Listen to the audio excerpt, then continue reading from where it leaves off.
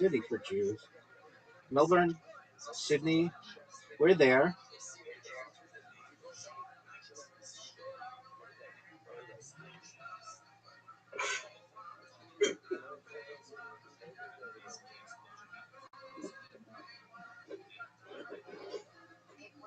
And you're in a big enough city that we're there too. You just may not know it. Oh, what a shot. So, did you see that shot? I think there's synagogues around, and they call this the city of churches, but probably synagogues around. Zoot, are you seeing this? Yep.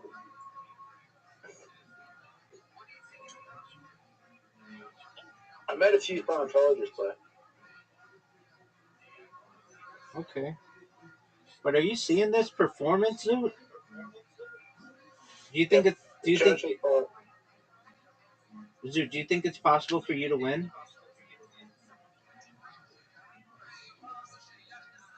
The Church of Scientology is across the road from the Domino's here. Tight. What's a lorry? A train?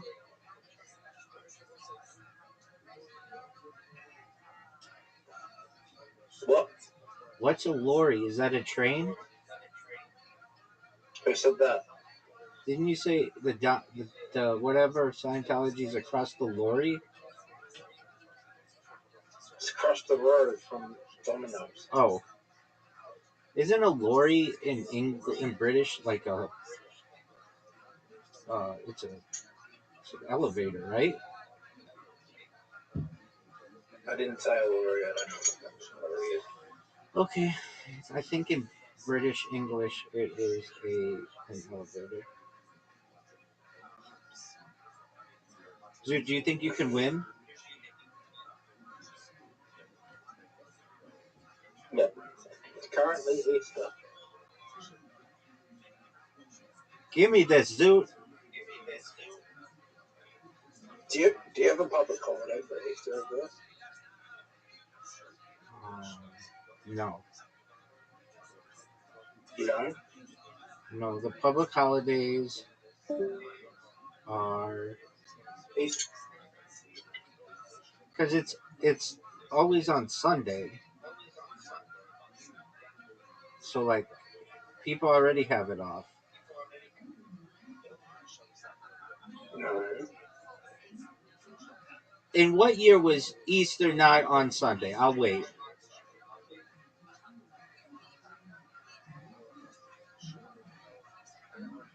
No.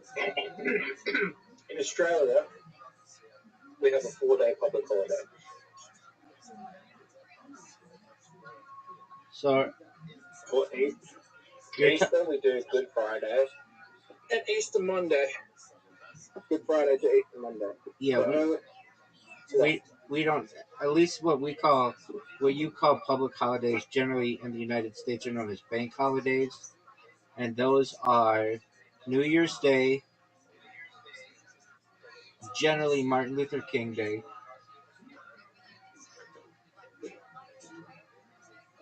Memorial Day, sometimes President's Day, I should say, um, Memorial Day, 4th of July, Labor Day, Thanksgiving, and then December 25th. Do you do Christmas a public holiday, but you don't do Easter? Yeah. Bank holidays, yeah. If you're talking federal holidays, same thing. But that makes no sense. I mean, what do you want me to do about it? People already have Sunday. People already have it off. It's already a holiday, or it's already a day off. Is Easter celebrated over there? By Christians, yeah. It's like super big. It's like their biggest, their second biggest holiday. How many Christians are in America? Hundreds of millions.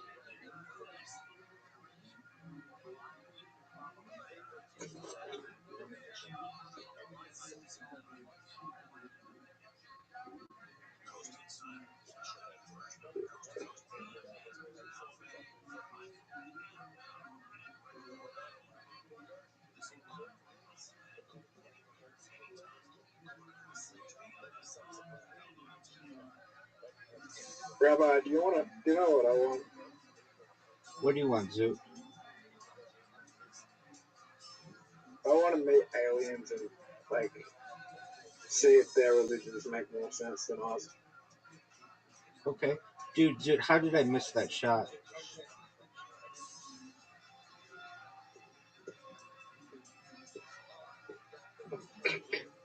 I'd be very shocked if I met a Christian alien that had the same, who told me the exact same stories. Okay.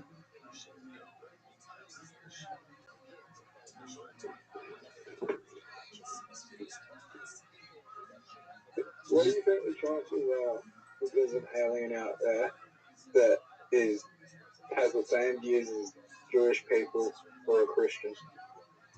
Probably 0%, or like less than 1%. What are the chances there's an alien out there that's intelligent enough to have their own religion? With the whole universe, like 99.9%. Oh, does that count as a legal break? Oh no, it didn't. I don't know why it didn't count as a legal break. You're up, Zoot, and everybody's waiting on you. Zoot, go. That was amazing.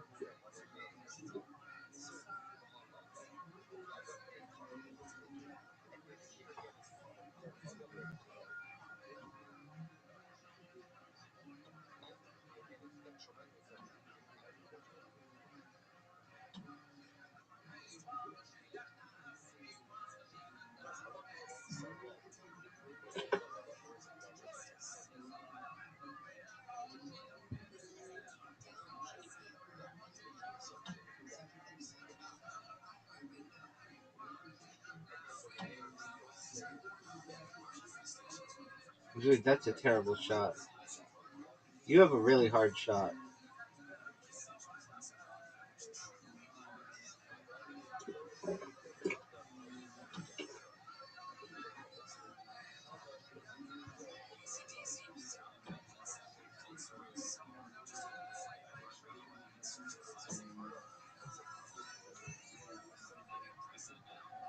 Did you get in a spaceship with an alien? Word, dog.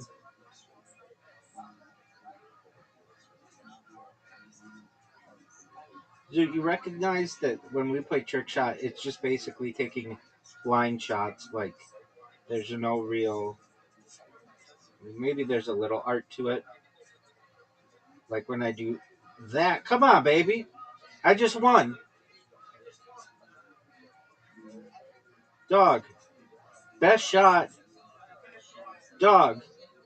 I'm recording that. So, you know, sometimes I post these on YouTube. I definitely. That was the best shot I've ever seen. Thank you. I definitely post them on Rumble. So your name is all over Rumble. Rabbi, What up, pimp?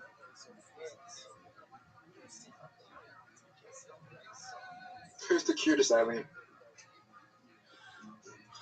I mean, I don't know any. Some of them are cute though. I mean, from like, uh, probably like from a species. The ones that I would like the most are called the Nordics.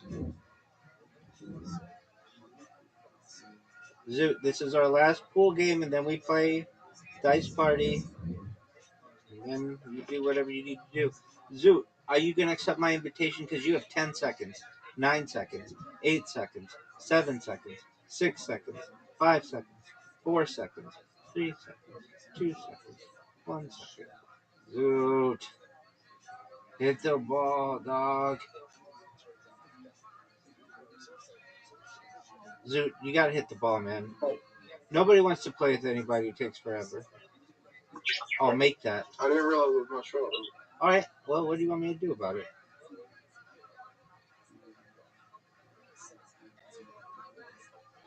Make You ready this. for a great Make. shot of I'm ready for it, dog.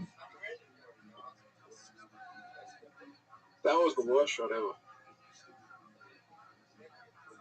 Are you ready for the best shot you've ever seen? Yeah.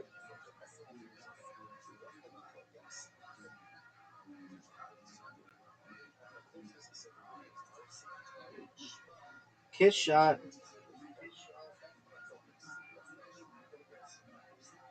Now this would be the best shot of my life. Ooh.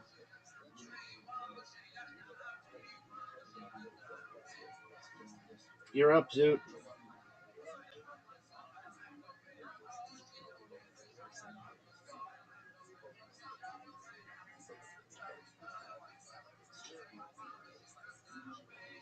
Zoot, are you gonna go?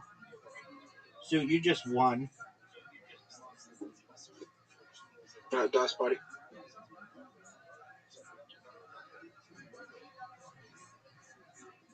That was just luck. I wasn't even trying to win. I know it.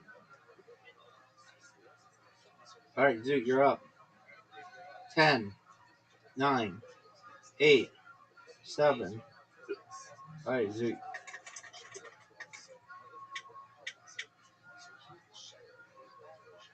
That is not good. It's fine. I haven't beaten you in so long. Fuck. That's not good.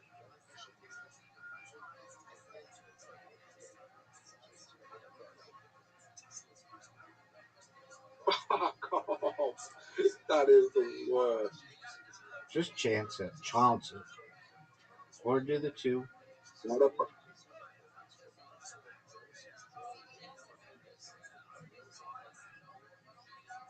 I'm gonna give your playing 0. Just got a straight.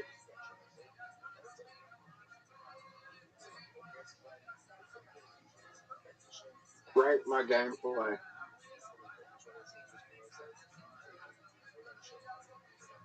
Are you kidding me?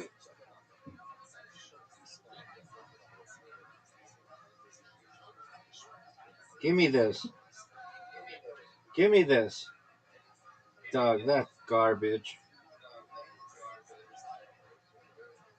Rabbi, if I get 3 6 sixes, 5 sixes, will you love me? I love you anyways, Zoot. 2, 3, 4, 5. 1. 1 or a 6 would be 6. good.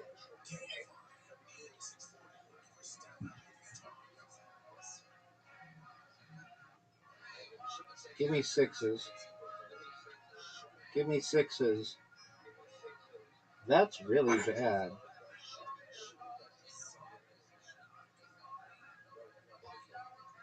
You're right. And we're going to win. Rabbi, What's up, baby? is this the bad bro? Got 3 of a kind. Oh, it gets a 3 of a kind on the 5.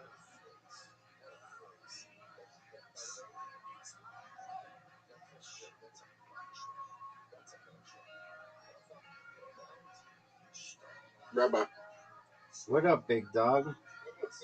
that was a good play. I don't think it was, but maybe. Yes! F you, dog. No, the worst part is getting 5 sixes though. The 6 is the highest number. It just doesn't do anything. Now, when you get the 6 on the second row, Dog, I don't have a good roll here.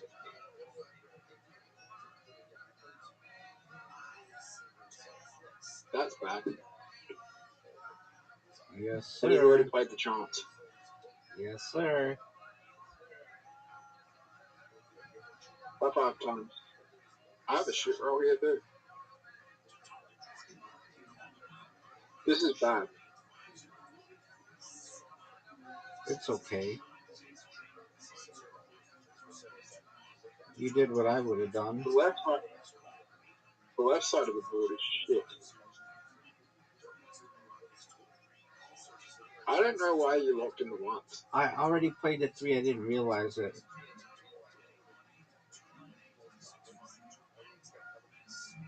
Six, six, six. 666. No one cares about it. Oh, fuck. Rabbi, can I get the bonus? Give me it. 25.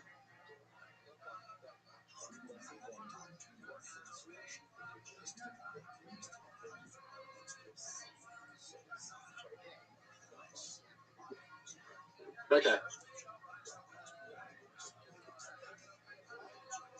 What are you doing? Oh, you got so fortunate, Zoo. You got so fortunate. I want to hear this game is rigged.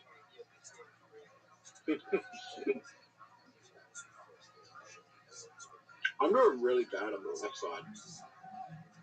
Perfect game on the right side.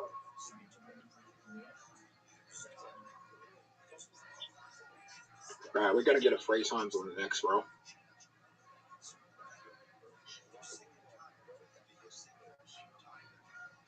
3 times on the next roll. Rabbi, this is not good. Okay, Pim. Oh, yes. No way. I'm mad that wasn't a 5 time.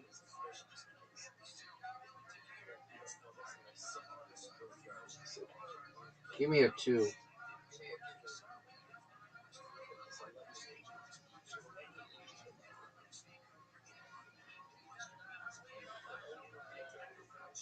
I just fucked up.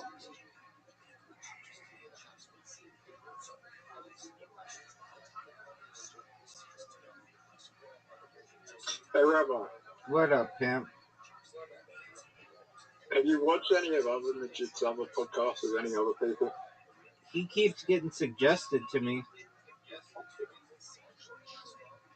You watch Chelsea? Yeah, I think I did. Or watch some. All of it? No, not all of it, but some of it, maybe. Something. Oh, fuck's dude. sake.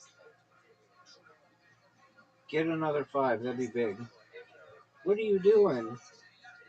Devastatingly bad play. You let me back in the game, son. 6s. Give me 6s. You need time 5. Give me 6s. I got nothing. Play the 8.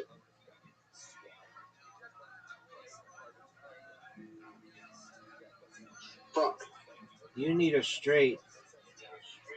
No way you get I need it. a 2. You need a 2. Let's see it. Show me 2.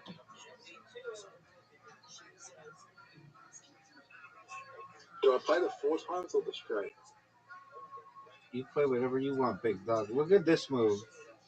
No 6s, Zoot. 2 6s, Zoot. Give me a 6. Devastating. You're in the lead. No, I'm not. What do you need to win?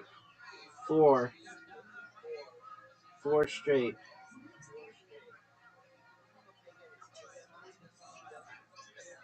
Well, just 4 in a row. I need a 5 in this. I need 1, 5, or 5 and 6. You need a So I need 5. 5. If you get it, this game is rigged. I need a 5. I need 4 of the same. 1, 2. Oh, Oh, wait. that. Oh, devastating. It's over, Zoot. Great job. Did you know that I'm the, in the, very high ranking on Blast Party? But you said it's like 50-50.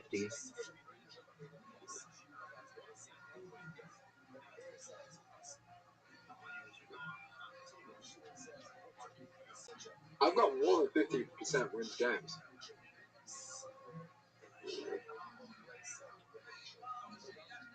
I've won 35 games and played 69 games. If I lose my next game, then it's 50-50, yeah. About 51% on God's body, right? Baller.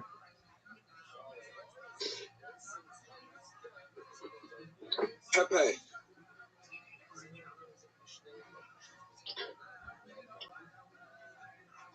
You know, I'm technically better than the top person in the world in the party, of Dice Party, because I got more win dice. My win ratio is better. Okay.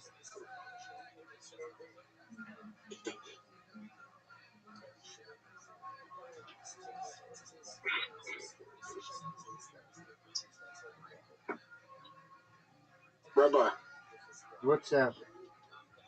what do you think the best investment is right now? Crypto. Harry Potter Obama's on a 10 years, it's $80 million market cap. Sorry, $16 million market cap. Yeah, that's okay. Everything's down.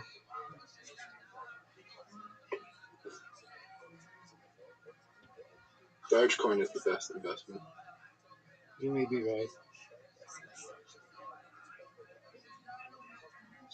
Elon Musk is not liked by many people at the moment. Okay.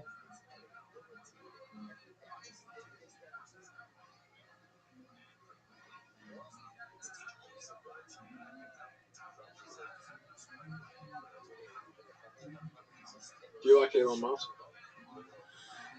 He's kind of creepy in my mind.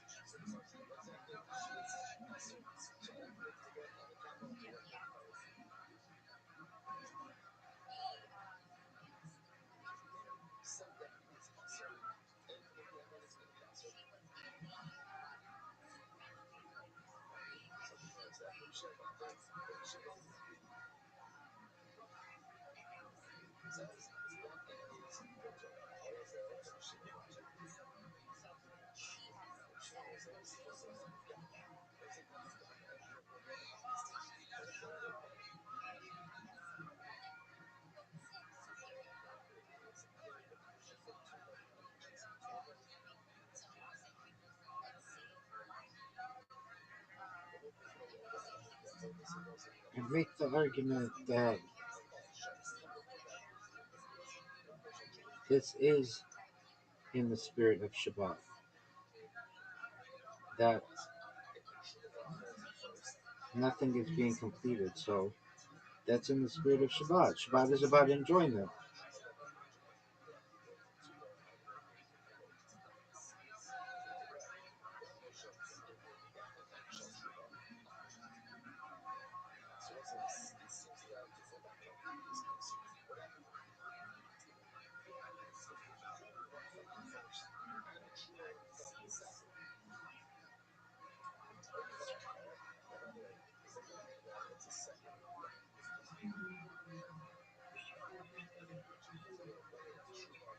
Put the footnote in parentheses next to the point, not at the bottom, please.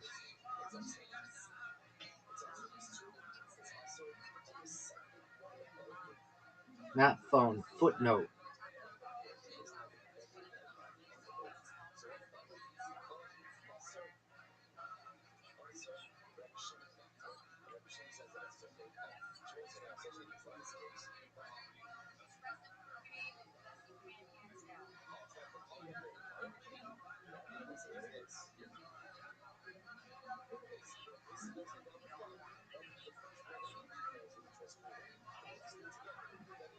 Remove the thing about the phone. I never meant to say phone, I meant to say footnote. You have to remove it, but just make it logically coherent.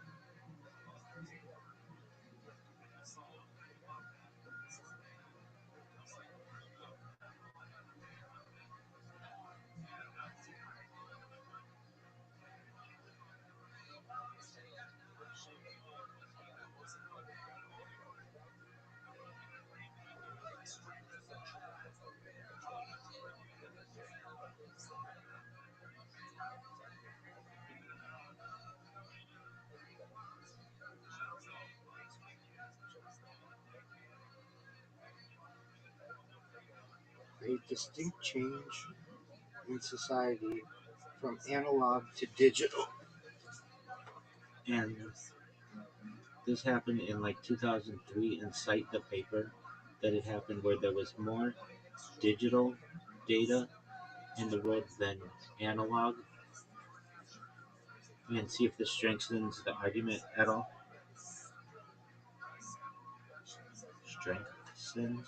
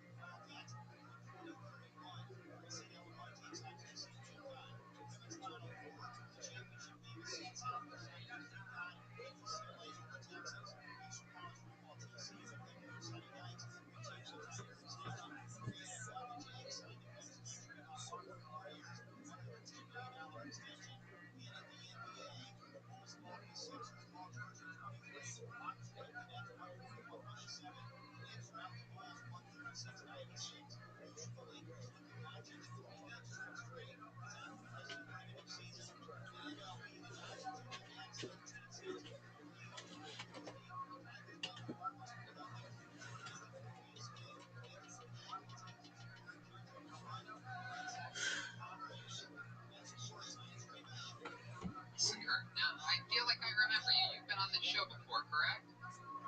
I have, yeah, back in December in Cleveland. Okay. Where do you live? I live in a little Cranford, Ohio now, but I made the way up to Cleveland, and I believe I showed you guys my ads. Ah, yes. Yes, something like that. How did that happen? How did you Put show us the your ads again? footnotes Remind in us. parentheses next to the point, You know not what? below. This is all word-based, but I know there's a missing years, and you guys are asking me about my tattoos on my legs. And I On just the, roll my shoulders. you're talking about on stage? Yeah. Right. What were the tattoos? I can't remember. Oh, shit. I think you commented on my chunky tattoo on my leg, and then over close to my little calf. Now it's coming back to me. Yes. I never forget a good Chucky tattoo. So now you you live in Cleveland. You're originally from Akron. Have you done stand-up anywhere other than on Kill Tony before? Actually, right before the coronavirus went down like bullshit, I found a club like 10 minutes away and they were taking no money, but they told me it had to be PG-13. So I was like, shit, okay, I'll make it work. Then they're like, okay, 5 minutes, you have to bring friends. So I did, and it went well. And then like, the winners of the semifinals are, and then they called my name. So I didn't know this was a competition. Wow. Look at that. That's pretty cool. What did you win in the semifinals? I have no idea. Trip to the finals, I guess. Oh, that's great. But that didn't happen because of Corona, obviously. Yeah, I think it was supposed to happen today, actually. But I guess this works out. Oh yeah, Destiny. I love that. You are, is that a basement that you're in right now? No, there's the stairs. This is my bedroom, you know. I live in like a townhouse, but this is the main. What up, Trey? Stairs down on garage. They do, Rob. Doug, what's up with you changing your name again? What'd you say, sir? What's up with you changing your name? I don't know. Okay, well, I don't know if it's Trey or Trey's Way. Did you realize that Trey's Way sucks because it only results in losing cool? Yeah, I'm really ill at the moment, so you're gonna have that of me. I'm gonna get you. Okay, Don't have to worry about it. you let me know. You let me know when you're ready, okay? Yeah, sure. A bit later. I'll go a bit earlier. Hopefully, well, a few years. Apologies. Are you speaking into a pillow? What did you say? I've got a cold. Oh, you got a cold. Okay, so I'll So let you get your rest. later I'll play a few. Oh, sounds good. It's your world. We just live in it, baby. Yeah, it's your world. Oh, definitely.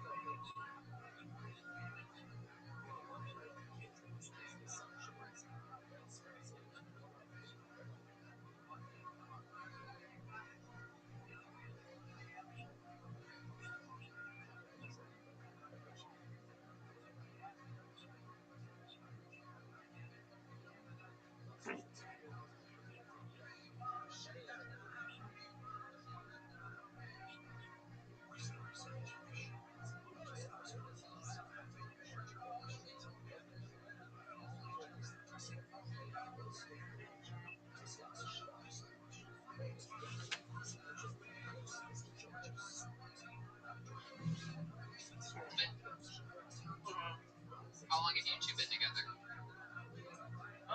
5 years this year. We'll be married here in August. Okay, what does he do? He is a supervisor in the distribution center for a factory that makes food. Sex is like big shit. Chlorophone?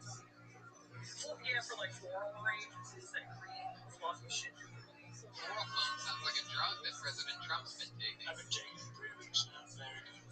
What do you do for work? Alexis Chainsaw Massacre?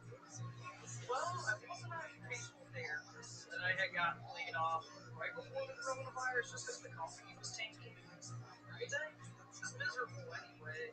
So now I'm trying to take this opportunity. You guys just started a blog site for corona comedy, and I'm trying to make that happen. So I don't have to go back. Hell yeah. Sounds very promising. Sounds like a good start. By the way, Tony, I'll use in terms of face tattoos. I think ICP face paint would be the way to go for you. Oh, okay. Yeah, I like that. Maybe that's the move. You drink Fago? No, I'll just shake it up and explode it on people. Hell yeah. Tell us more about what you do for fun. You know what? One talent I have is that I can always keep myself occupied. I love to write. I love to cook. I have during this quarantine dressed up as Doc Angel from Tiger King on a few occasions. Gotta make things interesting and cool now. Who'd you dress up as? Doc Angel from the Tiger King. Oh, wow. Yeah. You just dress up like him and walk around the house like Doc Antle? Corn dogs in your pussy. More dogs in my pussy. Yeah. Fruit. What? You gotta spice things up. That's a routine, you know. Yeah, absolutely. I've also played Animal Crossing. Not anything too exciting, honestly. I like being home. Pretty exciting to me. Have you ever played Animal Crossing, Dr. Fauci? You know, I'm so busy. Yeah, I play all the time. I can't lie. I actually play Animal Crossings when I watch Mexicans try to cross the border. And I say thank you. You won't come to my island. I bought a Switch myself. Set up the account. I made it really easy. Dr. Fauci wants to be your friend, Mr. President. It's clear on the gold-gilded glass, Mr. Bird who gets a glass of diatribe. I learned what that meant when we were friends, right? Not with me. I love it. Alexis, have you ever been arrested before? You have arrested energies. It seems like you've had some wild nights in your life, started a cat fight with a little girl not quite in your weight class, maybe accidentally cracked her head open. Yes, definitely good pops energy. She was talking shit. She told me I couldn't get refills for beer, so I made her. Come on. I've never. I've never. I've had misadventures. Like what? Give us a good example. Tell us about one of your misadventures. So I have two ferrets, and the first one I bought waste. Ferrets? You got the ferret wasted? No, I was wasted. Out of all the things, Tony, that I've heard tonight, not surprised at all this one has two ferrets. Yeah. That's what it is. That's what I've been picking up on. It's ferret energy. Can we see one of the ferrets? Is there one around? Yeah, can you juggle your ferrets for us? Ferret faucet. Wow, Dr. Fauci just called you ferret faucet. No, they're not around, Sam. They're tucked away upstairs. Got kind of a chaotic house going on. Yeah, what else is going on over there? Do you ever, take your ferret out of the town, like skip work or something? Choose ferret merely stay out? My God. You do that? I just saw that movie. Very good movie, very good film. Would love to see Ferret Mansion. Exactly. They probably get out all the time. She just doesn't know it. Probably, honestly, because they steal shit from you, so I have no idea. I can imagine this will break out the window if they were wanting to. What else is so chaotic about your household? You have two ferrets. What else? Two very high energy pistols and two cats. God. How do the pit bulls not attack the ferrets? You have to keep them separated, right? Like sheath underwear. Yeah, that's right. The dogs are the downstairs pets, spirits and cats. That's right. Kiss your bulls goodbye.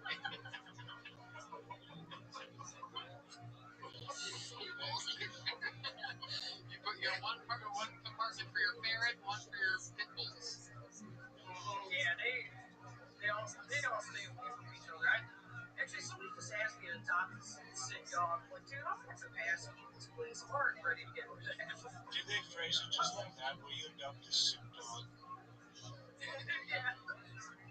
In the eyes of the devil. You ever fucked around with your dogs? Oh God, Red Man. You know what? As much as I love dogs, just kidding. Heck yeah, that's not what you're into. I know what you're into just by looking at that picture you got over your shoulder of David Lucas in a cowboy hat. I know what's going on back there. All right. Well, Alexis Chainsaw Massacre, it was fun to have you on the show again. Fun stuff. You know, it's hard to judge or talk about anybody's jokes at this time. But, you know, I would just say always try to be as original as you possibly can be.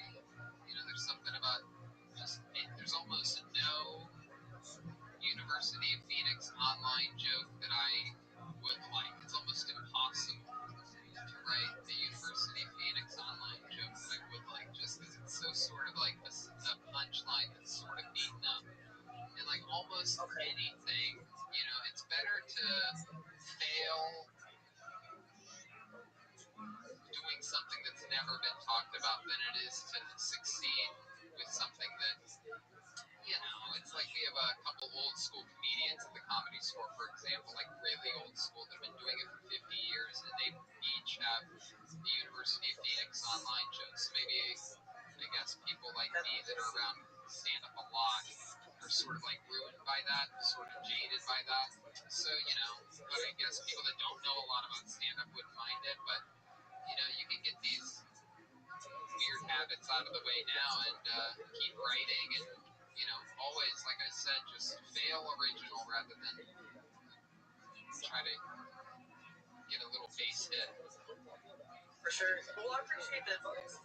Awesome. Alexis Chainsaw Massacre, everyone. She's on Instagram and Facebook at Corona Comedy Blog. How fun. Moving it along. Thank you, Alexis. From beautiful northeast of oh, Tony Mitchell. Wright brothers.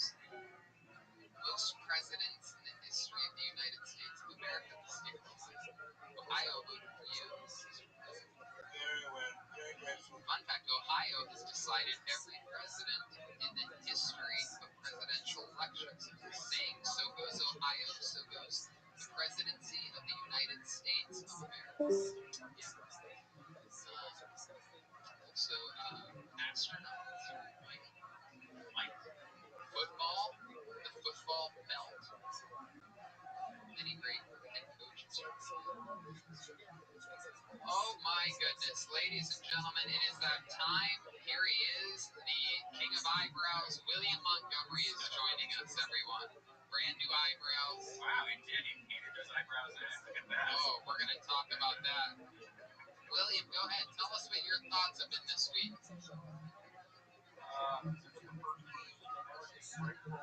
Like, hey, you sent the wrong link to Main Sports News. I'm currently writing a reboot to Murder, She Wrote, starring William Montgomery. It's called Murder, He Wrote.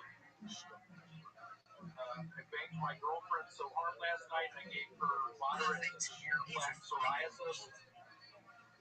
To finish up, it's the 40th anniversary of Dante's Peak. I would like to give a moment of silence for Pierce Brosnan.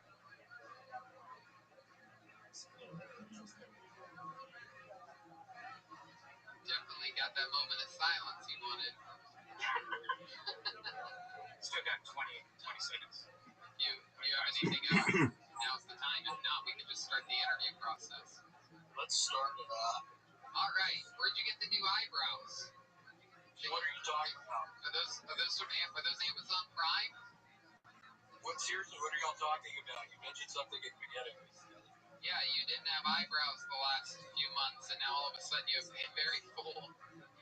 You're looking very Latina is what he's trying to say. Can you zoom in on those a little bit? Can you hold the phone closer to those eyebrows? Closer? Yeah, that looks like a drawing. Yeah, it's actually a lot of makeup right below the eyebrows as well. Prosthetics. No, these are real. I think it, Why are you squinting your face like that? seriously, William, Look at them. how'd you grow those this week? It's oh my god, it's such a long cry. A lot of aloe vera. Am I covering up bruises? Is that a joke? No, yeah, it's aloe vera. I put that on and they're really coming in good. Do you like them? Yeah, no, it's great. I like your bandana too. What's going on up there? That's new. I can't figure out how to do this phone thing. You're doing a good job. Move the bandana back a little bit. Yeah, There we go. perfect. Now I can see it. Yeah, this is great. Is that better? Yeah, How are y'all doing? we're doing good. We're doing great. This looks like a leprechaun laying an egg. Like if you look at it right now, you can imagine him with no hair, like head hair or face hair. You can see what he would look like if he was completely bald and shaved. Oh yeah, It's great. this is him at the end of his Man on the Moon movie. Yeah, it's he looks like Joe Pesci and JFK. Were you even Joe Pesci? I saw Twins this past week. I love it. I don't really see the Joe Pesci or the JFK so much. You know, like when Joe Pesci has his makeup on and JFK is on, his hair's all fucked up. Oh, Joe Pesci in JFK. I thought you said Joe Pesci and JFK. Like simultaneously, I was confused as well. It's like, wow, it definitely doesn't look like either one of those guys. That's all interesting. Never actually what? They kind of suck, dude. Shut up. Oh. At least I got real eyebrows. Oh my goodness. They're real and shit. Are you serious? Are you fucking with me right now? I wonder how long they'll last. Can you rub one for a little bit? We can see how sturdy they are. Rub it, actually touch it. Rub it up and down. Yeah, I'm rubbing it really hard right now. You're rubbing it side to side. Can you rub? I'm touching it. No, you're not even touching it. Rub it up and down. Come on. What's a glue stick on me? I have been watching RuPaul's Drag Race, and I put the glue stick one underneath, and then I painted them on.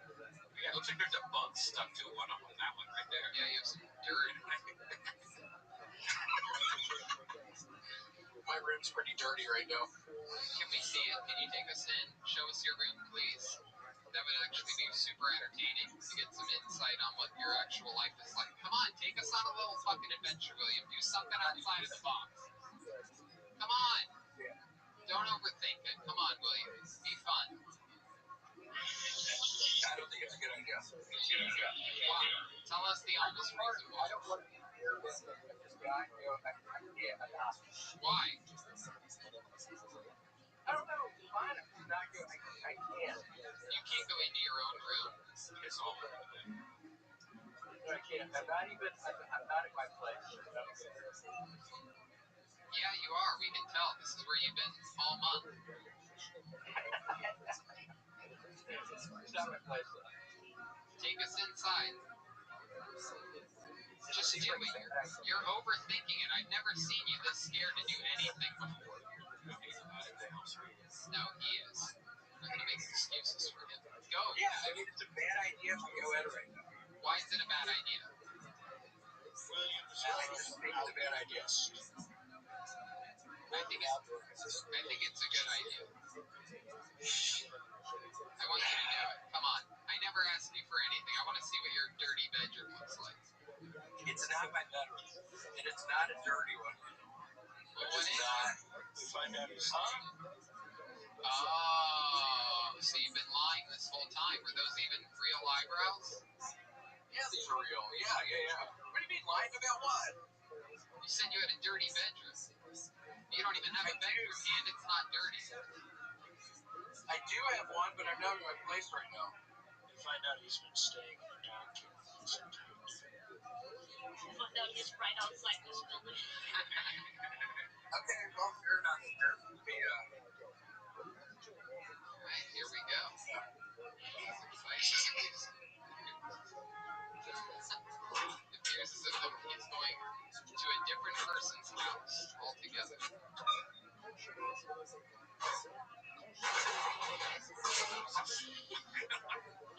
How did I put the butter in? It's hard to say. Where?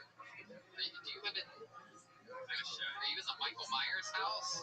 Is this the Blair Witch Project? What is this? We really need to figure out how to use your phone, man. How long have you had this phone? He's literally right back to where he was. Yeah, that was great stuff, William. I really feel like I went on a journey with this guy. I feel like I know him now. William, the president has been taking hydroxychloroquine for the last week and a half. He's also been on chloroform for 3 weeks. Azithromycin. Yeah. Azithromycin.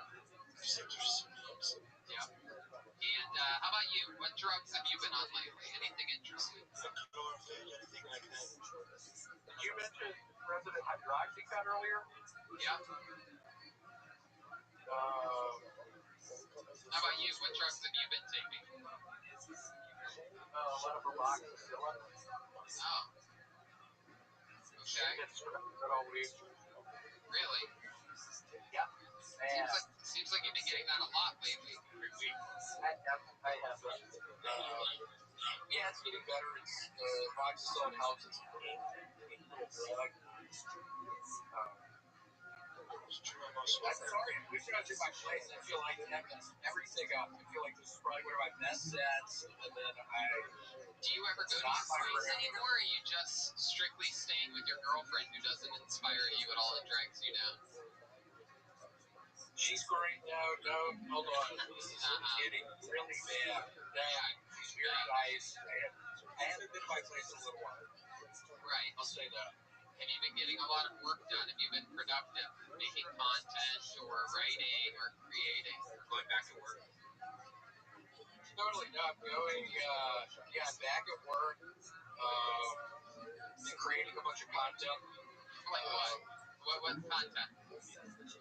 I play a lot of tic-tac-toe against this computer, and I'm doing jokes some of the time. It's been a really big hit. Okie dokie. William, we love you. We miss you. We'll talk to you next week. Okay, sounds good. There goes William Montgomery. William.f.montgomery1 on Instagram. I believe that's also his Gmail password for those of you interested in breaking in on his email.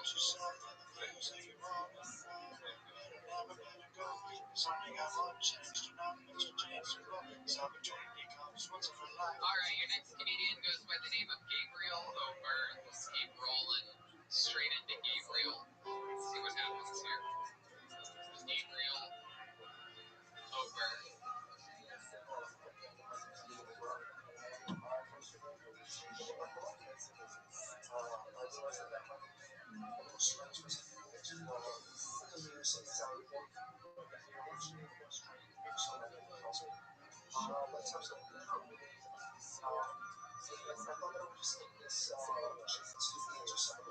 More common questions that I get every time I tell something about it.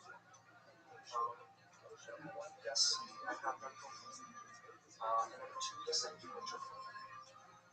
But it's a cool thing. Feeling confident, sure of yourself, present, like the party, and having conversations beforehand, marketing, and truly about politics, and put them on the third branch of government. Yes, Steve, I enjoy that very much. And I think you would too. And number three, yes, I constantly show my presence on the show. Alright, there you go. Gabriel O'Byrne.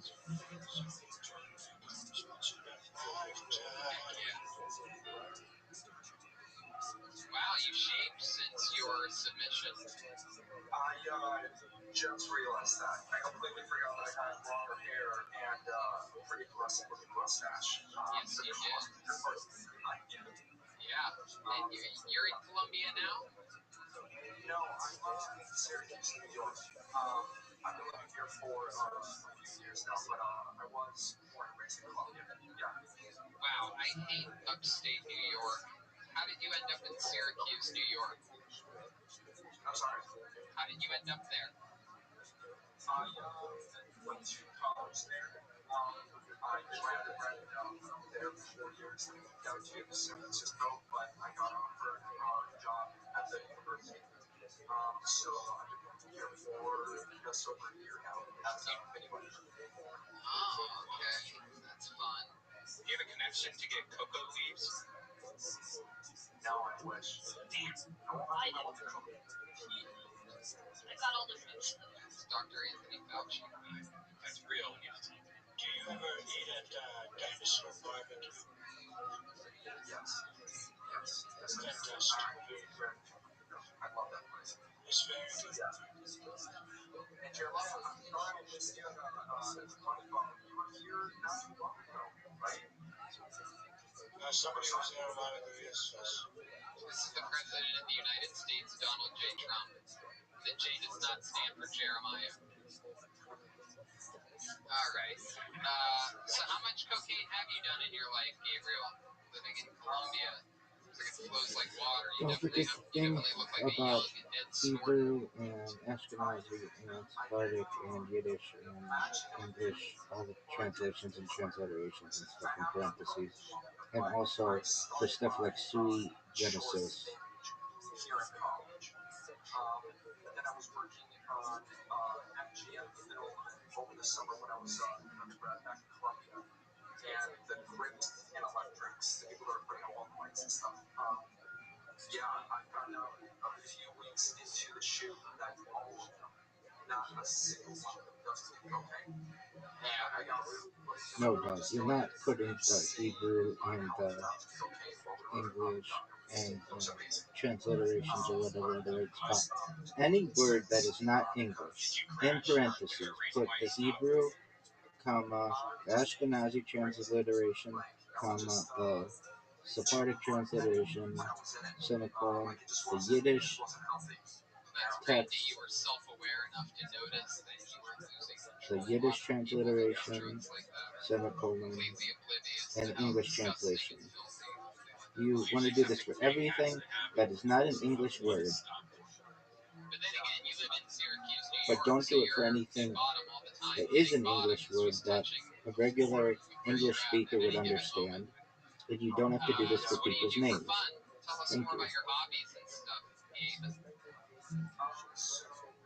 Hobbies have kind of slowed down significantly since quarantine, like for, for everyone, I guess that's been the case. But I was a pretty avid rock climber right before this happened. There's a pretty cool rock climbing gym here in Syracuse that I Yeah, but that's fine. But you can put Ashkenazi colon, Sephardic colon, and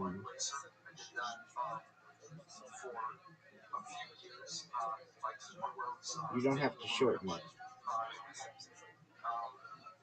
I'm surprised they have a rock climbing gym there, because like I said, in Syracuse, everywhere is rock bottom. Do you think you'll move out, like go out west eventually, or Yo, what you class were you? don't have to shorten Ashkenazi and Sephardic. You can put the whole word. We're not paying for paper here. And you can put Yiddish and you can put English. It's fine.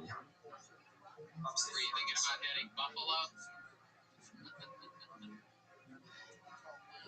Upstate New York jokes, people. I don't even know. I think Syracuse is east of Buffalo, right? Yeah, Buffalo's like top left. So. Yeah. Syracuse is almost like smack middle of the state. Sure. You ever make it down to the city? Yeah. New York City's one of my favorite places. How often? I always wonder that about people who live in upstate New York. Because I will be taking that trip as often as humanly possible if I lived anywhere. I unfortunately didn't make it down as much as I Parentheses. it's just it's Hebrew a very text, expensive place even to just visit for a comma, little bit. Ashkenazi Ambulances are out of transliteration, control today here on comma, Sunset Boulevard. Sephardic So much for transliteration, reopening businesses and the economy. semicolon, Yiddish text, comma, Yiddish transliteration, With 3 or 4 semicolon, ambulances going down the street English past hours.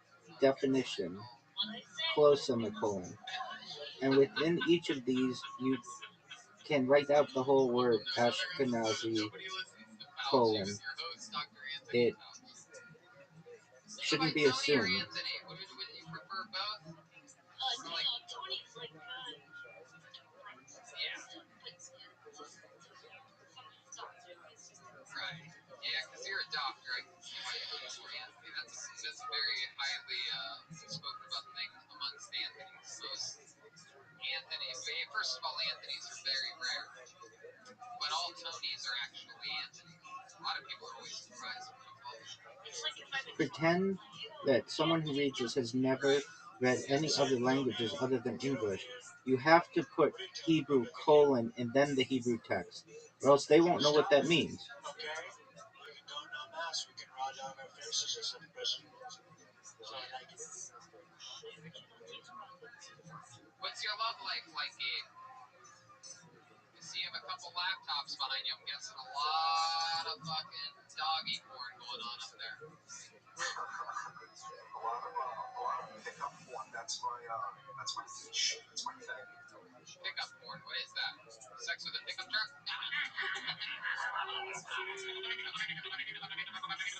you talking about carrot porn? Carrot porn? Never mind. Kettle corn. Go ahead. Sorry, where guys walk around and they literally pick up women to have sex with them, like, within the hour or two. Like a bank crawl kind of thing. real life at a bar. Yeah, that shit's usually fake. I wish that pickup porn was real. It is. That's how Fauci gets it. It's always funny to me when you're like, that porn's fake, because, like, all of it's, all of it's real pickups that I produce. There's nobody that's just, like, hooking up and filming it and uploading normal sex. Put the sources next to the point Like, oh, this film's in good. the Hey, I body got of the it on tape. paragraph, It's like a real not good at the set. bottom, Like please. a heckler video for a comedian. He watched the movie Wall-E and he's like, something's fishy about this. I don't think it's real. I'm not sure if these people, these robots are actually. No way this Star Wars shit happened, or else we would have found these other planets. Alright. To me, guys, it's real to me. I love it, Gabe. Anything else we should know about you before we move forward?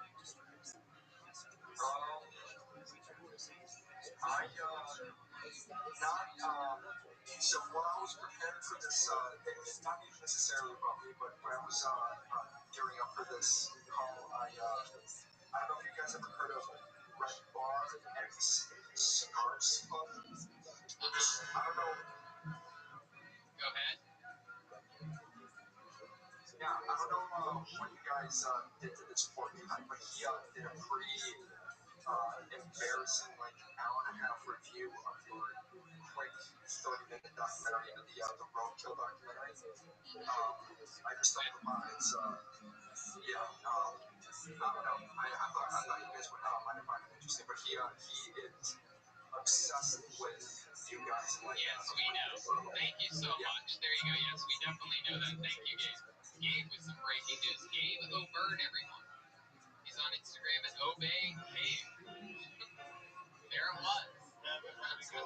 You only get one shot. Tomorrow is your chance to blow. Opportunity comes once in a lifetime. You better. Gabe O'Byrne. Alright, we're going to keep it moving along. As always, ladies and gentlemen, your next comedian, Whitney Lee. Here's Whitney Lee. I can feel my face when I'm with you. But I love it. Hey.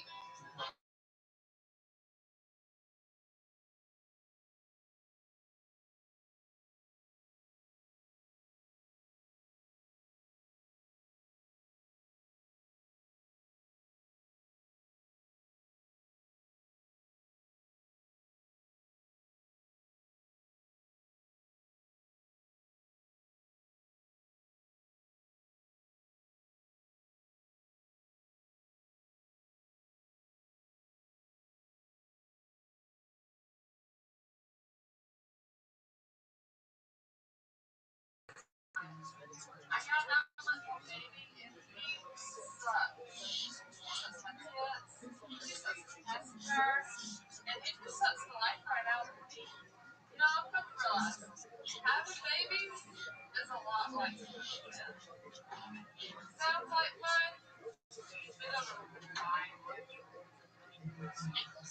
Alright, Chrissy Lee. I can't fit my face this time with you. I'm gonna start right with President Trump. A lot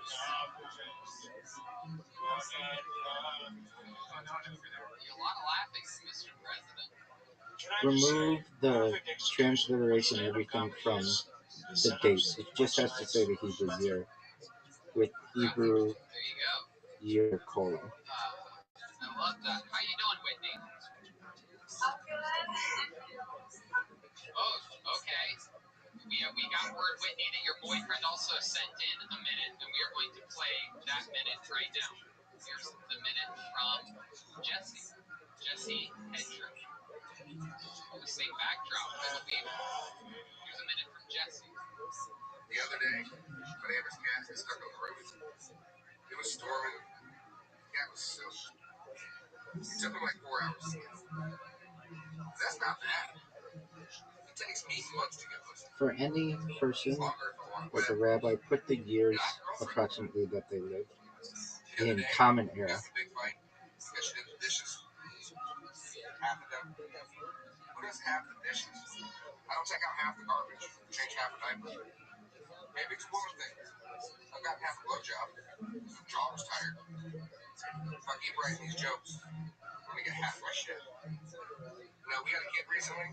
Having a kid really changes your life. Like, for example, now it sucks. Changed her too.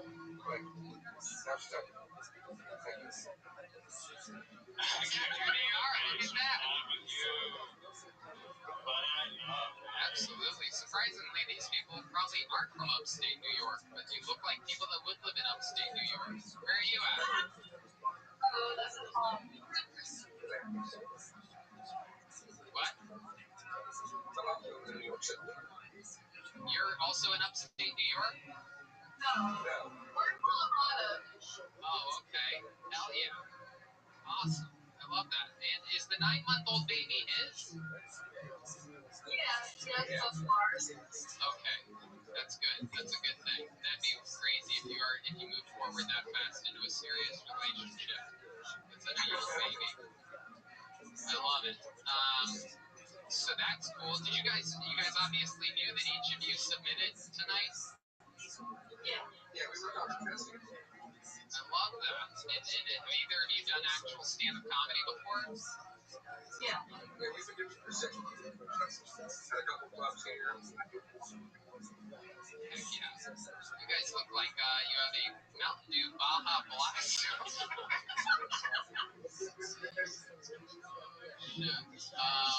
Hell yeah. Do you hunt, Jesse? I have a bow. You have a bow? Yeah, that sounds bad.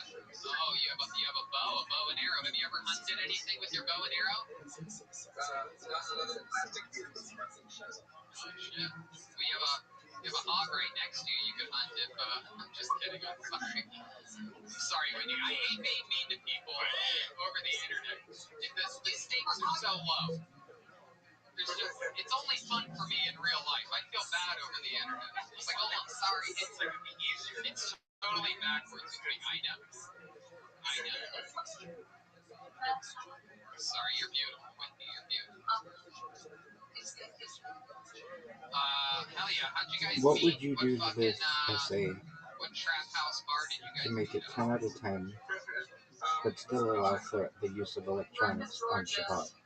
I understand that that's not mainstream, but how would you make this essay Oh my god. Look at that. logically sound? Or is it already a 10 out of 10 under those terms? How soon after you guys met did you guys get knocked up? You guys definitely have those fucking Maury Povich energies over there. I bet 1, 2, 3 times. We were together 7 years. Wow. 7 years. That's very interesting. My goodness. And only one baby, one 9-month-old? Yeah, and that's it. No more. Did you know that we could hear the baby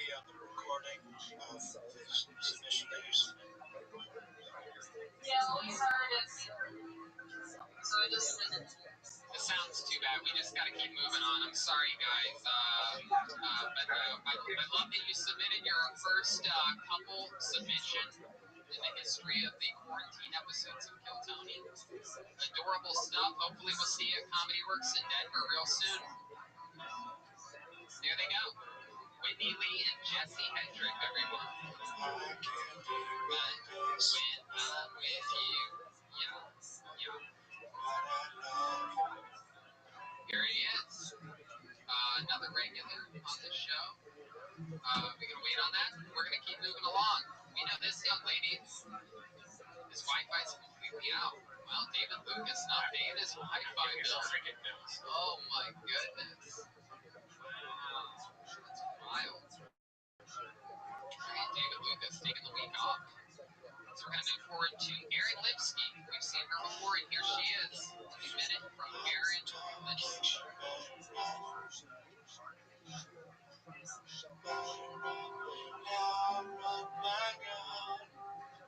Here's Erin Lipsky. One of the things I think is really important for us to do is focus on social.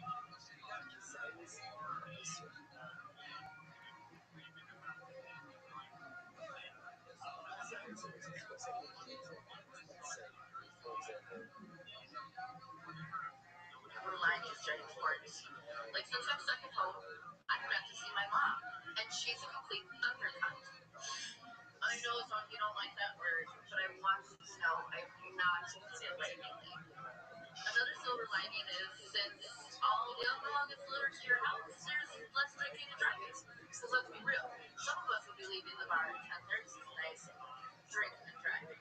Some of us will have another bar and leave there at 8:30 a.m. drinking and driving. And some of us will be balling till 7 a.m.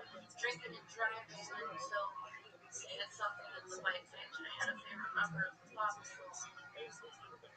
What you thinking? How do I know? I'm not a monster. I popped that bitch in reverse, grabbed my beer, for the little girl home. And she was wearing a picture of the sky. You know, the pilot.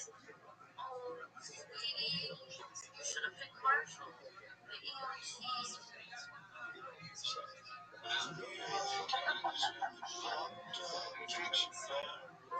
I'm not sure I understood any of that. Sky. What are you talking about? Erin, how stoned were you when you wrote whatever the hell that was? Welcome to the show, Erin. What episode were you on? Was that Cleveland or Milwaukee? That's right. Another one of our least favorite places. We've had upstate New York and Milwaukee. Absolutely, doodly, and that's where you live, right? Yeah, I'm in that area. Heck yeah. Is that where you were born and raised? Pretty much, yeah. Awesome. Do you know the hotel that Tony went off on? Have you ever been there? Yeah, I have not been there, and I was really surprised that that's where you guys got put up because there are way better places, and whoever managed or set up that show for you guys did not take care of you like they should have. Yeah, there was something. Anytime that happens, that means there was something else going on in that city where there's like, if it was Milwaukee, then it was certainly some trash cheap East Party or something like that. Yes, that's right. The new Kids on the Block performed across the street from us, and everybody's like, "This is the biggest thing that's happened to our city in a long time." Yeah, it was pouring rain, and there were women my age and older standing up there. Yeah, sold out. New Kids on the Block, still fucking unbelievably famous in Milwaukee and upstate New York. All the novels, really, just New Kids on the Block are still the New Kids on the Block there. Like nothing, time stopped there. So Erin, tell us more about you. What do you do for work? I work at a dye shop, so we make the tools that end up at the other place to make a bunch of stuff. So it's everything from like corrugated panels to like transmission gaskets and gas filters that go into airplanes and stuff. You just never know all sorts of random stuff. We're called Alpha Industries. Yeah, powerful. What do you do exactly at the dye shop, other than eventually slowly die? I do order entry, but since it's been a little slow and hard to tell lately, I get to like work on the website and do all that sort of stuff too. Yeah. How's the quarantine been treating you? Anything fun going on there? You live by yourself? What's going on? Yeah. I'm by myself. I have my own place and everything, and I am really lucky that I still go to work. One of the random weird things that we make is face masks. So we make the guys when we go to companies doing fake snacks or the plastic shields that you see everywhere. So I am an essential employee and I get to keep working, which is awesome. And my other job on the weekend was a gas station job that closed down for continuing that they were an amazing employer looking out for us.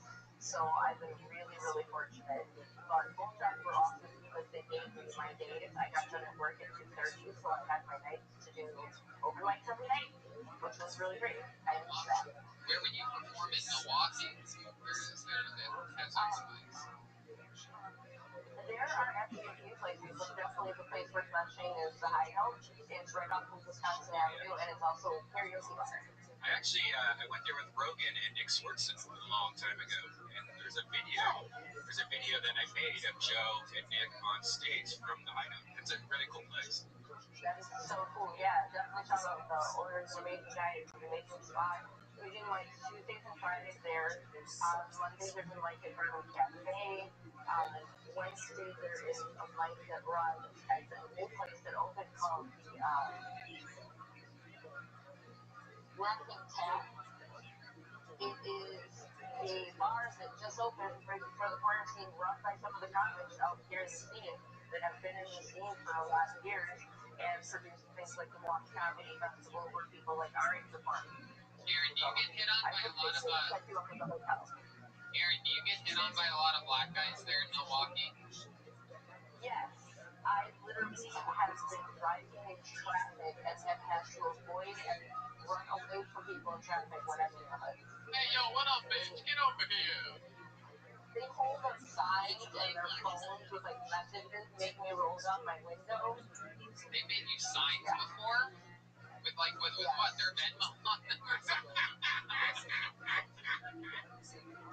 What do the signs say that they hold? Jeremiah -1 keeps on Venmo. This poor child, me, I'm a billionaire. Let it take. Who knows who's gonna come? What if the sign said the black guys have held up? These signs said, cannot get that. I think you can resist that. My goodness. And the spelling was proper on all those words? You know, I was driving, so I wasn't that focused. Can I GIT that? Hey. Have you been with a black man before, Aaron? Obviously. Yes. What do you prefer, white or black? I'm not the one guy. Me too. The whites, the blacks. I believe you won Wisconsin, too. Your borders, huh? What is it about the white guy that you prefer over the black man? Well, there's a lot of things. No, I'm asking Aaron, Mr. President. He just said that he would let the white man inside his borders, so. How about you, Aaron? What do you prefer about white men over black men? It's not that, it's just the people that I connect with more. It's really whoever I connect with, and it just kind of took a shift when I was younger, that was who wanted me, so that's who I connected with, and now that I'm older, I can be more decisive. That is such a politically correct answer. I would expect that from the president himself. Listen, I would like to offer you a really big position.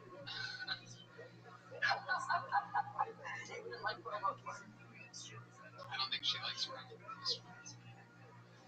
Just kidding, Aaron. Over the internet somehow. Welcome to another episode of Hawaii. Also, the confidence isn't there behind it, and you kind of whisper. Don't you? There's hundreds of people that go insane when I make jokes like that, and when there isn't, yeah, The that's first just time not I did there. this, I had not seen Kim Tony really. I had gone to Applejack having no idea what Kim Tony was. I just got one of those things where oh, when's the Tom Segura needs to come check out Kill Tony? And I had seen Red Band on Dr. Drew After Dark. And so I was like, wow, I really liked it. And I know Tony from the Roads because I love Roads. So I went to see Kill Tony, and before I left that episode, I had already bought a ticket to Milwaukee. And in those 2 days, I wrote that minute and kind of perfected it on the drive to Milwaukee. So like the Schumer part was like on the drive to Milwaukee. So it was just this amazing experience to like get up and have a first meeting of comedy and be able to do it for you guys. And then since then, delve into everything you guys do and everything you guys are. It's been really cool. And I wouldn't have started doing open mics if it was not for Tony, for all of you guys, but especially for Tony. So I am very, very grateful. Very grateful. I love that. Thank you so much. Tony's Venmo is at Jeremiah-Waters. Thank you so much for your support, Aaron. We love you very much. I love that. Well, keep writing and keep going to those open mics when everything opens back up again. And thanks for your submission, Erin Lipsky. Everybody, she's with the zero HNO Erin ERIN, all one word. 0HNOITSERIN. Thanks, Erin. Just keep rolling right along, ladies and gentlemen. Matt Scotting is your next comedian. Here's Matt Scott.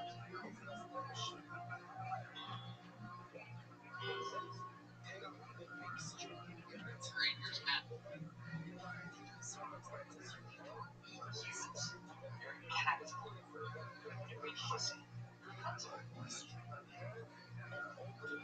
Nuts are saving themselves for God. Why they do something wrong? Now, there's too many national days. National Pancake Day, National Bicycle Day, and National Masturbation Day. This day, really don't. I just don't get it. Women celebrate it. People like to celebrate. Feel power moments. You want to celebrate it? People are like, oh, gross, that's disgusting. Get off this bus. Now, Guinness and cowboy have a lot in common. The word cowboy actually comes from French. It means a hundred pounds leather. So that means that Guinness is massive. Massive. What is a Hebrew word for both Shabbat and Yom Tov? Or it doesn't have to be Hebrew, but like, what would those days be? Meaning, like, I'm going to have a title or something, and I want it to be Shabbat and Yom Tov, but that's a long phrase. So, what is a word that's both? Hello, Matt Scotting. Hey. How's it going, pal? How's it going? How's it going? How are you? Where are you? I'm in Hanoi, Vietnam. Wow. Oh my goodness, how'd you end up in Vietnam? I didn't want a real job. What do you do there? What if we caught the right people of I was an English teacher. Now I kind of got a bit of a passion for teaching. Now I teach like projects to like kids, essentially. So I do like world-related issues and they like have to solve problems. Okay. Originally from London, England. How long have you been in Vietnam? Manchester. Oh, Manchester. Yeah.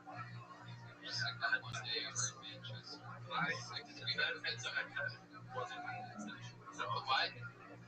That episode I saw of you guys, I was listening to it in Manchester. And I was like, oh my god, that's the city. And then you guys were all dying. Yeah, we were definitely dying. Yeah, that was the worst. It really was. I thought about that when I watched that last night. That was definitely fucking us plowing through it. On the house. Should go back. It's out again. I never rewatched that. Might be funny. It might be the worst. I remember this in the West Manchester. That's the one where we were all sleeping in the green room like a minute before the show started. We were all just laying down on the ground. Yeah, we were really close to death there. It was pretty exciting. That Laura Turtles. Jeremiah's English accent's pretty good. It's quite impressive. It was. Great attorneys. So that's fun. What do you do for fun there in Vietnam? How are they doing under this quarantine condition?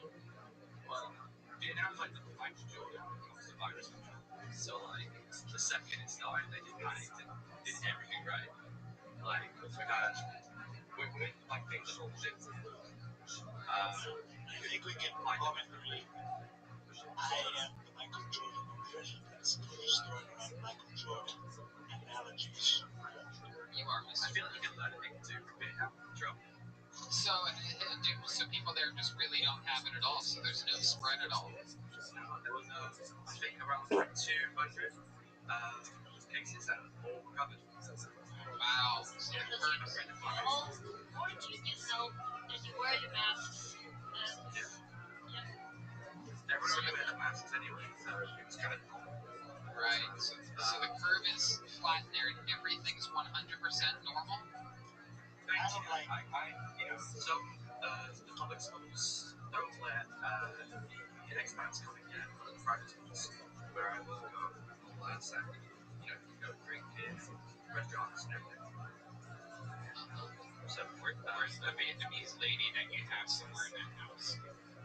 she's in the cupboard. I do spend a lot of my spare time in the closet. That's very exciting. Easier there. So Matt, what is your love life like there in Vietnam? Have you been experimenting with any lady boys perhaps, or boy boys, or lady ladies? What type of sheath underwear is your partner wearing? Well, whenever I go on Tinder, every time I just like fast swipe right because I just like to see what comes out. You get some funny messages, and at least twice a day you get, "Hi, I am lady." They just kind of, I respect it. They just kind of flat out say it. Like they're not gonna play it. They're just like, "Lady boy, let's do this." Right? Yeah, you're mass swiping writing because you think it's funny. I don't You think. know, I'm desperate. There you go. There you go. Nobody just keeps swiping because they think it's a hilarious thing to do. Okay? So what's the wildest thing that you've met up with off of there? Anyone that looks like you? I actually did date someone at one point, and we're in a restaurant, and some American lady did just walk up and go, "Are you Tim Brooklyn's sister? Or are you dating?" Like, I don't understand why you just walk up to someone and say that. Yeah, that is weird of them to do. That's weird. It'd be hilarious at a comedy show. Like if they're in the front row. I love the part about the white people. I just define what Zamani and Zamani are. Dr. Anthony Fauci giving comedy advice. Tony, Professional comedians on Kill Tony. I don't know if you know this about Fauci, but secretly wants to be a stand-up comedian. Always runs by jokes by me. Do you have anything? You've been running by me day and night, Fauci. Do you have anything you want to share with Tony and the class right now? Do you have any more jokes, Dr. Fauci? Or you want to think about it for a bit? Let's see, yeah, give me a second. I'm really on the spot here. Like, this is something I've been thinking about for a long time. Yeah, you know, he calls it the Chinese virus, right? Yes. Yeah, I would call it the definitely not made in a lab virus. Oh. These are your jokes right here, non-stop. Close me. Dr. Fauci jokes. You have a Spurs jersey behind you. Are you a fan of American basketball? Yeah, I love basketball.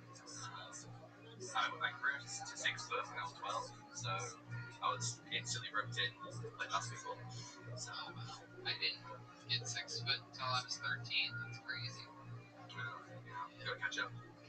Yeah, for sure. And then you decided to shrink Yeah. after that? Yeah, I put on so much muscle when I was 14 that it weighed down my spinal cord. I shot down to 5'9". See, these are facts. These are scientific facts. If I got it, All right, I got another one.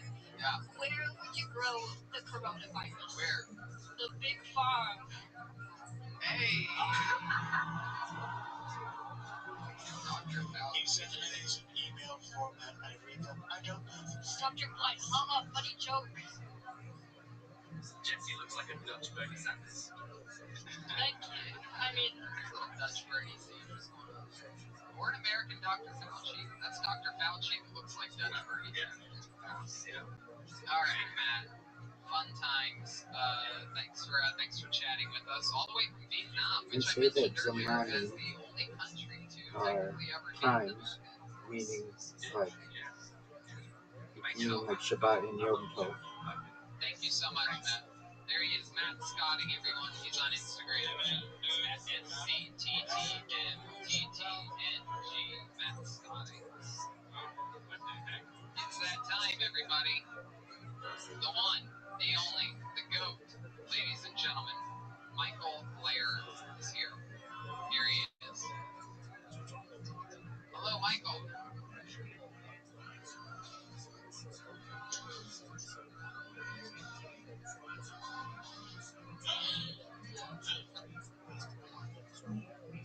Ladies and gentlemen, welcome back to Murder Mike. I'm Chris Condren. Give it up to your host, Michael Lair. Hi, I'm Michael. First the ads. Why your customers feel safe? Can't afford trained, qualified security? You fuck with Securities, the nation's #1 provider of people who wear t-shirts that say security. Our employees are the industry's best at one thing and one thing only. Standing in place for long periods of time, we provide people and t-shirts. Just tell us where to stay. Security. I don't mean it metaphorically for currents of our times. I mean it for electrical current. Can it mean electrical current? One of my favorite restaurants is still open. It's Jack Ruby's Steakhouse. Old world, traditional style Italian cuisine. From the man who killed the man who killed the president. In action may have been ordered by Jimmy Hoffa, but his dishes are all, in a word, groupie. Mobster, assassin, fall guy. We may never know. But Define even the Zemaim boardroom and may agree on Zemanim this. at the You'll never beginning. have better garlic mashed potatoes. Daggett says Jack Ruby sounds like a stage name, and these dishes are Ruby's stage, as well as the police basement where he gunned down Lee Harvey Oswald. What did Oswald know? Something about candy or the recipe to this tremendous ragu. We'll never know, so judge for yourself.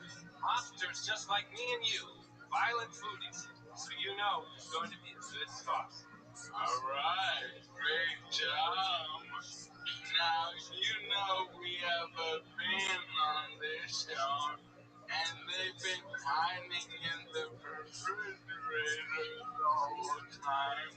So let's hear from Mariah Moran. What is she dressed as this week? Oh, look at this. Oh my God. All right. So, Mariah, what very good timing, Chris. Mariah, what are you dressed up as? I am the Wicked Witch of the West Coast. Hell yeah, West Coast, baby. The West Coast. No, we know what happened tonight. It's the bucket of food. So, let's forward. Alright, it's coronavirus. Let's hear for coronavirus. Anyone out there? Flaming. Alright. Alright. Wonderful. Wonderful. Coronavirus, you have a minute? Let's hear it.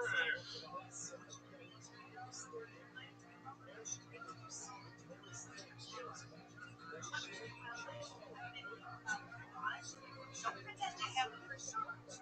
But I gotta tell you, I get really annoyed when people confuse me with carrot tops. So I gotta correct them and infect them. The other day, and it dawned on me, Robbie Lee is Asian money packers. But I can't go to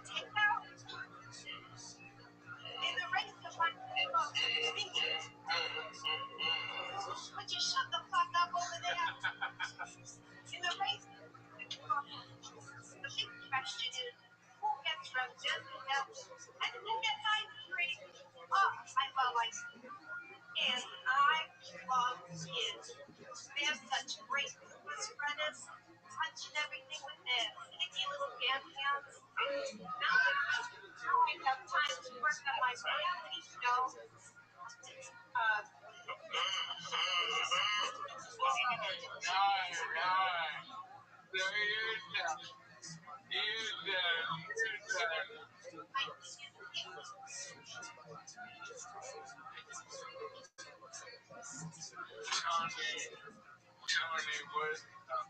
Hey, are you live? Oh, we're live right now. We're just going show to show. I love this. Yeah, you created a monster, and the monster eats you. I love it. I love it. I like your version a lot more. I like your tablecloth more. I prefer the shotgun to the sword. I like the extra tiny bucket. I prefer your piano player, I've got to say. For sure. Yeah, the band is much more attractive. Yeah, sound quality way better. Definitely. Yeah. The quality of the comedian you have on the show, better. Yeah. Oh, yeah. Corona, where are you from? It's from Transportation and Saskatchewan.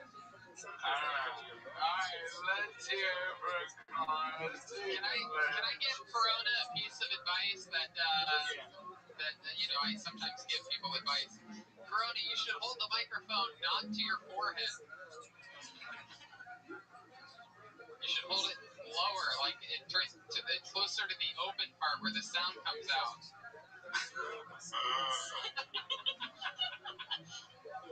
I might have to.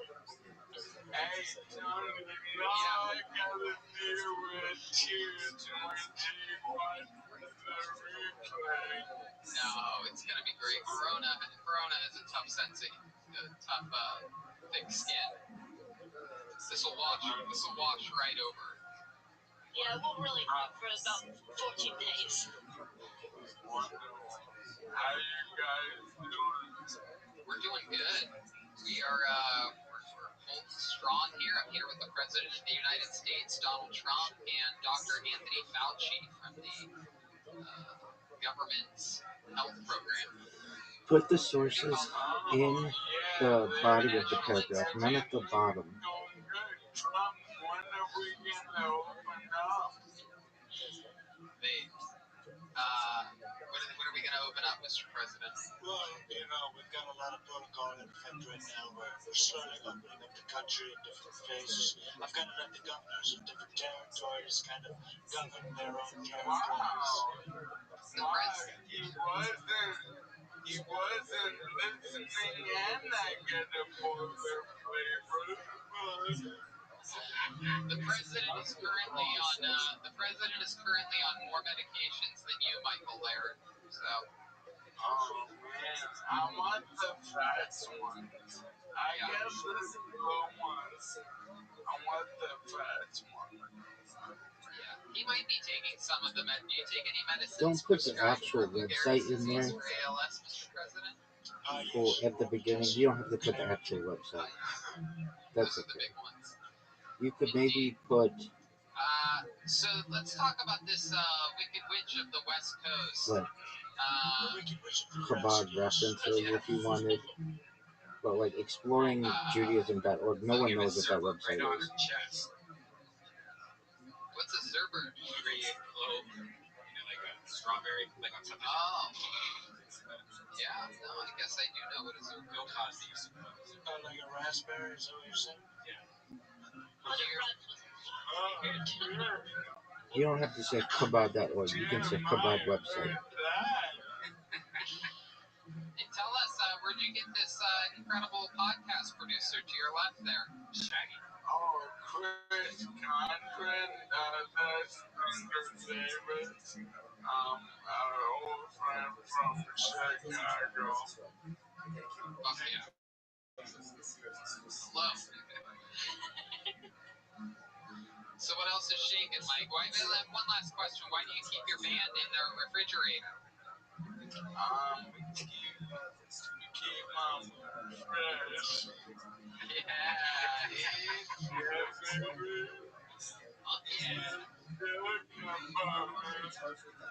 Love it. Got the caveman coffee shirt on. I fucking love it, dude.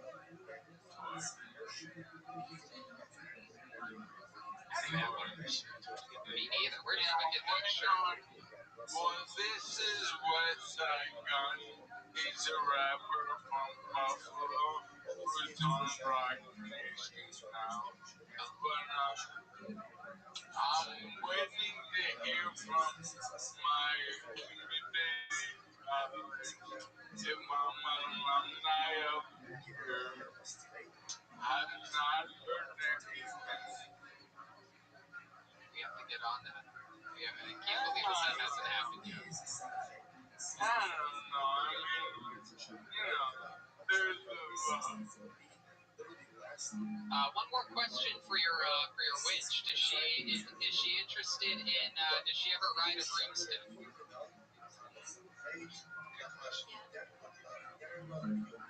And what's your OnlyFans so we can see that? I don't see the rabbi's years of life Really? What next is to your their name. OnlyFans? It needs If you to want be plug there it, please next feel to their free. name It is Venmo before the at transliterations and Okay, you stuff, want me to please. use President Trump? That's not actually a joke. Go ahead.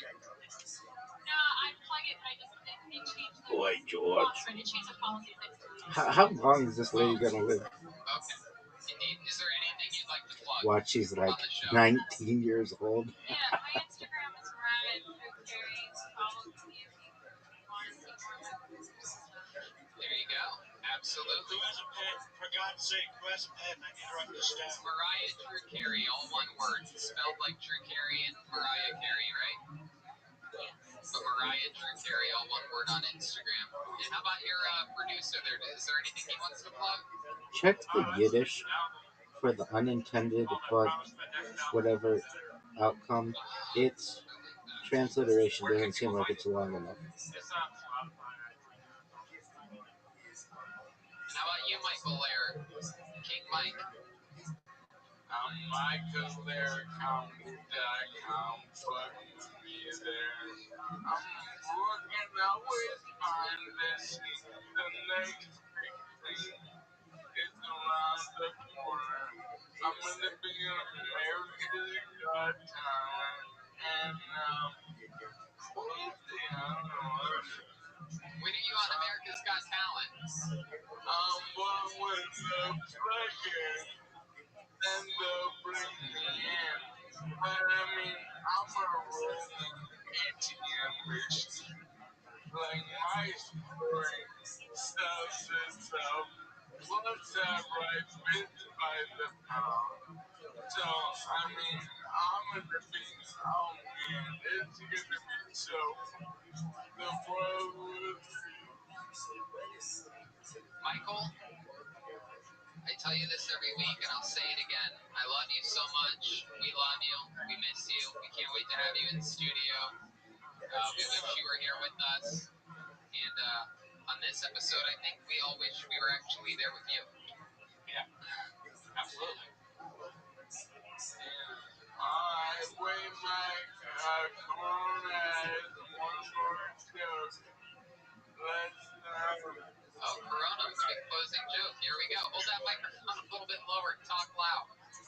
Because this schmuck cut me off before. I didn't get to tell you. I'm working on my next masterpiece. A cross between the common cold and an STD.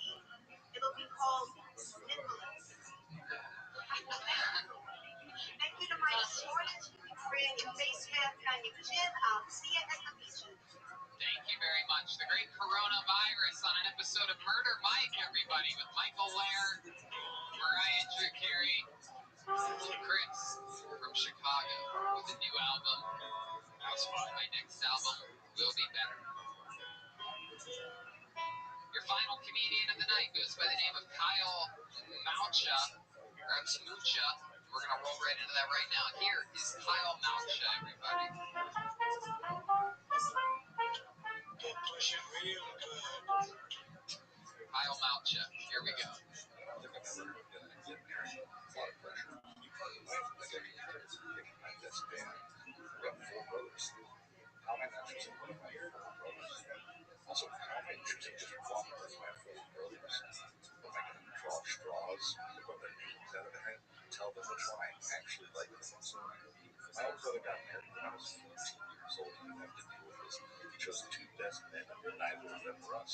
What was he going to do? I was 14, the next was 13, 9, and 8.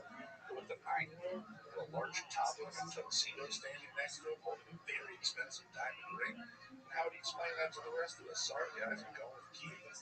He's upstairs right now. He's working on a speech. He's going to start with a little Austin Powers impersonation. Then he's going to move on to a song from Tony Hawk Pro Skater 2. And then wrap up with a really sweet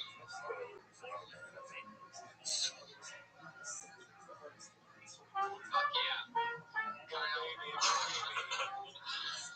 Hi, Kyle. How's it going? How are you, dude? Hey, that's bad. It's mocha. Wow. Confusing Middle Eastern OU there. Wow, what kind of Middle Eastern are you? Czechoslovakian from what my 23andMe has proved so far. Wow, so that's what you have to be to look like the dad from Teen Wolf. Yeah, but like only when it's the worst opportune time to look like the dad from Teen Wolf. Can you guys pull up a picture of that? Maybe we can go side by side. Bathroom scene. Yeah. It's actually really good, Tony. I know exactly what's coming, and I'm very excited. Yeah, it's very special. Very rarely do we have anyone that looks like the dad from Teen Wolf on here. Hey, fun fact, they're re-releasing Tony Hawk 1 and 2 remasters. Yeah, it's going to be amazing. It's going to be a good time for everyone. Never really got into Tony Hawk. All my friends were, all of them. Straight crap. So were you not a big pop punk kid back in the day? Because that was a big thing for me. I didn't play video games, but the music was what brought me in. Like Superman, like my favorite was hands down. It's like the greatest thing that ever happened. I don't pretend to play a video game to listen to that song. Absolutely. The dad from Teen Wolf has now gone up on the screen next to you, and it is pretty mind-boggling, the resemblance. If you wore the backwards Dom Irera hat like you have right now, it would be incredible. Can you do any kind of dissolve rather than a cut, so you can fade into him? Yeah, for the people at home see you can just lean back. No, lean back. It's all good. Yeah, just like that. Yes, there you go. Exactly. Oh, that's impressive. There we go. The guys here at Better Boxer, unbelievable. So where are you at, Kyle? I live in the Poconos. I'm in Pennsylvania. Still on lockdown. I bartend, so What part of PA? First things. Allentown. Right on the like Stroudsburg is where I'm at. It's right on the border of New Jersey and PA, right where 80 crosses over. Oh, okay. How far of a drive is that to New York City? About an hour and a half or so. Oh, okay. All right. It's an easier ride to take a drop over to a bus or a train in Jersey and do that whole thing into the city. And you have a lot of cool shit behind you. Tell us. I do. Yep. Tell us more. I don't know. I run a trivia night. Now this whole thing is going on. I used to have a trivia night at the bar I work at, and then I run a podcast. We have a YouTube channel, and instead of just being bored, I decided I would do trivia. And this is the background for my trivia setup where I just put all the coolest shit I had. Like my Charlie Chaplin fucking 8mm and my Oregon Trail card game and Scully getting chased by a alien, mug right next to a Gilmore Girls book. Just a bunch of random Gilmore Girls. Look at you, boy. Oh, hell yeah. Man. Luke Steiner like a motherfucker over here, man. Gangster.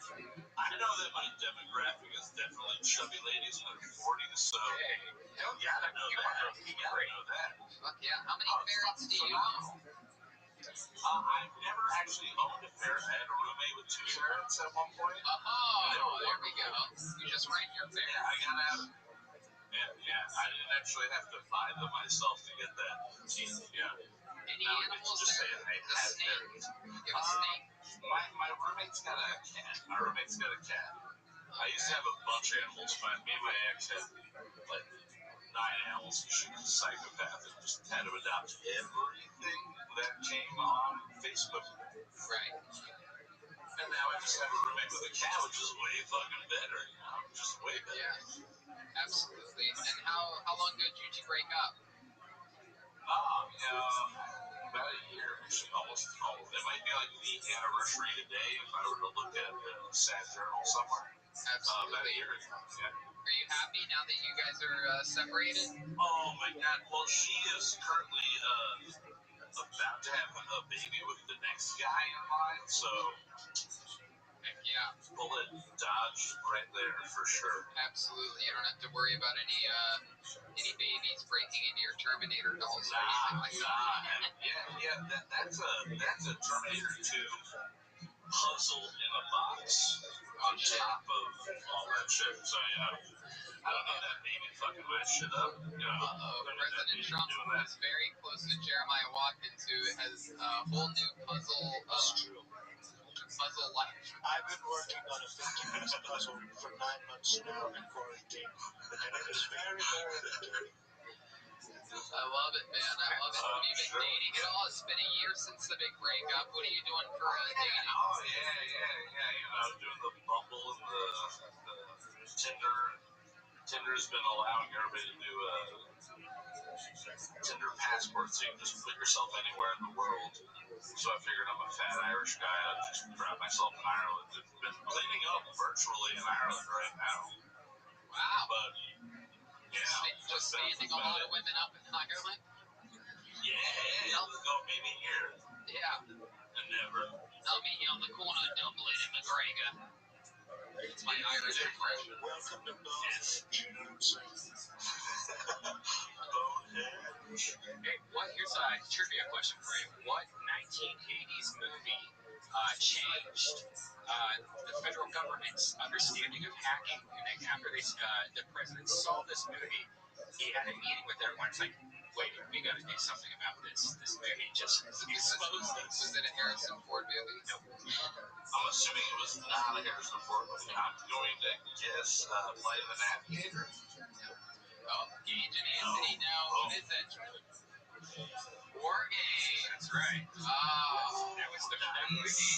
Jay, we had no balls in the production booth. Oh my god. against hacking or anything like that after They just connected their sheets underwear together. in the booth. Close that curtain. Don't let them in. Wow. Very interesting. What kind of trivia do you do? Is there any specific brand of trivia? No, not really. I started doing it just to kind of entertain I got 17 nieces and nephews, and they're all stuck with their parents right now. Yeah, the joke that I do is I got 4 brothers. I also have 5 sisters. And all of them are making babies, put arrows in the quiver from Jesus or whatever their whole thing was. Click the references or the footnotes in line in the body of the text, please. Supervillains to them over the internet. And apparently that's doing all right as like uncle qualifications right now. So yeah, you're always the cool uncle until you touch them inappropriately. Remember that last exactly. Once you touch them, And you're still cool until they remember. Yeah, there's like an 8-year gap. There's an 8-year gap where they're gonna forget and then remember. President Trump. That's the sad sweet spot. Do you think you could maybe ask us a trivia question, see if we could maybe answer one of them? Yeah, go ahead, ask us a trivia question. All right. So, let me pull up our trivia. I did trivia yesterday. That was about Marvel, so that'd be the easiest, quickest thing. Marvel's not really the producers are doing the warming up of the hands thing over there. They're not dancing. They look nerdier than me. Oh no! Marvel's instead of that, I'll go with acronyms. I did one on acronyms the other day. All right. So this is the final question of that round. We've all been there. You're trying to sign into an account online, and you have to prove the website that you're actually a human being. Sometimes it's string of letters and numbers you have to type, and other times you have to select certain pictures to prove you're not AI. What does the CAPTCHA stand for? He thought it was CAPTCHA. Now, I'm just telling you, CAPTCHA has a lot more letters involved in the actual acronym, but CAPTCHA is the short version. Did you just give us the question and the answer? I'm confused. No, what is the No, it's not CAPTCHA? CAPTCHA. I want you to tell me what CAPTCHA stands for. Oh. So I have 2 multiple choice if you want them, if you need them. Black Panther. Black Panther is incorrect. A, computer's assessment of a possible threat or confirmation of human activity. Or B, completely automated public Turing test to tell computers and humans apart. That's the first one. B. I'll say B. Oh, you're going A, Tony. You're going B over there right now. It's B. It's Wow. B. Completely automated public Turing test to tell computers and Put humans the Hebrew apart. year in for Yeah, I know that shit. the rabbis as well. It entertains my nieces and nephews enough. And maybe some money on Venmo while I'm sitting here waiting for bars to reopen in Pennsylvania. I just won one of Tony's booty candles. Yes. It smells like dildos and booty holes. Nice. Pinch me, I'm dreaming. Damn good. Go.com. Fuck yeah, Kyle. Well, thank you so much. This was fun talking. You're messing up the YouTube dates. show so we can check it out. The primary date should be the Gregorian date. Hebrew dates are secondary. Reevaluate all the dates because a lot of them are wrong. Is the name of the channel, and the show is called Kyle Mocha Won't Shut Up. And we're brought to you by Mocha.tv. There's a bunch of other podcasts and shit on there that you can check out. And Mocha is spelled Moucha, and he's on Instagram at Kyle Mocha, all one word. And yes, Houseboat Tommy Lee Jones is the YouTube channel. Houseboat is all one word. Yes, sir. Tommy Lee Jones. There he is, Kyle Mocha. Thank you, Kyle. Thank you, guys. There goes Kyle, everybody. Yeah, almost there. Before we go to good art, let's check out bad art. We got bad art sent to us this week. Again, from Batman Xenomorph. 2 weeks in a row. They've won them. Again, it's not drawn, guys. It's alright. I like it. Look at that. Digital painting of Jeremiah with the saxophone over my body. Yeah. I think you guys are missing the point of the whole drawing. No, I like it. What's wrong? It's Photoshop, though. Is that Photoshop? It's Photoshop with the filter. It's a I love it. This is my favorite one I've ever seen. producers are saying digital drawing. No, it's I don't think It's not a Photoshop. it's a filter put onto it. That's Jeremiah's real face. Well, yeah, Jeremiah's. Yeah, I know the body is not real. What do you mean, guys? That is my body. There's I love the watermark. The watermark is beautiful. Red Band is furious. I think it's a great idea for a segment if it's drawings. Like this is. Yeah, it's just Why would you? Let's just not do it. naked bodies and they're going with faces. Keep doing it. Send in bad art of any Kill Tony character, and once a week we'll post bad art. So that's bad art. And now we follow it up with good art with Ryan G. about the house artist. Wow. Who's unbelievable at what he does. Look at that. Hold it up a little, right? Yep, here we are. Zooming in there. Look at that. Oh my goodness. Can you zoom even closer and sort of scan it? Is that a Vietnam War? Wow.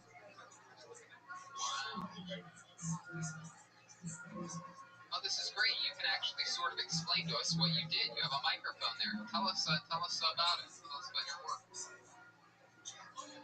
Michael Lair on the airplane there? Thank you. Yeah, Michael's in the airplane.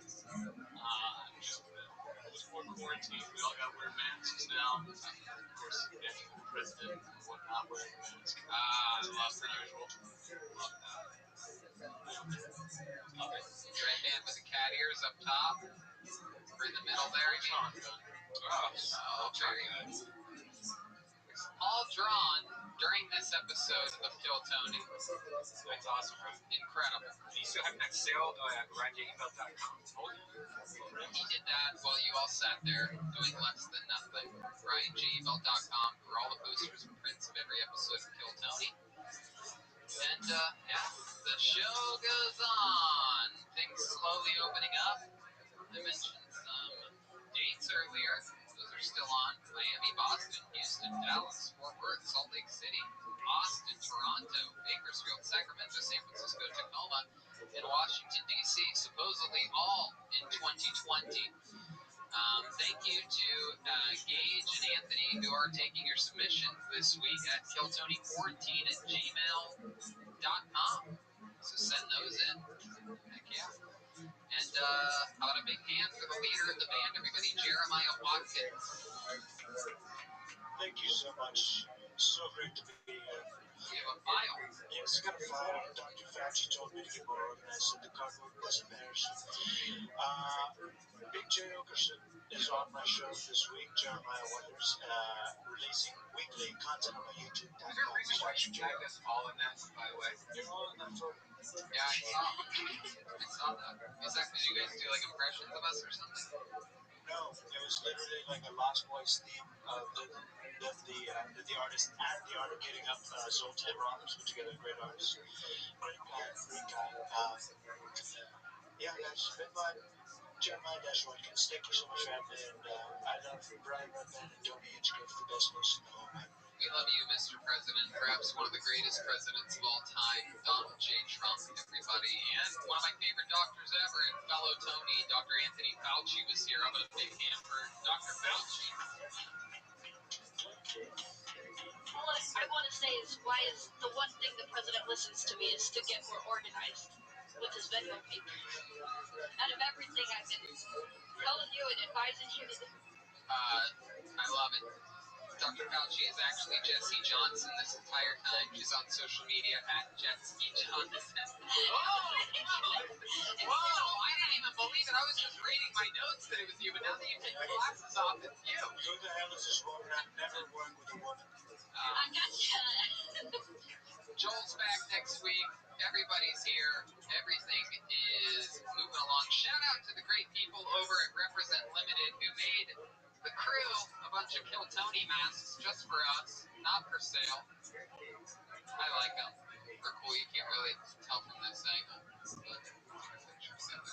Gino, thank you so much. Ryan G. Ebel, Charlie from Vito's Pizza. If you're ordering pizza in LA, try out Vito's. If you've already tried it, then you're already hooked. I don't have to tell you again, but if you haven't tried it yet, try it out. You're going to fall in love. White pizza's incredible with the fucking ricotta. Everything's good there, though. Try it out. Vito's Pizza. They have locations all over Los Angeles. And yes, don't forget, trim your fucking pubes. Don't be a buffoon. Get 20% off and free shipping with the code KILLTONY at manscaped.com. And try out your sheath underwear. Again, we believe in these products. Sheathunderwear.com. Use the code TONY for 20% off your order. I guarantee you fall in love with these underwear. If you don't, you don't have balls. Hey guys, check out my virtual reality show, Virtual Red Band, on YouTube.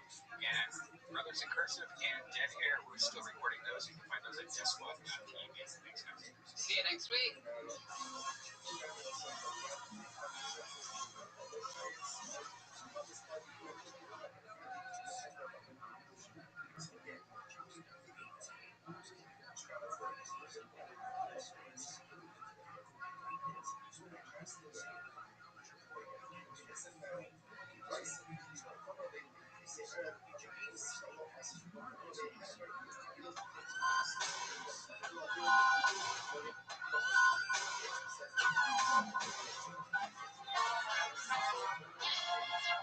Red Band coming live from Better Box Studios for another episode of Kill Tony. Here's Tony Hitchcock. Hello, everybody. We are back here at Better Box Studios for another episode of Kill Tony. Hi, Brian Red Band. Hey, Tony Hitchcock. How are you doing? I'm good.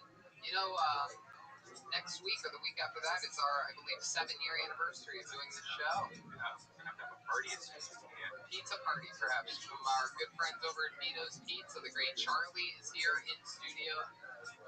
We had 4 delicious pizza today, available everywhere in Southern California. It's kind of ruined my pizza game. Like I want to have pizza like on Thursday. I don't eat pizza. The whole pandemic, the only pizza I eat is Vito's Pizza. Yeah, same here. I'll look at the other places because, as we all know, we're all big Postmates people here in Kill Tony. But I'm telling you, I skip over all the pizza places. I had pineapple, fried rice, chicken. Actually, no, it's pineapple, chicken. From our good friends over at Postmates, knowing that I was going to have pizza for dinner. Gino's also here, the Lord of Betterbox Studios, which has been gracious enough and amazing during this crazy pandemic times to let us hole up in here every Monday. They have a lot of good shows here today. They have our good friend Brian Moses and Frank. Roast Battle. Yeah. The great Josh Wolf, who's been on the show, has Controlled Chaos. Jay Light has a great movie podcast. And they also have Damn Good Candle Company here, which we've been getting tagged in some of in one. So somebody got one of your candles? Yeah. Pinch Me, I'm Dreaming. You can get your candle at damngoodco.com.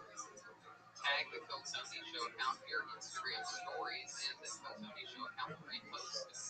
So much fun stuff happening. We're getting back on the road. I'm headlining shows along with some Phil Tonys in Miami, Florida, July 31st and August 1st, Boston, August 13th. Two Phil Tonys, Tony Hinchcliffe on the 14th and 15th. When I say Tony Hinchcliffe, that means stand up. Houston, Texas, August 20th.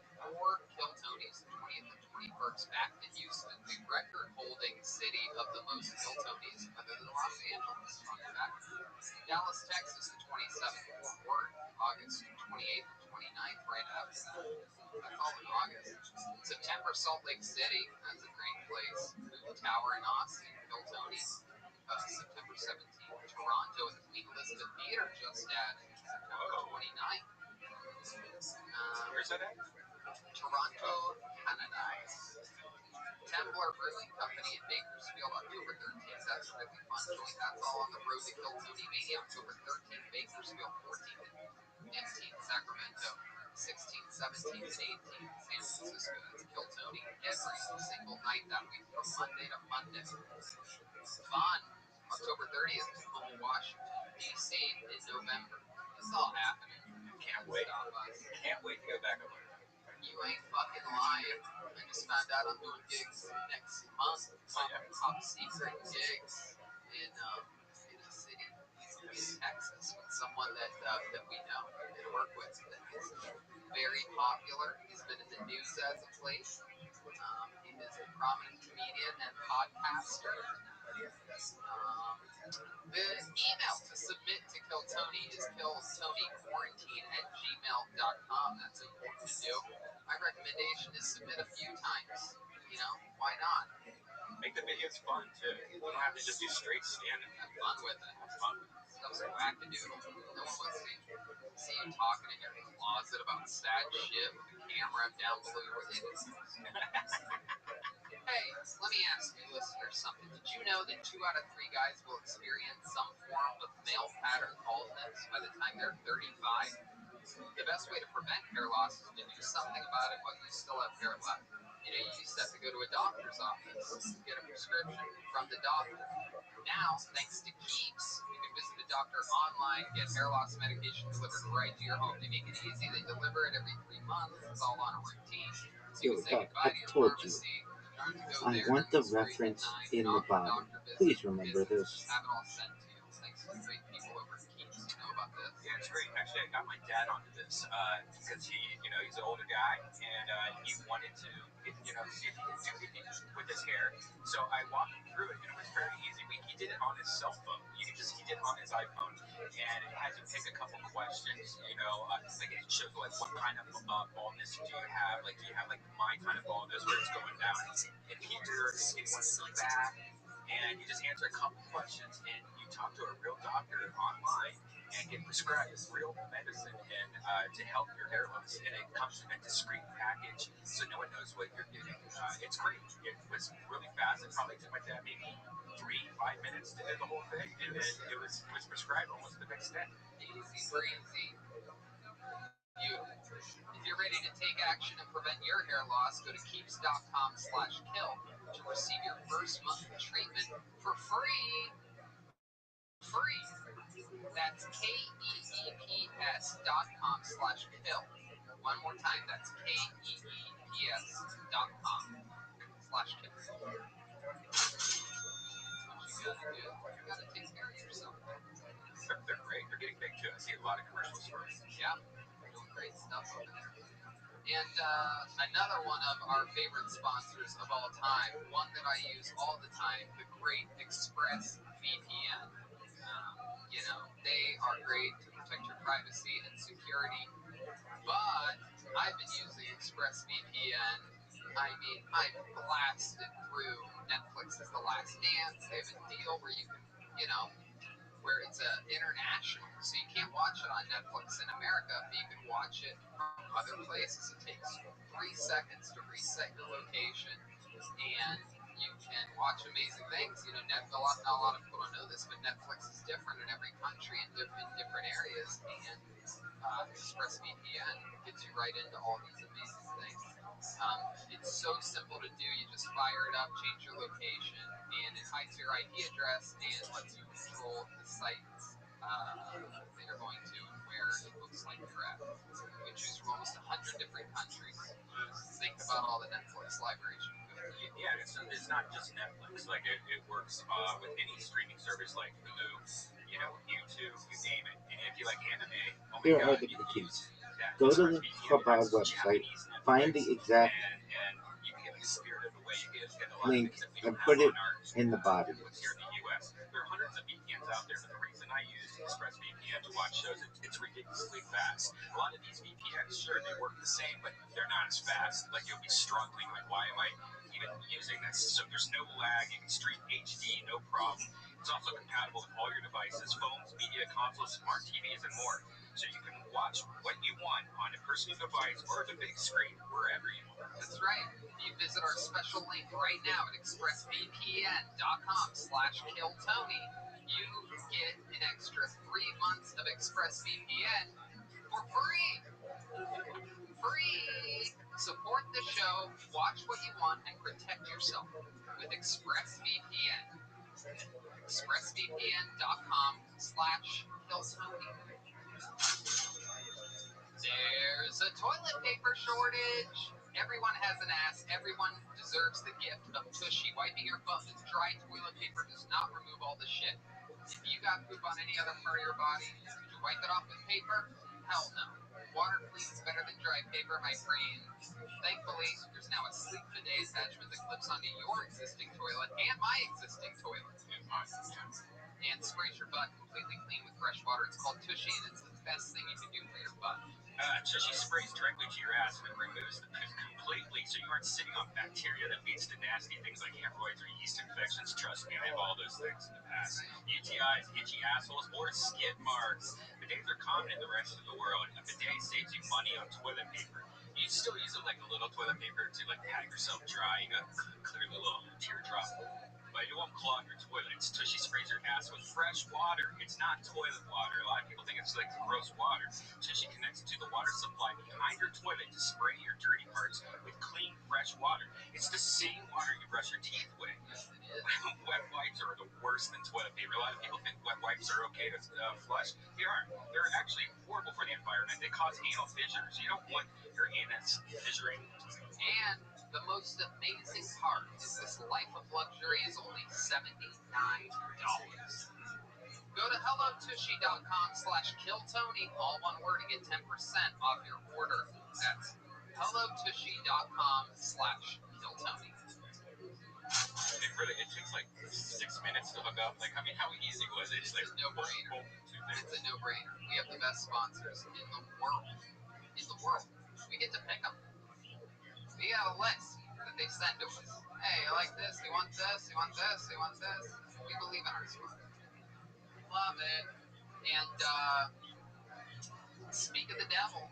Speak of the fun of this show. The great Ryan J. Ebelt is here, ladies and gentlemen, sitting at a desk. You're right. Hard at work. He's got his own microphone. This is the life we're living here at the Better Box Studios. We got clean asses, pizza for days, privacy. We got it all.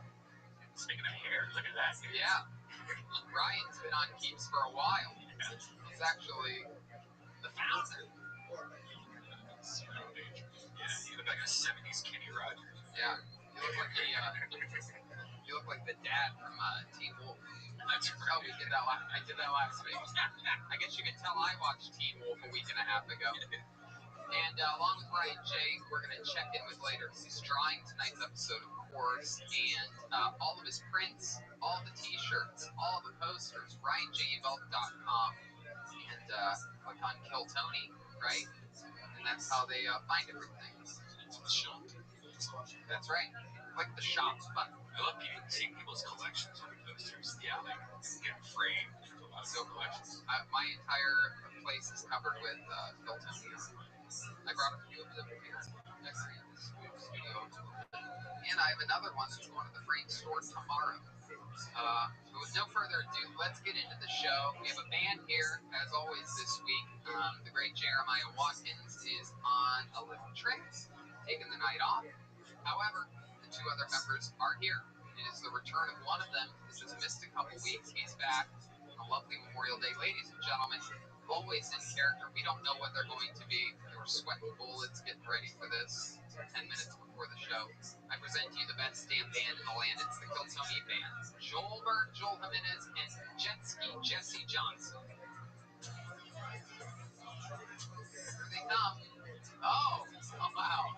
Oh my goodness. Oh wow. Oh my goodness. They are tagged. Oh, they're special needs. Oh, they're tagged.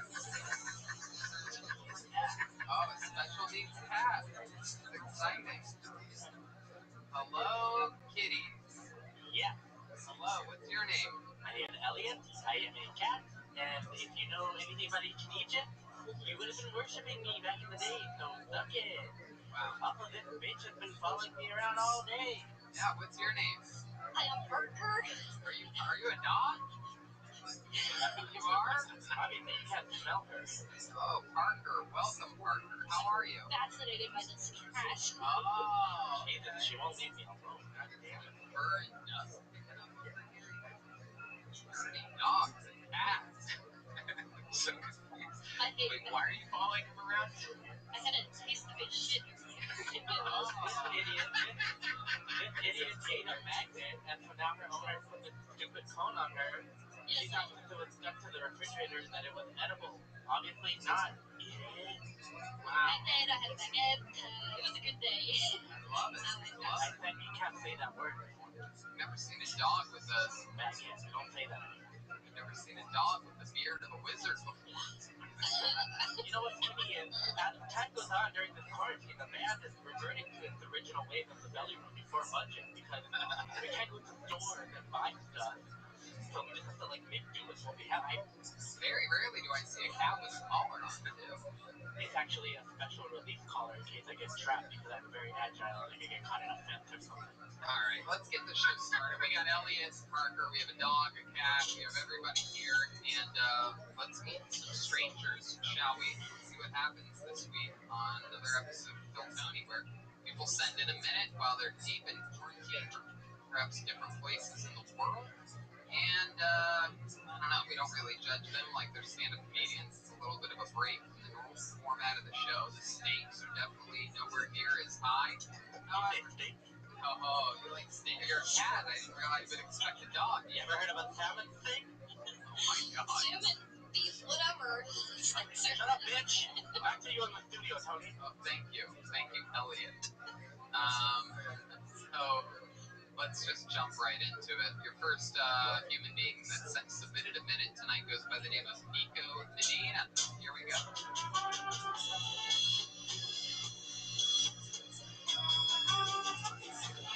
Here's Nico Medina. So, I like to talk about something that should be happening in 2020. Something that's not right. I don't think it's okay or fair that my face cannot grow hair as thoroughly or aggressively as my fucking butthole. Up top, it's like, I don't know if you can see it well, it's like loose wrist hairs and spider legs taped on my face. And then down below, it's like the Amazon before it did or did not burn down. It's not on my feet. I don't know. So my mom is white and my dad's Colombian. It's interesting. It's fucked up though because my dad didn't teach us Spanish. It's not okay. Even worse off, my mom never let us take bath salts and parade in the streets, fighting people's heads off naked.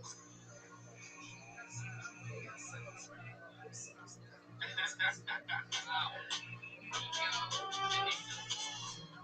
Nico, you're covering your face. You seem. What's going on over there? Tell us what's going on with your emotions right now. It's overloaded right now. Sorry. I'm just a little bit just watching it back and then watching you watch it back, and it's just like, oh yeah, that's what it was. Anyways. Yeah, you shouldn't watch us watch it back. A little piece of advice for people during these quarantine episodes. You already know what you're gonna do. You don't want to watch us watch it back. Welcome, Nico. How's it going? You in Florida? Oh no. My mom's in Florida. I'm in Maryland. Oh, okay. Maryland. All right. Well, why Maryland? Is that where you were born and raised? Oh yeah, I was born in D.C., family moved to Virginia, moved to Maryland. I kind of stuck around. Okay. What do you do?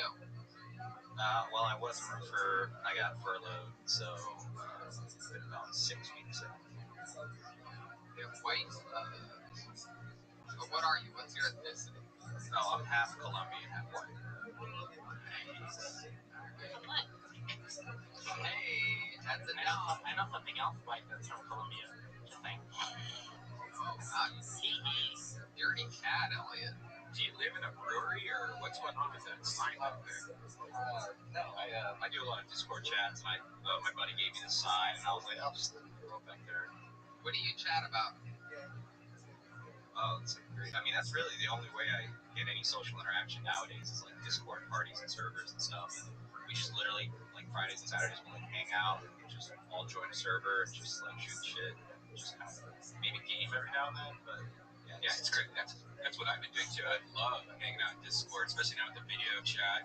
We have a bunch of people, Kill Tony fans that all get together, like 100 fans that are all watching like VR. I heard of Discord before, but this week I actually had to set one up for the first time ever because I have a top secret project I'm releasing 1 week from today that has such a crazy infrastructure built into it that there's actually its own special Discord to it. And I had to have the young bucks here around Betterbox, the great Gage T Arena, and Anthony, Mr. _Strange Taste. Strange Taste _ son of a bitch. I am 0 for 11 on the plugging here. One time I ate a lizard and that has a strange taste to it. Back to you. Very good, Elliot. And they had to teach me all about Discord, so I'm like, it's pretty powerful. I don't know what happened the last 5 years. Maybe I don't know, the overwhelming amounts of work that I've been lucky enough to get, but I've like become an old man when it comes to technology. I remember yelling at you to get an Instagram back in the day. I was like, I've always been like, now it's Instagram's the only half decent one, and Twitter, I'm literally like, oh, what is even going on over here? It's funny, they all just fall in line. I've been off Facebook for years now, thank God. Thank God.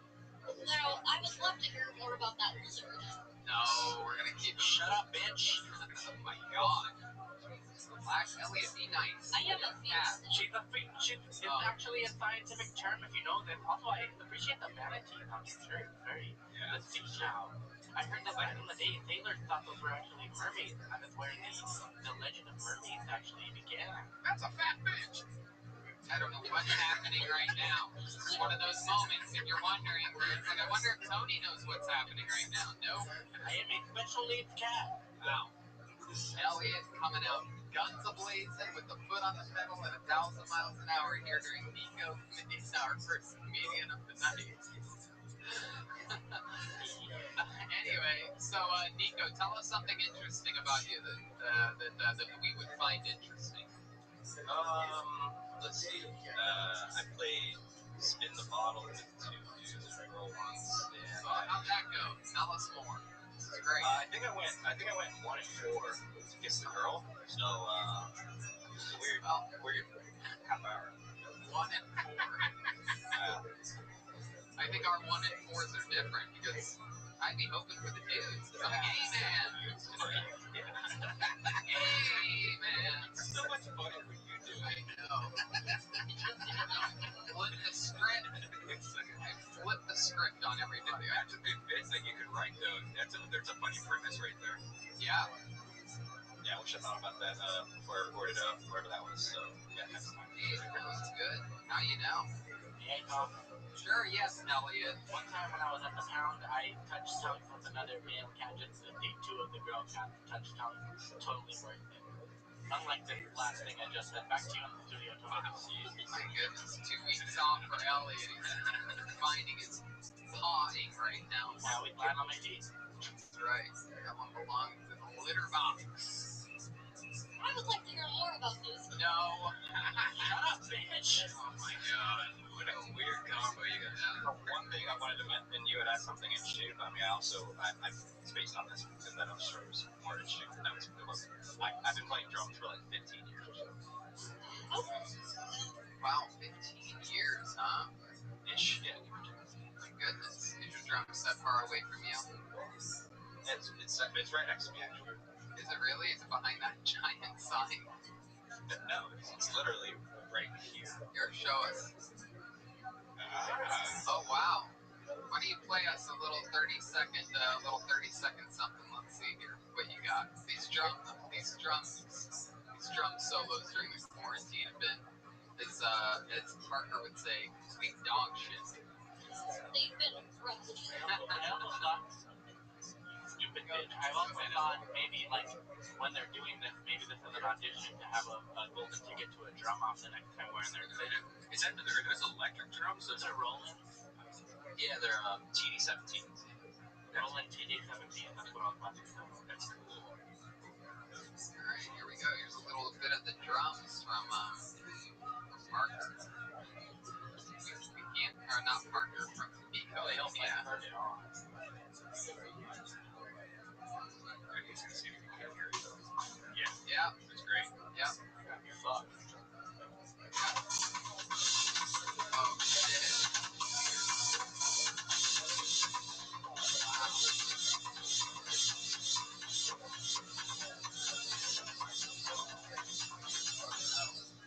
That's awesome, man. That sounds awesome. That's incredible. That's great. Well, you got the job you want. Yeah. It wasn't a Mexican drum. It was a Colombian drum off. Yeah. Which means you get absolutely nothing. I just had to pull some strings over here. Can I do a quick 30 seconds really quick? Sure. That's just... Yeah, go ahead.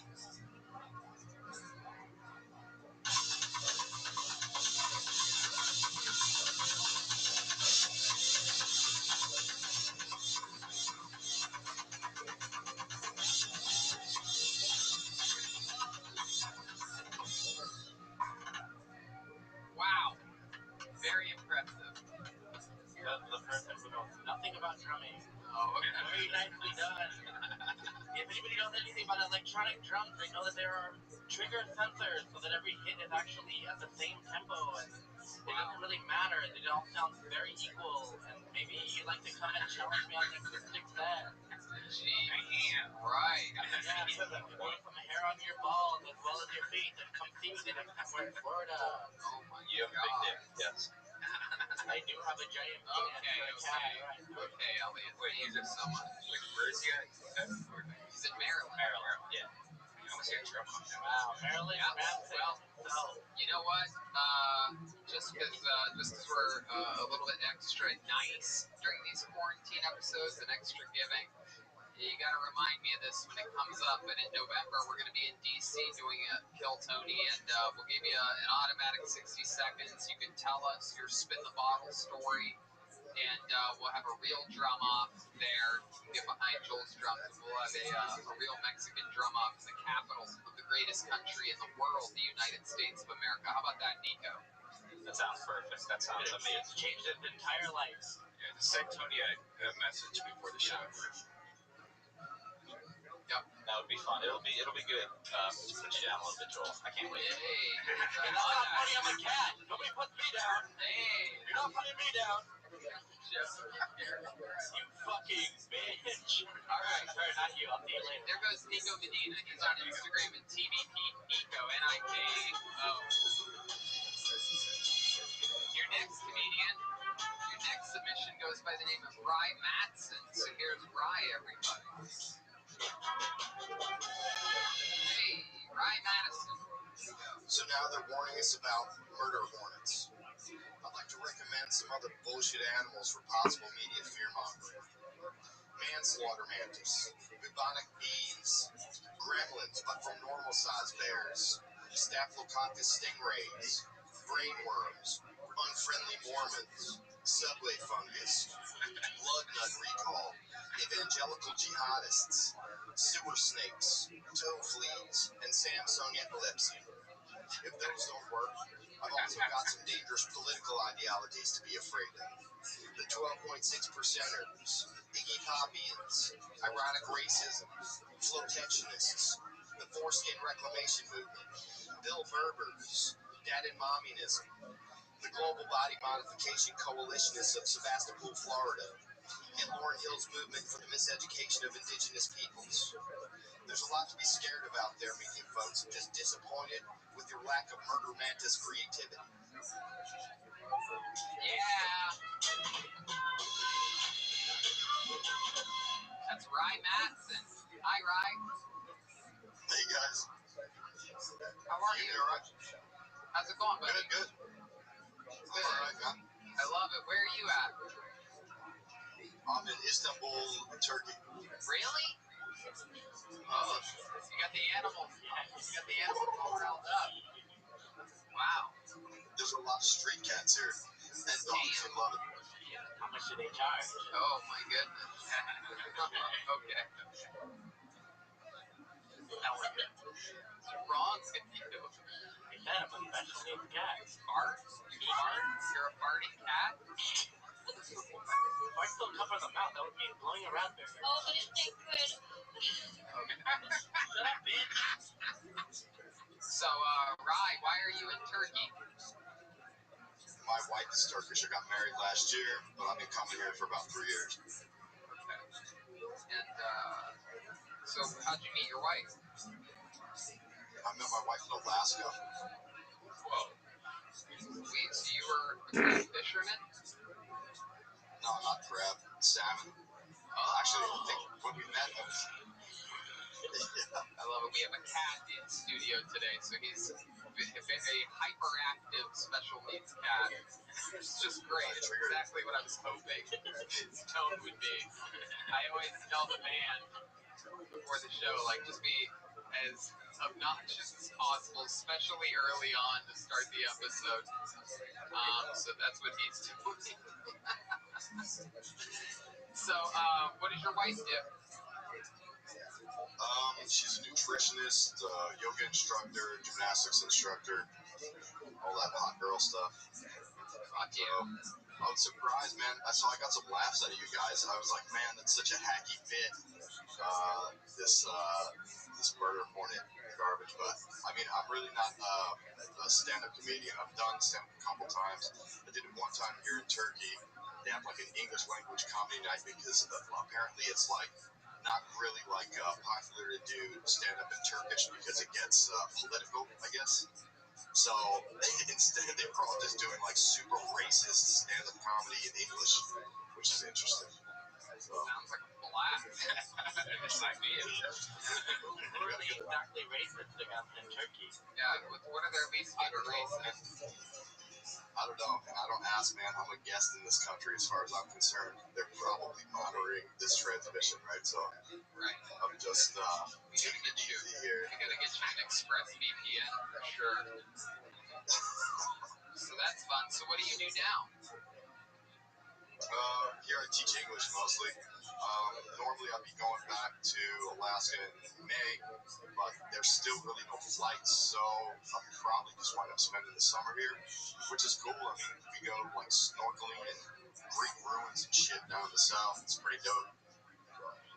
Man, that is awesome. I actually have a friend from grade school that lives in Turkey. Do you know Karim Sadiq Targul? I know like 5 of them, dude. Oh, perfect. Yeah, like everyone would make Perfect. Tell all five that Tony says hello. I love that. So what else? How long have you been in Turkey now? This time I've been here about 7 months. Okay. What's the temperature like there? What's the climate and stuff? I see there's a lot of bugs. I've seen a couple flies. It's kind of like North Carolina or something. It's pretty temperate. It's nice. If you go down to the south, it's hot, but it's like a little bit dry. It's not really like a desert. I don't know how to explain it. It's like New Mexico by the sea or something. Man. It's weird. Like a Mediterranean climate, is what you're trying to say. Okay, all right. Why do you look like if William Montgomery was a UFC fighter? Yeah, he got his shit together. William got his shit together. If William Montgomery joined the church of Jocko Willing or something like that. William started drinking pure water. Really? Can we join him in? Anything scared of that guy? Is that too much? Is that crossover? Is that impossible? William here. Let me say hi to Willie, bro. He's watching right now. He's laughing. We can't have you both on at the same time. It's going to be a smooth transition, though. And what you wrote was pretty funny. It did seem like did you write that, or was this like an email that somebody sent you, like my dad or something, or did you write it? No, I wrote that, but I can see why you would say, like, yeah, that's some internet joke that somebody said or something. Totally true. Like, I definitely don't have a lot of jokes. So I appreciate that. I saw you guys laughing. I was like, I'm getting jokes. I'm getting laughs, man. It was good. It was cool. Yeah, that's why. I gotta say, like, I definitely was like channeling William Montgomery. You know, it was like I think I sent something to William on Instagram. Like, my favorite William Montgomery joke is the squirrels joke during World War II or whatever. Oh yeah. And I sent him I was trying to pitch William some jokes about possible movie scripts or whatever, because I think that was so hilarious, and he actually responded to me. So I thought that was pretty cool. But Wow. yeah, I mean, he really when I started watching you guys, it was probably at the Malcolm Hatchet days. And but when I saw William come on, man, I got addicted to the show, and I definitely get inspired by William's stuff. So. Yeah, William's a fucking genius, man. It's unbelievable. This is definitely, arguably our strongest class of regulars by far, perhaps. I mean, not perhaps, actually, definitely. It's our strongest class of regulars ever. They take it super seriously. They have a real little cult following. Things are good over at Brothers in Cursive, right? Oh yeah, it's great. Especially after the show when William's really, really drunk and he doesn't want to leave the studio, and David leaves me with him. And it takes me about 40 minutes to get out of there because he's just like, Brian, one more cigarette. So I love it, man. It was nice to meet you. Thanks for submitting, Rye. We're gonna roll right into your man, William Montgomery, right now. There goes Rye Madsen. He's on Twitter at Murder Mantis. And we're gonna roll. You guys can keep playing. We're gonna roll right into William Montgomery. There he is. Whoa! My dad advised you say all that bullshit, dude. What happened to your eyebrow? Go ahead, William. Go ahead, William. Tell me a little bit. I'm a big Jay-Z fan, specifically Hard Knock Life. That's all I listen to. I'm in a tub up to 6 hours a day now. It's not funny. It's no joke. I have a diabetic dog. Hey, Tony, do you think Red Man's ever seen Pete's Dragon?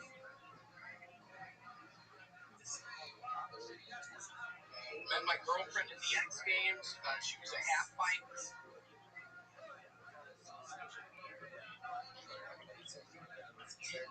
Joe Biden so old, he can't remember where he buried those kids' bodies.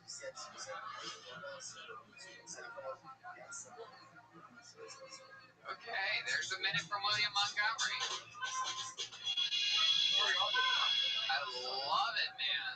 Some jokes. I love you kept writing. I didn't really get any of them, but probably would have gotten laughs in front of a big sold-out crowd like a normal Monday.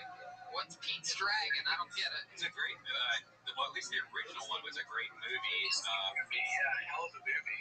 But you know, it sucks because a lot of people don't know about Pete's Dragon because it came out the same day as Star Wars. Can you imagine releasing a movie the same day as Star Wars, the first Star Wars movie? But I don't think that's correct. I don't think that's correct. It is. It came out in I heard Pete's Dragon Part 2 came out the same day as Mandalorian, which is better than all of the Star Wars movies in the whole world. This is true. Yes, absolutely. And your girlfriend being a half pipe. Explain that one to us, William. I went to an X Games in Tampa, Florida, 5 years ago, and I met this really nice girl. I'd been drinking some. I started kissing her, and I realized I was kissing the side of this wooden structure. It turns out it was a half pint. Are your eyes closed? Are you a samurai warrior or something? What's happening right now? Y'all see that? I don't know what is going on. It's not good. The difference between your eyes and eyebrows last week to this week is incredible. You look like you own a Chinese restaurant or something. Albino. Bobby Lee. Yeah. Order is saying chicken. Yeah, that's the first funny thing you've ever said. Wow. Oh, no. Oh, my goodness. If you were a food, while orange chicken is on the table, oh, wait, who's that? Who was that? Girlfriend, his parents, or Grandparents. I want William to tell me. Who was this, William? What? Come on, it's my uncle. My uncle, I think. Okay. wow, you have the exact same shed as last week. Anyway, so if you were a food, what food would you be? Hard-boiled egg. Yeah. Explain to us why you consider yourself a hard-boiled egg. Because it gets to Easter time, and everybody knows I'm a follower of Jesus, and we end up boiling some eggs for the Easter egg hunt. We accidentally make some hard-boiled. Let's talk about your eyes again for a second. Are they? Is something wrong? Are you allergic to something? Yeah, I hope not. Tell us what you think it is, William. I got stuck in the head by a wasp earlier. No, I did. Seriously, I got stuck in the face by a wasp. Where in the head did you get stung? Right there? My goodness. I got stuck right here over here by a wasp. I can't open my fucking eyes. So I gotta drive tonight. I gotta go far tonight. Yeah, where are you driving to tonight? Some drug dealing deal, whatever, in Inglewood Beach. Okay, what kind of drugs are you dealing? Ecstasies. Oh my God. You sure you didn't take it already? Yeah, no, he looks like he is fucked up right now. No, my parents watch this. Well, your parents are gonna wonder the same thing why your eyes are closed during this episode. Getting stung in the head by a wasp is not necessarily a believable story, right? Get stuck in the face. Yeah, well, you didn't pick the right part. You pointed at your forehead. That wouldn't even close your eyes. Yeah, you look poached. Poached? Yeah. You don't look hard-boiled at all. I'm not poached. I am. William, you look great. And you know, you're just a great little source of, I don't know what the right word is. When can I start coming back at the studio? When does this happen? You're just gonna be a few more months. Well, you don't look sick. You look sick right now. You're not allowed to. I am sick right now. But I love this set that you made. You have a mannequin head behind you. Is that your friend? You see that? Can you get a load of that one? Yeah, you did that, huh? See that? It looks like it's a real person behind me. Yeah, it looks exactly like a real person. Angela. Oh, that's her name? Hey, Angela. What kind of food would she be if she was a food? What do you think? What type of food would she be? Oh, yeah, chicken Thai cuisine. Why? I don't know, the coconut flavor of just the coconut flavor of that. How did they do that? Those Thai people? It is incredible. I think they might use coconuts. Maybe some coconut milk. I love it. I love that kind of food. I think you might be allergic to it. Yeah, what did you eat today? What have you ate today? Yeah, but don't be scared if I was in there right now. Sure, I'm gonna scared right now. I'm gonna take a guess. Did I be scared right now? Did you eat bread today? Did you have a sandwich today? What'd you actually eat? All jokes aside, William. What'd you eat? Yeah, I had an Italian sandwich with ham, turkey, cheese. It was bread. I mean, really, it scares me now. Y'all asking me this. Does it really look like a? Your eyes look closed right now. Yeah, they look closed. It looks like you ate something that you're allergic to. You should lay off bread for a little bit, dude. Lay off the gluten. Okay, I mean, this scares me. Give it a try. Because the guy before you looked like a version of you that is so much healthier. Maybe that's it. Oh, maybe that's what we. That's what it Maybe is. this is how I always look. And also, yeah. I always just look like this. All right. I don't think so. Your eyes are really fucked up. When did you start drinking today? What time? 6 a.m. Okay. There he goes, William Montgomery, everybody. We'll see him. Love you. Keep it going. Your next comedian goes by the name of Emily F. Here's Emily F. Hey everybody, coming to you from my work laptop, as opposed to most people who are just coming to things on their work laptop. So a little about me, I'm a math teacher during the day, and I waitress at night. And if you were going to ask me which job is harder, I would say yes. The only big difference between the jobs is if I gave a full people's elbow to a customer, I think my boss would believe them. But at the school, I think the biggest annoyance is all the screaming and crying. It can go on for like 5 to 10 minutes at a time. But the kids got pretty good about dealing with me. They let me just cry it out. Sometimes they have to hide under the desk, pretend they have some chairs to find. And also at the waitressing job, you have plate lickers. But, how else am I supposed to be here? At this point, I'm just going to start going OnlyFans. Need another job where nobody wants to listen to me talk. Hey, Emily F. Hello. Hi, guys. Whoa, look at you. Glasses off for this. This is like one of those rom-coms where she turns into a...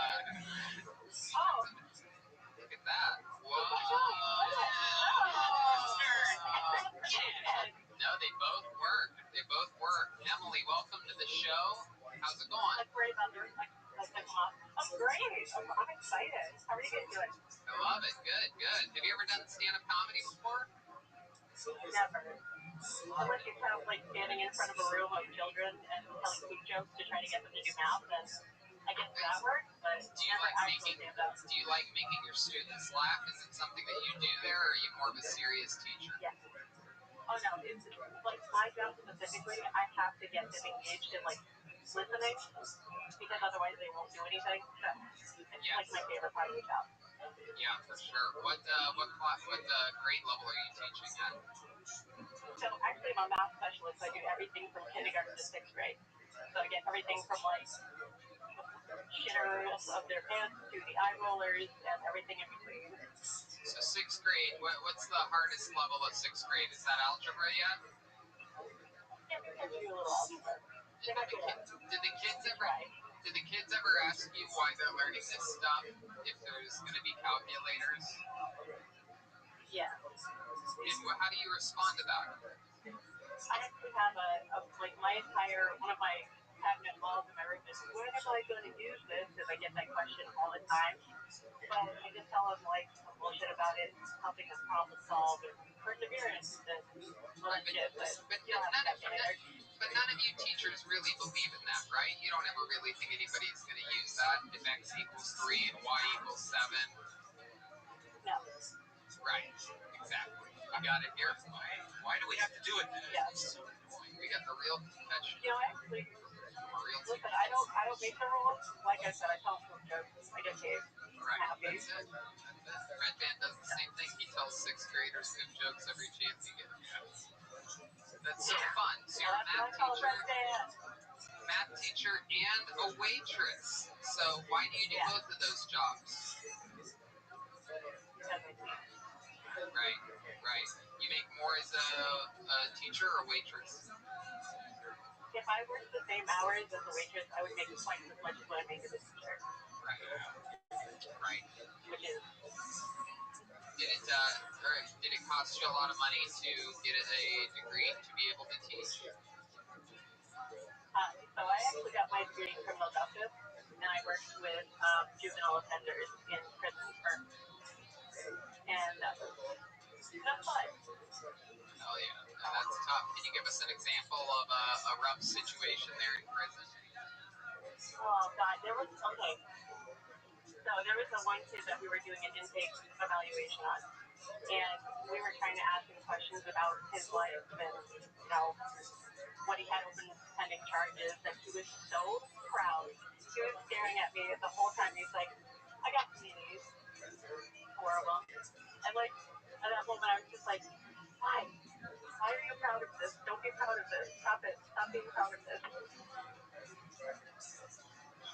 And I should say he was like 15. Right. What's that art behind you? What do you have up there on your wall? The map of the world. No, not that. Not that, Elliot. I have a map. Yep.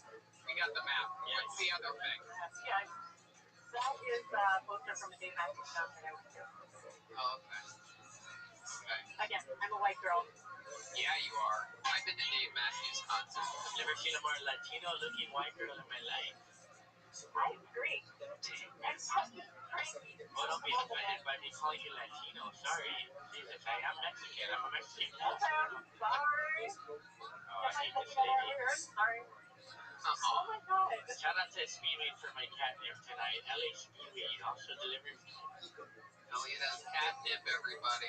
It's about to get crazy over here. Uh-oh. Are you super buff? Are you asking about... Yes, you're buff, aren't you? I've been doing CrossFit for 2 years now. How do you know that, right? Huh? I can tell. The first video, the video she sent in, she looked like she had some guns. Oh, thank you. Actually lost 65 pounds in the past 2 years. Oh, great. Oh, my goodness. Did you do the math on that? It's like 12 chicken cheeseburger donuts.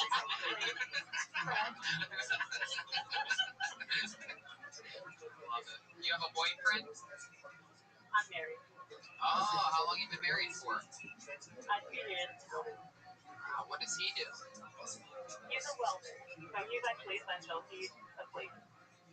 He works himself. Okay, where'd you guys meet? So, actually, we met at the elementary school that I worked at when we both went to school there. Wow. So he was like 6 years old, and you knew there was something to it.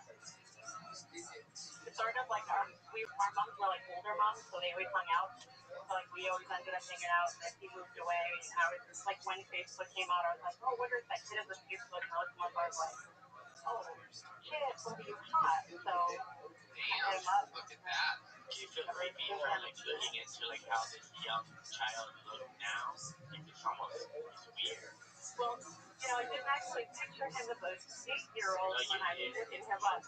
But like, let me see what this 8-year-old looks like now. See, I was confused. I didn't know that they were kids together. I thought she really was looking up some like 6-year-old that's now. Oh my God. I love it. You guys have kids? Rewrite it so that it is as high as possible, but still ability to use. Time was on Chicago. Anything else crazy we should know about you before we let you go? So I'm actually an artist part-time too, so I have another separate job from the waitressing and the teaching. Wow. So, What's that job? You teach art or something? no, so I paint murals. I've done a couple of for the gym that I attend, and then I do like portrait work for other people. Oh, wow.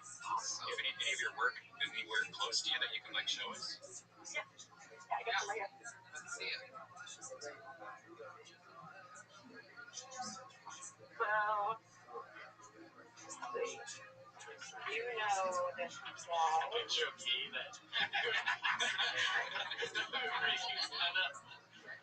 And then just like a simple tear dropped down my eyes because you hated me. I'm doing this for you.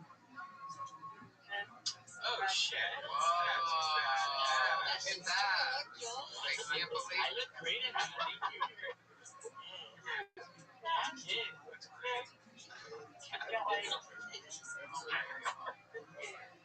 Got like little minis that I did of other people. So. Wow, Michael Laird, that's awesome.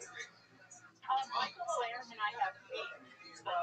Really? What is it? What's the beef? We do. What's the beef? I was thinking of Boston, and I told him, I was like, you guys to Boston, I freaking love you. And he was like, well, I cannot come to Boston. So I told him I was going to meet him with these two stock pills and stuff. Oh, okay. Well, I mean, that's pretty fucked up. He is.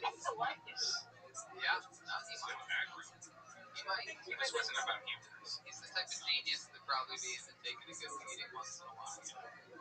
Well, Emily, that was awesome. That was a lot of fun. Where are you again? I'm in Massachusetts. I had tickets to the Boston show, but it got canceled. So. No, it's not canceled. It's actually rescheduled. We are there August 13th, 2 Kill Tonys and 4 stand-up shows. Yeah, I'm super excited to go. Well, we will see you there. Make sure you say hi. There goes Emily F. Everybody, thank you, Emily. Emily F. Don't say minority group. Just say a halakhic consideration for usage of electronics on Here's Eli spot. Gill, everybody. What's up, guys? A little about me. I don't necessarily dislike being a little spoon. I was thinking about making a mother-son dating app. It's called Ethical Arrangements. It's where moms hook up their sons with other moms to date, you know. But myself, I don't date anymore because I'm married. And, you know, my wife, she's awesome. She's good at a lot of things, but closing a box of cereal is not one of them. And, yeah, it looks like, you know, it looks like there's a cat in the box and she was fighting not to get cloned. You know, she's just like, she puts it on top of the fridge when she's done with it. So,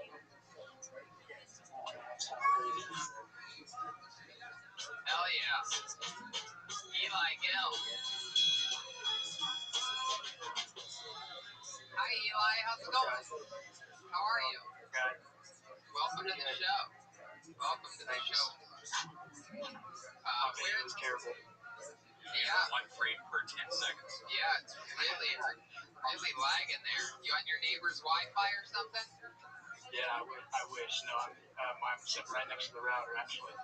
Oh my goodness gracious. Yeah, you look like a flip book. Yeah. Oh, thanks. You look like you're doing ventriloquism right now. Yeah, you look like the dummy. Yeah. Oh, man. Well, no, the dummy's mouth would fucking move, Elliot. Not if he's an actual dummy, then he doesn't know when to open his mouth. But no, the dummy's not a dummy. It's the thing Hey, operating. what is that art you have behind you? Is it the world? That wasn't the art. That's still Elliot. That wasn't the art that I was. I have autism. I'm a special needs cat. Jesus. I would like to hear more about that. Shut up, bitch. Oh my god. Dang. So what's up, guys? How's it going? I mean, look, it's pure ventriloquism that's happening right now. It's mouth. Hello, how are you, Eli? Everything's good here. I'm a ventriloquist. Really, what is wrong with your internet? Is it really that bad? Did you guys know that I could do this? I could be a fucking ventriloquist if I wanted to be. Maybe he's just really fast. That's really uncomfortable with his hand up my butt. No! Again, you fucks! The ventriloquist is not the one with the fucking hand up the butt. Is everybody retarded? Hey, We don't use that word anymore. Yeah, you can't use that word. I can't. Shoot. Well, do you have any lights you can turn on? Maybe it's just your... So the rumor on the streets is that perhaps if you had better lighting, Yeah, it's probably like... yeah, perhaps if you have a Wi-Fi tower with a light attached to it, you could. Yeah. Are you on an Engage? Yeah. I really don't understand what's going on here. Wow. I didn't have a problem with the call earlier, so. No, I know. They test all these things out, and then It's so weird. Yeah, it's like you're on like a low light setting on your phone. Are you using your phone or a laptop? No, I'm on my laptop. look, it's not going to get any better. It doesn't matter what he looks like. Let's just try to plow through it. Eli, fun stuff. Your wife really messes up the cereal boxes that badly again, guys. You just showed the fucking dummy. Hey, Corona has made things weird now. Ventriloquists are getting hands up their ass now too. You gotta make a living. Hey, stop flashing Tony. Yeah, that's my new headshot.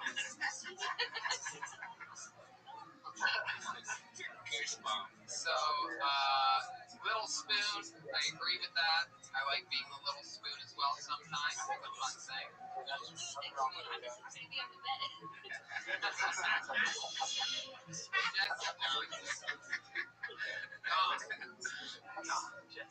I've always preferred dogs to cats. I don't like the way you look at me when you say that. I know. I will eat you in your sleep. No, you won't. Yes. Nuh-uh. Edible arrangements. The wife doesn't close the cereal. I got you, Eli. What else about your life? Where in the world are you right now? I'm in Indiana. Indiana, that makes sense. Now it's all making sense. Yeah, I don't think it. Right. That's the fastest Wi-Fi in Indiana right there. You got that laptop at Myers. Eli, what do you do for a living? I'm an electrician. You ever do stand-up comedy before on a stage? They have a local open mic that, obviously is recently shut down, but I had aspired to go on that with. Where at Crackers? No, it's at a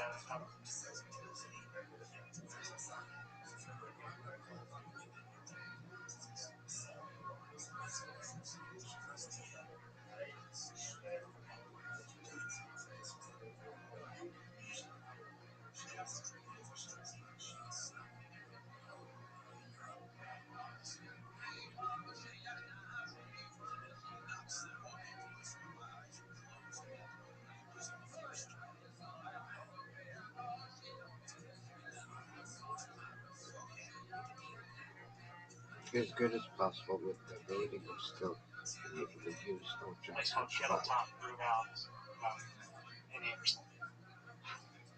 Every comedy club in Indiana is named after white people shit. Crackers, kettle corn. They got fucking Karen's Comedy Club. Alright, Eli. Yep, there's a brand new Helium there in Indianapolis. I'm a big fan of the Helium Comedy Clubs. I was talking with the owner of all the Heliums last week, talking about what they're doing to get things set up. Friends with that guy. Genius. We also indicated India instead of Fort Wayne. Yeah, for sure. We're never going to Fort Wayne. Never again. No need to worry about that. So yeah, we'll probably be there eventually. So it might be more worth it to drive to Columbus, Ohio, or Chicago. Yeah, it's only a 2-hour drive. Yeah, easy for you. Yeah, not too far. Well, Eli, maybe we'll get you back some other time and get Get that Wi-Fi. You're an electrician. Get in there and do it yourself and angle some wires, bro. You gotta go in there. Go in there like you're defusing a bomb. Fix that shit. There goes Eli Gill. Thank you, Eli. Have a good one, buddy. Thank you.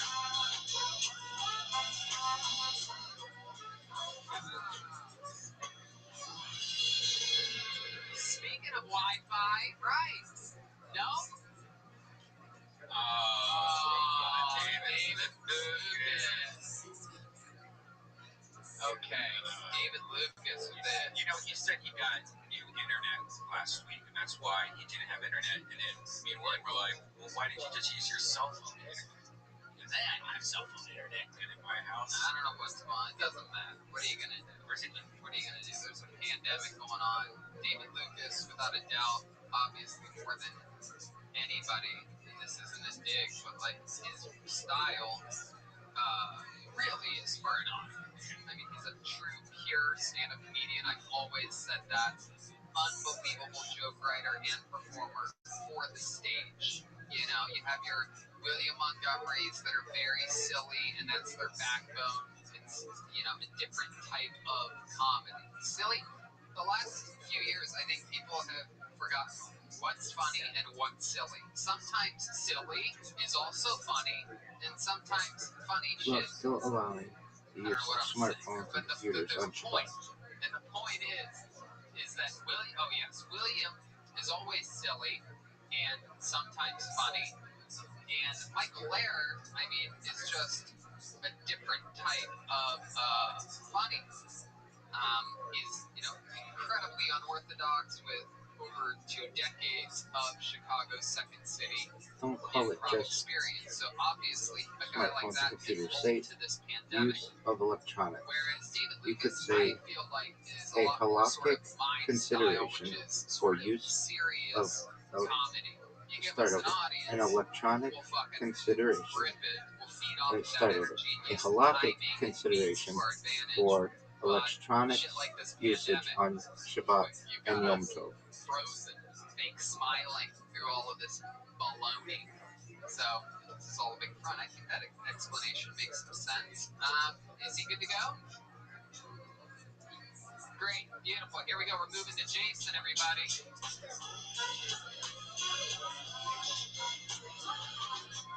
it Friday the 13th? As I present to you, Jason. Good evening, ladies and gentlemen. Thanks for joining our event tonight. I'm your host, Jason. Beginning, let's all take a moment in honor. No, I don't want it to talk about the direct ads. Psych! Those motherfuckers get paid enough. Thank you. Have you ever wondered what it takes to make a religion?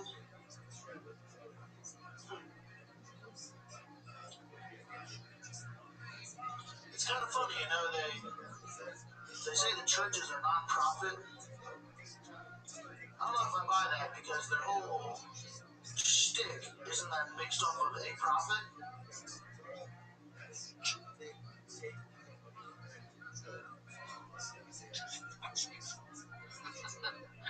I loved it.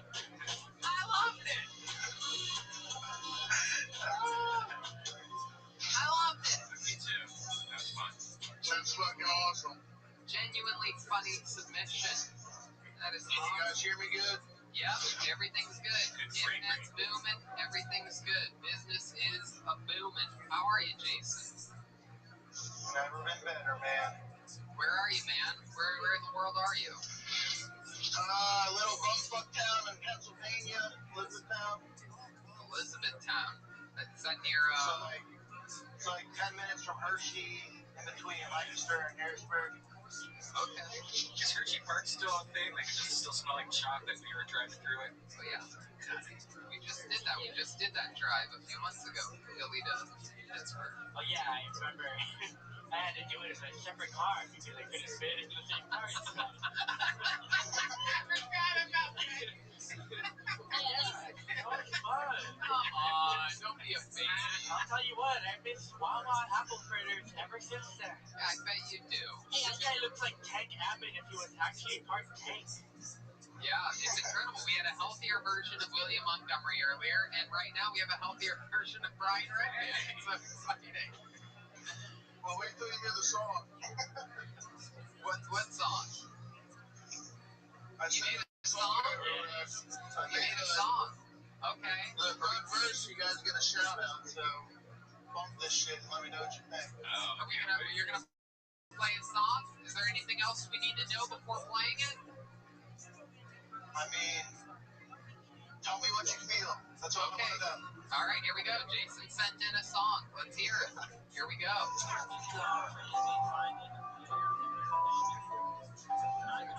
it up. Turn it up. And its presence is truly Imminent. Coming out the shadows. It's time that you all know. Come into my mind. No need for eavesdropping. I don't want to be the best. Just aiming for the top 10. Every day we must progress because the beat is never stopping. Try not to go make a mess with all of my brain droppings. They got you hooked like you smoking crack. They got you hooked like you should get smacked. They got you hooked like there's no turning back. But sometimes the truth ain't in the almanac. I'd rather not have to be a martyr, but I'm willing to die to make you smarter. Coming from the shadows, I'm coming for the top. Please be suspicious if I suddenly drop. Coming out the shadow.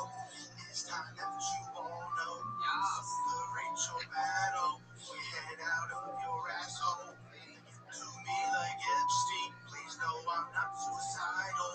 We raging against the machine. This is for our survival. Just open up your eyes and take a good look. There's the fishing line and you're on the hook.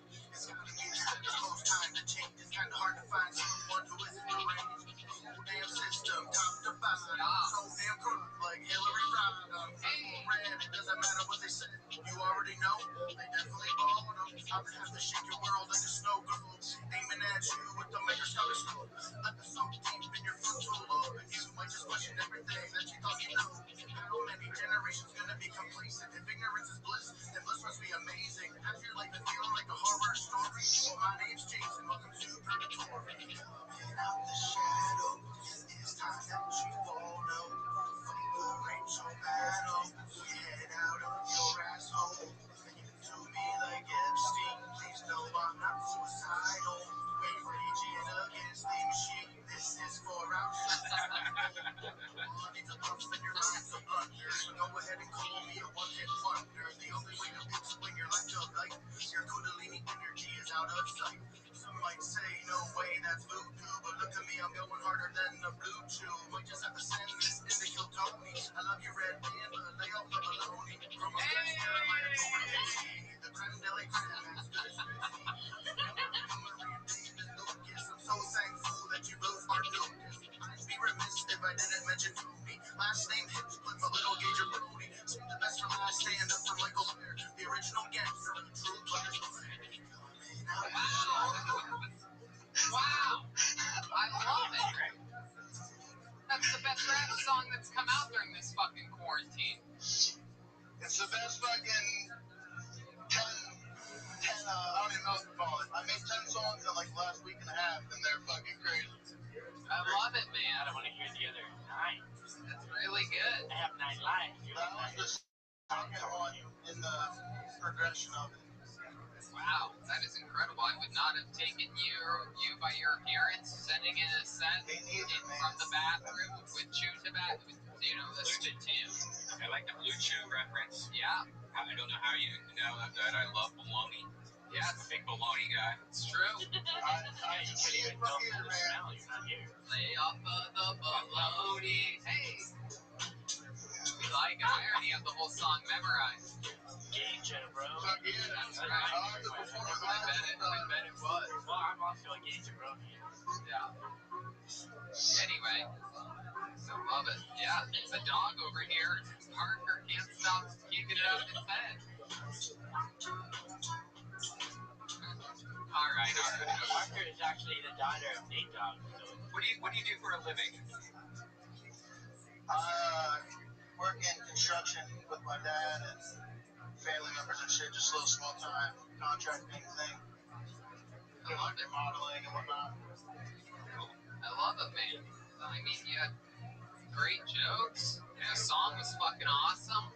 I loved everything about you, man. You need to listen to all the other ones, and I suggest you eat an edible and fucking just have like 10 cookies ready because your mind's gonna be blown. Where do we find those at? Plug it right here. Where can we find those songs at? It's all on SoundCloud under Bees J. Cool. B-E-E-S. Oh, I have it written down here. B-E-E-S_J-A. Jesus, J-A-Y-Y-Y. What's your password or the name? Jesus fucking Christ. It was just a little name I made up when I was super fucked up, and it stuck, you know? 3 Y's at the end. Why 3 Y's? Well, that works, but you always gotta ask why 3 times to smell the bullshit, you know? Damn. You know what? I like that. That's Make the changes that you said, but make it so that you could use a screen on the phone or on the computer or touch screen or whatever.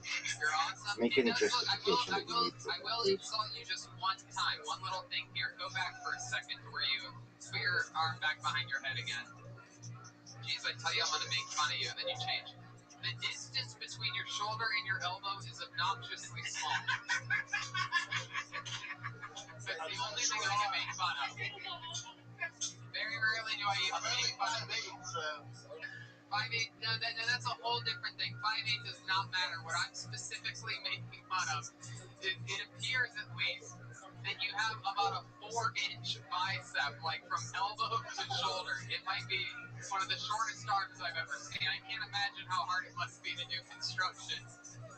You must be. There you go. Red Band in the booth for the first time in 4 months. Oh, my God. Yeah. Oh, I love that. That's your little doggy. Did you hate that? My brother-in-law's sister painted it. It's fucking incredible. That is amazing. How long have you had your dog for? Like 2 years now. Oh, wow, it's a husky, just like you. He's a wolf husky, Alaskan Malamute, That's Australian fine. Cattle mix. No charge. That's it. And just put the church in the S. And don't say it is a tiny minority view.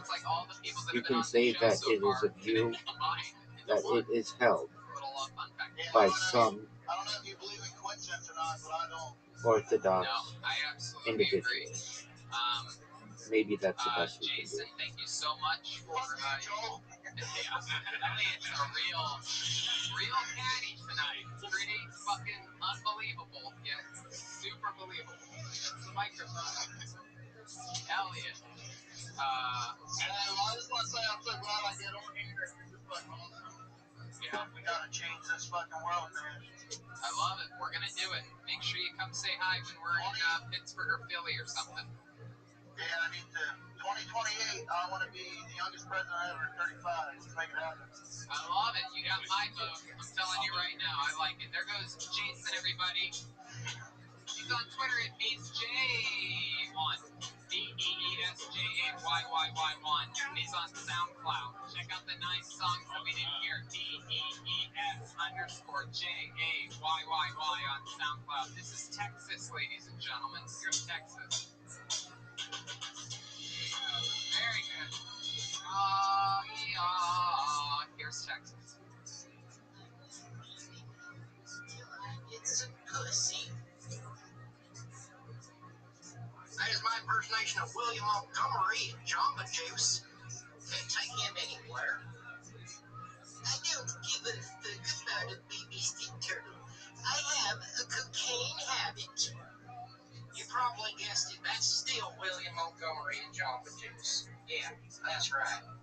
Do not hand that man a cardboard straw. You want to hear my best William? This is my best William joke. I don't believe in astrology because I'm an Aquarius with a Virgo rising and my moon is in Capricorn, which makes me a very skeptical person by nature. That is William flirting with the goddamn hippie who runs the Jamba Juice. Yeah, imagine that. Ever since I discovered wet wipes, I stopped taking showers. That is William after discovering wet wipes. All right, Texas. Hi, Texas. How are you, buddy? Pretty good. Where are you? Texas? I'm in Galveston. Galveston, Texas. Oh, the former home of the great Robert Durst, who once pushed a chopped up body into the bay there in Galveston, thinking that it would float the other direction. He made the sweet assumption that throwing a body into the bay, that the body would go into the water. That's what happens when you're raised by billionaires. Was that before he started Limp Bizkit? Yep. Bob Durst. Great stuff. What's that Yeah, song? you know the song, You're a Fucking Cat. You know Limp Bizkit. So, Texas, Galveston, huh? How is it there right now? How's the quarantine treating everybody? What are your thoughts on this whole thing? We are back to work, and it's nice. I like making money. I love it. What do you do? I'm a glass blower. Oh, okay. Yep, indeed. All right. I love it. And, Last night, that big old Tony by night, all day. I love it. I love it. What's that behind you? Is that Williams? Is that Williams' friend? That is a dog where it goes up. Oh, hell yeah. Absolutely. You guys got the hats, the sunglasses. I love it. Look the river. How do you know Gozer? We did a Hot Topic fashion show together in the early 2000s. I was the DJ. Wow. Look at that. So this is what the Hot Topic DJs are like in Galveston, Texas. What type of music do you play? Oh, whatever suits my fancy. A lot of bullfighting music. The thing I love about bull music is that when you're listening to it, many men have lost their life, gored to death by beasts to the score of that music. Absolutely. And 30 seconds from Mars can't say that, Absolutely, I Maybe agree. they can, but certainly not the Foo Fighters or the Red Hot Chili Peppers. I couldn't agree with you more, Texas. In fact, I'll spill the beans right here. I listen to bullfighting music quite often. I'll turn it up while I'm driving. Yep. It sounds like, you ever hear La Virgin de la Macarena? Not the Macarena LA thing. No. I was going to say that song is actually bison fighting music. Okay, very good. There you go. Oh, yeah. Jesus. I love it. Yes, it's bison fighting fucking music. Well, this situation reminds me of the time I had to drive to Philadelphia from Pittsburgh in a separate car. Yeah. The guy with a farting dog. It was free. This situation reminds me of the time 3 weeks ago when the band was over chiming in. By the band, I don't mean Jesse Johnson. All I was gonna say is at least you got to be in a car. Yeah. I was in a car with a dog. That's okay. And farting. Sounds awesome. Oh, shit. All right. It looks like you're gonna shoot it. Yeah, La Virgin de la Macarena is the theme song for the great and powerful, a god to me, the great Don Rickles, Mr. Warm.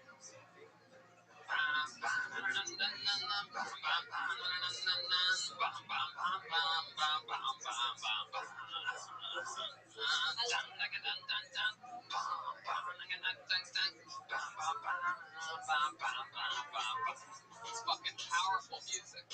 Highly recommend that. Straight up my Spotify playlist. Yeah, a lot of people don't know that Tony has one of the best Spotify playlists, and it's very random. He goes from, you would never think that you would listen to this kind of music. Did you guys listen to that on the way from Philadelphia? Yeah, what were you listening to? Oh, you were listening to a story, probably. Yeah. But to Ridgedan's point, I mean, I would put my Spotify playlist right up there against absolutely anybody. Yeah, it's pretty good. I was very impressed. A little fun fact is, quite often especially, well, I don't need to give away the specific times and places and nights, but I tend to seamlessly DJ the VIP area without even people noticing, and I don't even have to do any work because my playlist is already made. Super powerful, and I know people are going to ask how to find my Spotify playlist, but it is private and by extreme invite only, and I'm very picky of who I give it to because people steal your shit. Shady with that. What? Give it to me. Okay, I'll give it to you. You know what? I like that. I'm like a dog. If you're very commanding, you know what? I give it to me. Just hand it over. Well, Texas, fun stuff, man. I loved it. I like everything about this. This is fun. This is a likable delivery, character, everything about it. Even though he just did Williams. Yeah. And he made him sound like or something like that. I forget the voice. Yeah, that's what it is. Before I recorded that, I was trying to get into a William character, and I kept saying, for real bad, and I did some. How far are you? Just out of my own curiosity, I got to go back to this because I probably won't. I just want to bring it up. How far are you from that bay that Bob Durst dropped that body? I mean, huge. Is it Guadalupe? No, it's Galveston Bay. But the question is, how close are you to that drop-off spot? Do you know what I'm talking about? Have you watched The Jinx on HBO? I have not, but I am familiar with what you're talking about. I thought that was on the seawall, but that may have been Jamaica Beach. No, I think it was on the seawall, and it was there in Galveston. I do. Seawall's right down the street.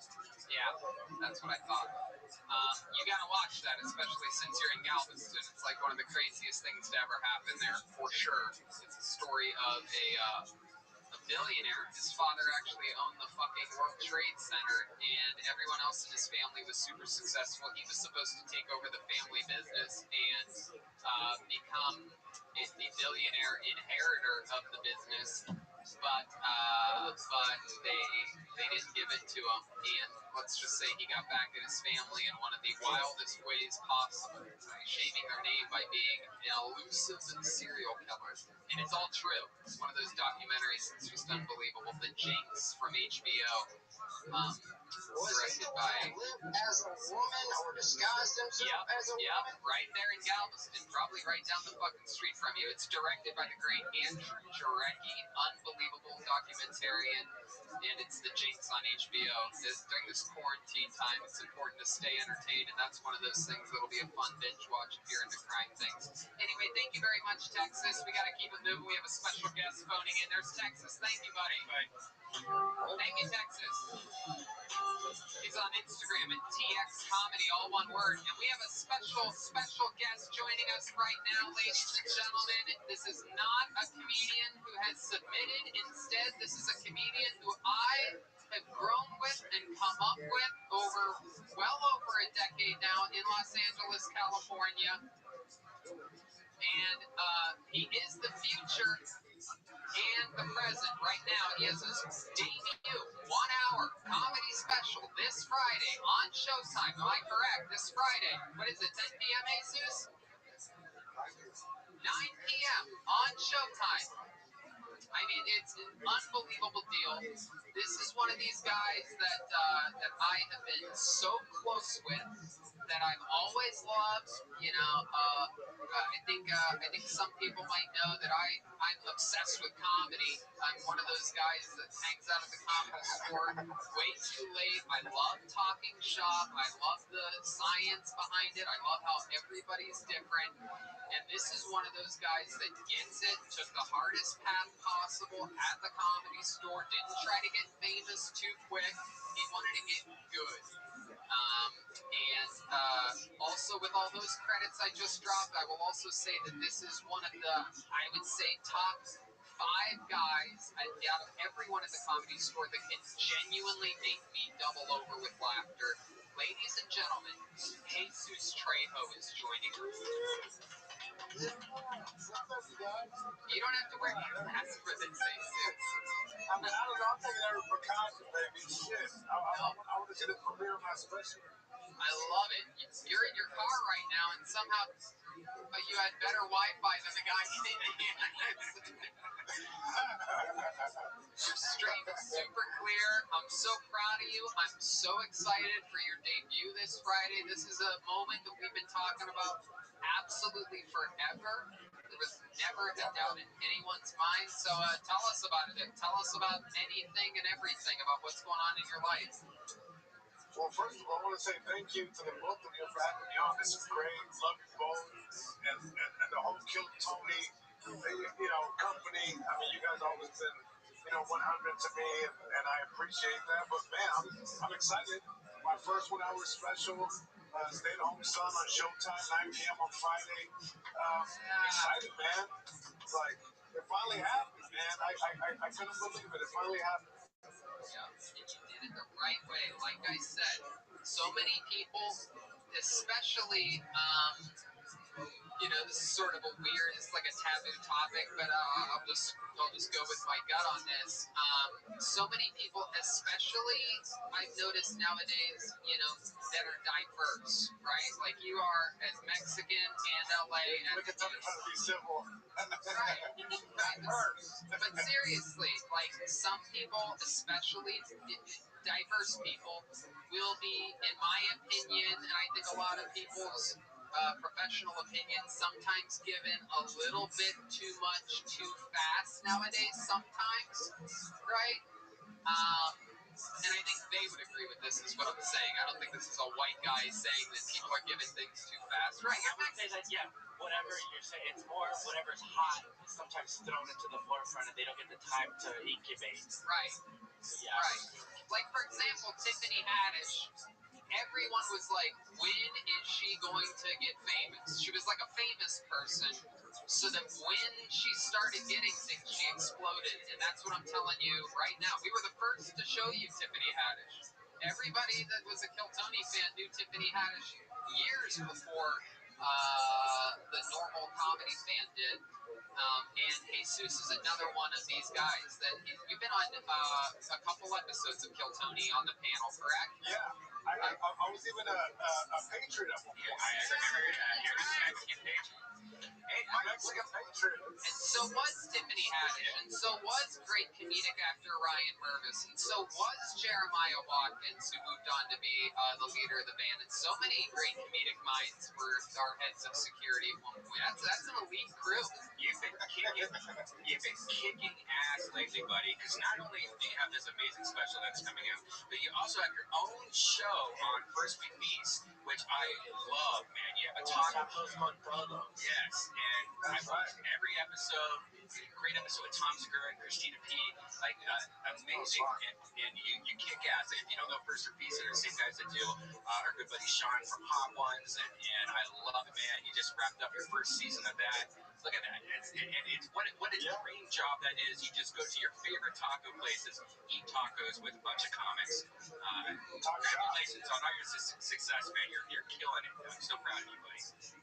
Yeah, thank you so much, man. I love you, man. And yeah, it's like, I love you guys, man. It's been cool to kind of have everything kind of be, having things see the light of day finally. I've been working hard on these things, and, finally it's come out for people to check out. And I'm excited. And we got season 2 of Tacos con Todo, and that's coming out, hopefully late this year if everything gets back to normal. Before we move on, can I say, like, this is whatever sentimental, but as a Mexican person, like, I love it, dude. I was waiting for the premiere of that taco show. I watched it the night it came out. The special's dope. There's a joke about yoga at gunpoint. Check it out. I've showed my family your stuff. It's just nice to see you doing it. Like what Tony said, it's like you're not a Mexican comic. You're a comic who's Mexican. Exactly. I really like, I live your bourbon time. Thank you, brother. You kicking ass. 100%. You nailed everything that I ended up turning into what sounded like a racist rant. First brown kind. I was like, That's right. All these goddamn Mexicans and blacks getting all the specials nowadays.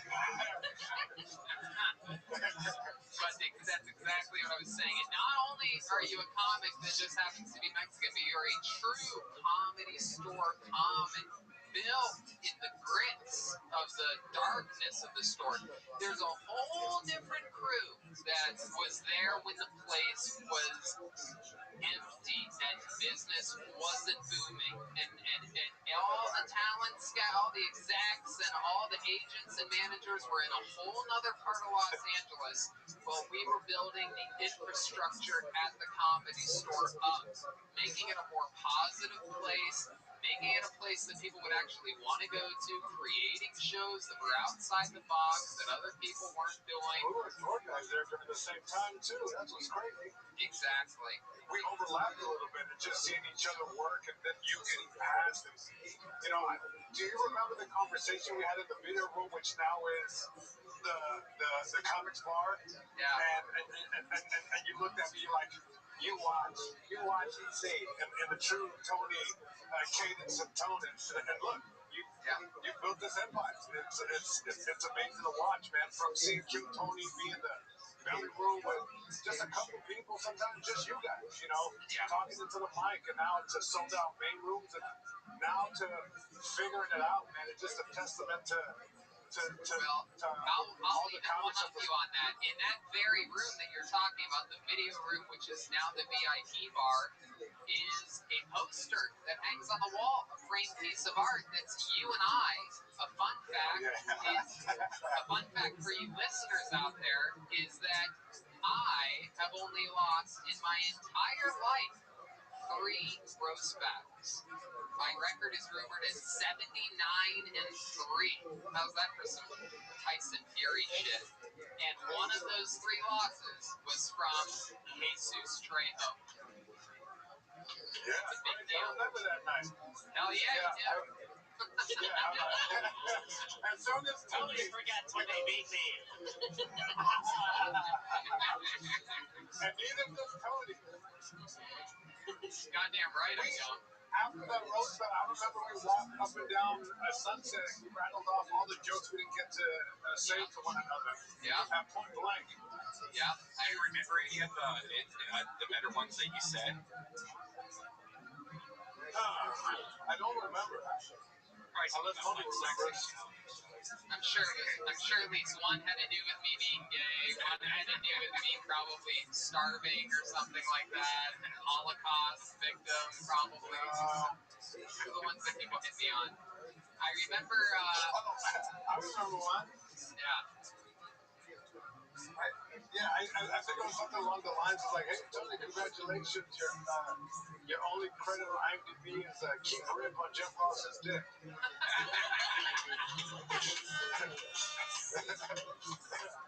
Oh my god. And a fun fact, I remember one that I had for you too, is that Jesus is named after Jesus, which makes sense because he dies on stage, he comes back 3 days later, and Jews don't believe in him either. But another fun fact about that battle, which is now artwork in that VIP bar, is that was the show, that's the show that they had all the execs come to, and we made Roast Battle a television show that night. That was the showcase show for them to ever make a TV show. About a year and a half later, they actually were done with production and debuted with a show called Roast Battle. We were the ones that wowed the crowd enough to make it happen. So there was a couple doubles there that night, remember? Yeah. Right? Yeah, that's right. All the Comedy Central execs were there because I remember, because I already knew them from working on The Burn, from writing on that show, and I was talking with the head of Comedy Central in the back parking lot, and Boone Shakalaka came up to me, and I believe his exact words were, "Oh, your night did not go good up there tonight, did it?" Something like that. Super annoying. Do you want to buy comedy for $1? What? So, do you want to buy comedy for $1? Yeah, exactly. Unbelievable. So much fun. But Jesus, we are so proud of you. Enough reminiscing. Let's talk about the future. I just recommended the Jinx to everybody, but set your DVRs right now, everyone. It's Jesus Trejo's Stay-at-Home Son. This Friday, 9 p.m., his first 1-hour special. You're going to say that you saw him here first and that we funneled you straight into it. 62 minutes. It's a real grown-up special, not one of these 47-minute specials that are all stretched out. It's a real 62 minutes. This guy's a fucking monster. I'm gonna be watching it, and we're so proud of you, Jesus. You did it the real way. You're a fucking hilarious dude. On stage and off. Like I said, this is one of these guys that doubles me over. Master impressionist, master in the moment, just a funny fucking guy. Some comedians aren't always that funny. Sometimes some guys will always be you and I in the parking lot roasting each other before roast battle was a thing till like 5 in the morning. Yep. And yeah, we did that quite often. You remember 5 a.m. going on more than one occasion? Absolutely. On more than 30 occasions. Absolutely. Yeah. It's just great that, thank you for your friendship and your support. And I think you're amazing. And, here we go. Let's build. This is a weird time for all of us. But, hey, man, let's keep the train moving. That's it. Absolutely. Here we go. Jesus Trejo this Friday, 9 p.m. Thank you, Jesus. Have a great night. Stay-at-home son. This Friday night, 9 p.m. on Showtime. Set your DVRs. And that's going to be like a real special, unlike a lot of these specials, because this is going to be his work, his layup, not like one of these paychecks. I'm going to write this in the next 2 months just to get a paycheck. And he's also a great human being. He takes care of his parents, he takes care of his family, he's a great guy. He is scared of dogs. I forgot about that. You should have marked at him a little bit. He's definitely afraid of dogs. It's that time of the night, ladies and gentlemen, that we wait all week for. I present to you the golden goat of all time, the Comedy Store. It's Michael Lair. Here comes Michael Lair. Here he is, Michael Lair. Now, I can remember last time I saw my show. I miss my bicycle. I don't get a dough to ride BMX. Are they just bratty grown-ups who are like, I don't want a bigger bicycle? Diets have changed so much. When I see old friends, I can't tell if they're on keto or they're Please combine this idea with this other stuff and basically say that it's a new argument. But if it's not, and it is Malika, then it's the second part here. Wow, your gums are longer than your teeth. I'm living for today. I don't have a $10,000 limit on my credit card. I have a $10,000 gift card.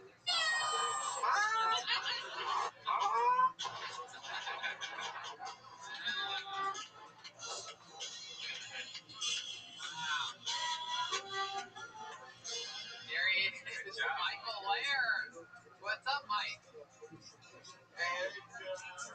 How's it going, buddy? You look fucking great. You got a great setup here. Oh, thank you. It's my new show. Weak as fuck with Michael Lair. It's beautiful. What a beautiful set. How can people find this show? I just made it up right now. It's a great name for a show. Yeah. Thank you. I was surprised it wasn't taken too.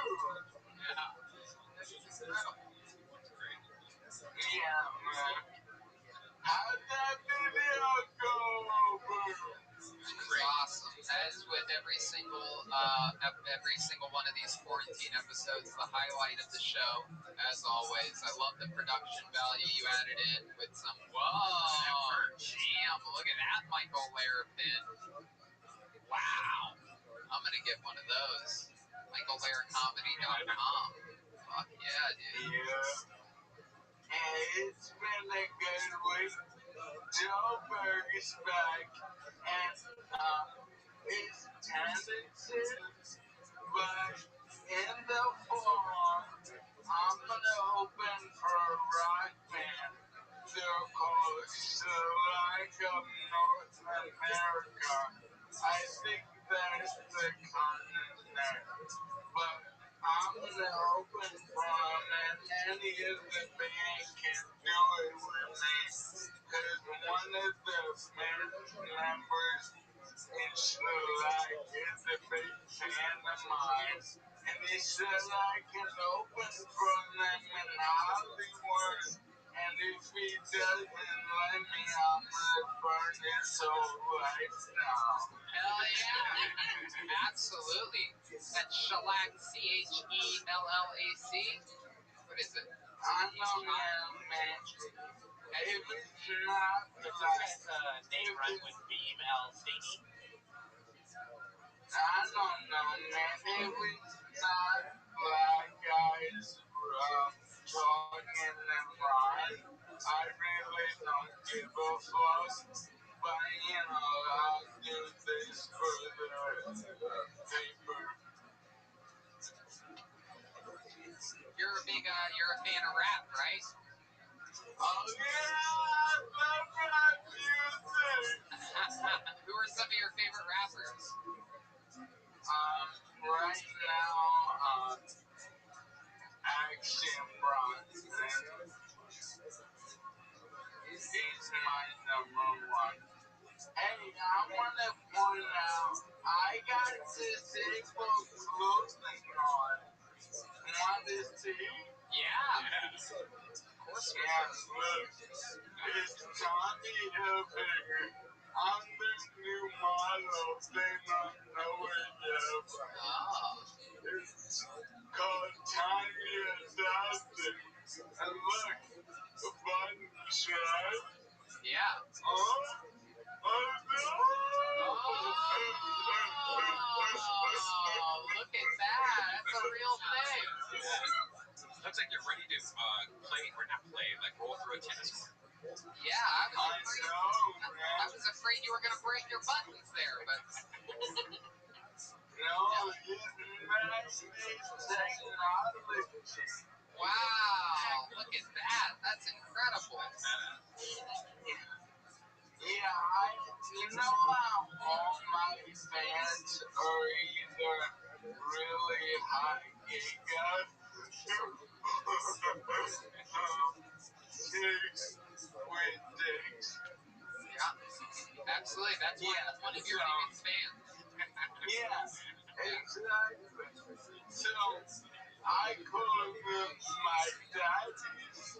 They buy me like my daddy Hanukkah for me this from Ryan. Absolutely. We love it when you call us daddy. I mean, they love it when you call them daddy. And they do, buddy. I don't know if you're being sarcastic, but they definitely do. I know. I love it. No, But everything's good. I'm gonna be on America's Got Talent. Now, is this true? There's been legitimate. I talked to a I'm not gonna say who, but I talked to a legitimate show business agent this week, and they asked me if that was true because they watched Kill Tony, and it is. Well, first off, Tony, I have legitimate show business agents too. You're not the only one who talks to them. Right. And, oh yeah, it's true. I reply and I refuse them on the inside who's gonna point me out. And on the American dream, and in the finals, if we meet a puppeteer and a guy who slides. Wow. Sounds awesome. We gotta get you on more big We gotta get you on more big shows like that. How would you feel about signing up for perhaps a Ninja Warrior? My man, we gotta get me an analog chair for the water obstacles. Fuck yeah. Gotta throw some magnets on that thing. Figure it out. Just put one really strong magnet on the other side of the water. Yeah, man, for the hoverboards. It's time for a hoverboard. Why aren't I hovering? Why do I even have to test them out? That's true. Absolutely. If anybody knows anybody in the hoverboard business, hit up Michael Lair. We gotta get the ball rolling. Hoverboards are myths since Back to the Future 2. They're myths. 25 years later, no hoverboards. No flying cars. They are impossible. No jetpacks. Yeah. Michael Jackson. What hoverboards? My God, we're covered in strength. Brilliant. Hey, can I show you something? You damn well know you can. Your pants are built. Alright, thank you. Brian, you say that you know everyone thinks we look alike.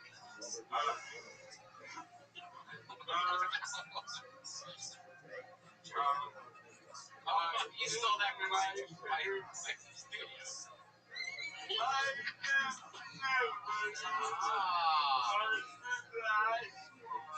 And I am it was weird. But my guilty favorite Hagrid member, a stand-up comedy night. And remember, Brian, I told him I love this. I feel like it's pop art. And I'm like, she either got a free box of text with this, or got these prints free promoting box of text.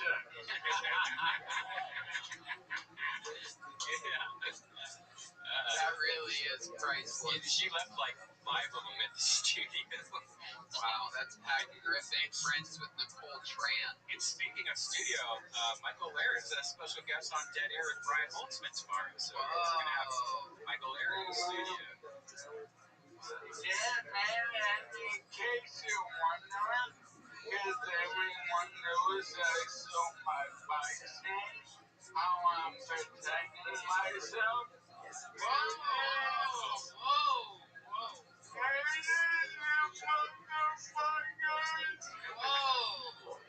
Whoa, be careful, you almost cut one of your buttons off there. I've already been neutered. Wait, how much did the bike chain go for it? I don't think we ever got a final number. What was it, 800? Yeah.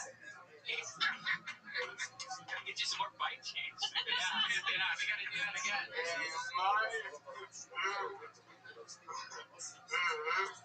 Right now, if you pull on my head, the love of one of a kind item. This is the letter opener with a woolly mammoth phone handle.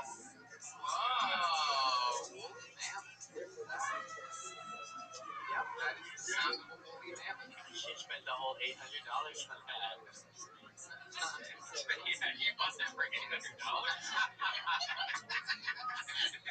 No, look, silly, I brought medicine. Yeah, medicine. Whatever you do, keep taking medicine, Michael. You look happier than ever. You did look happier than ever. Like Steve Martin. There you go. So So, Michael, we love you so much. You did it again. You steal the show every single week. You're fucking unbelievable. You're one of my favorite human beings of all time. Michael and I have been talking quite a bit throughout the weeks, just off stage. You know, just hanging out, just being friends, being cool. Talking about shellac. Goddamn right. And he'll be opening for Shellac this fall, and we're gonna be back. We're gonna be back soon. Things are opening up. Okay. And I'm gonna anyways I'm gonna surprise you guys and just show up at the show in Boston or August. Yeah. Wherever. Yeah. Because that's the most fun. And I'm really killing it with I love it, dude. I love it. Keep it up. You deserve it, dude. These people pay for quality, and that's why they should all go to michaellairdcomedy.com. This guy makes you laugh every single week. So get on I it. love my fans. I love you guys. And you take good care of them. There goes the great Michael Lair, everybody. Go to michaellairdcomedy.com. Follow him at Steve Martian69. Michael Lair Comedy on Instagram. All right. Your final comedian of the night goes by the name of Brandy Joe Caller. That front act. Here's Brandy Joe Caller. So I grew up like trash, and by white trash, like I was so fucking poor. I got motherfucking spam in my stocking for Christmas one year. My mom has had a mullet my whole life, but in all honesty, she fucking rocks the shit out of her fucking mullet. My dad was like super fun, like I mean so fun. He did Breaking Bad before Breaking Bad was a thing. He was like cooking up his meth in a camper closet down in the Carolinas. And here's the thing, if you do like something down south when you're white trash, as long as it's down south, it doesn't count. And because I was white trash, I was a terrible judge of character. So, in high school, I had a best friend, Jenny D, and we did a shit ton of pills together. Jenny was a shitty friend. But what happened to Jenny? What happened to Jenny D? Jenny D found herself a home in Georgia prison for murder. Murder. There you go. Brandy Joe Caller. Brandy Joe, how are you? I'm great. How are you? Great, great. Are you wearing a tutu? I'm literally wearing my prom dress that I wore when I was like when I was 16 or whatever. Now I'm 29. Look at that, killing the game. I love it. Little white trash princess over there. Why not? Absolutely. And where are you in the world? Oh God. So like exactly. No, I wish. White trash don't have houses. We just stack trailers up. Hey, Parker. Where are you? I live outside of Syracuse, but like I live in Liverpool, so I don't really want to be associated with last week's Syracuse. Syracuse, New York. Oh. Yeah. God. I grew up in a really shitty ass town. I graduated with like 69 people. I grew up like an hour from here in fucking nowhere. Yeah, it was fucking shot. I love that. Your mom has a mullet, huh? Mm-hmm. You have a picture of her anywhere? I do. I'm trying to think. Oh, actually, yeah. Will you go grab me that, You got a little servant. You really are a princess. Steve is a servant. I better not be a cat. I don't want to see you treat your cats like that. there's a pile of pictures. Remember I was going through all of them? There's nobody there. Fuck yeah. What kind of pills were you on when you were a kid while Steve's grabbing the mom mullet thing? Other than birth control. It's actually really funny. I was really upset because I was unable to condense it down. But my friend Jenny and I figured out this really good deal there was this kid that would steal all his mom's Percocets and bring them in for us. And, like, we would just do a shit ton of Percocets in high school and be, like, high as a kite. And then, like, all she had to do was kill $5 worth of weed. Wow, what a deal. Right? And, like, I kind of was just, like, the middleman kind of thing, And then, so. did Jenny murder her boyfriend or the boyfriend's new girlfriend? No, so what ended up happening is, which ironic is we grew apart because she told me that I was living my life too crazy. And she couldn't be a good mom and be friends with me. But she left her family because she got addicted to heroin, got caught up with this guy, and then her and this guy took this old dude, and then all three of them were all like high and methed out, trying to travel down, road tripping as meth heads do. And then the boyfriend got sick of that older guy and then hit him in the head with a rock. And he died in Perfect Georgia. And she was accused. She was convicted of murder because she was just part of it. She was there. Yeah, so like, she's like an accomplice. Like, she might see parole by like 40. Like, I don't think she killed him. Like, she was probably in the car, but. Yeah, that's part of being a murderer is that you don't really have to do it. You don't have to drop the rock. Right, exactly. So. One could say that murder victim smelled what the rock was cooking, though. So let's see this mom with a mullet. It's always priceless. Anytime we get a mom involved with the show, I love the thought of a mom with a mullet. Okay, so that's a picture of her. Wow. Holy shit. And then that's her mullet now. Oh, shit. Just not dropping that bullet. God damn. That's like fucking, that's like, what's her name? Who's the monster? Yeah, Shirley. Eileen Warnos. Yeah. Fuck yeah, your mom might be a murderer too. Yeah, that wouldn't be doubtful. So Tony, I know you're a wrestling fan, right? Yep. My mom loved to like Undertaker me and like WWE me. Like she literally like slammed me to the ground one day and like decided to put me like in a headlock. Literally in the middle of town. Just like dragged me to the car. Yeah. So that's discipline where I come from, apparently. Absolutely. Yeah. That explains why you look the way you look. What does that mean? It looks like she's been tombstoned one too many times. What about her looks like she's been tombstoned? You know what? I'm a cat. I don't really get into these human sort of things. You don't get to just say random things and then say your character's description. Like, we just spent 2 hours and we know you're a cat. But why are you asking me that? Why would she look like she's been tombstoned? She seems like a. I mean, let me tell you something. For Syracuse, New York, that's an 11 right there. I can only count up to 3, so that might explain it. I love it. There's justification What do to you do use for work?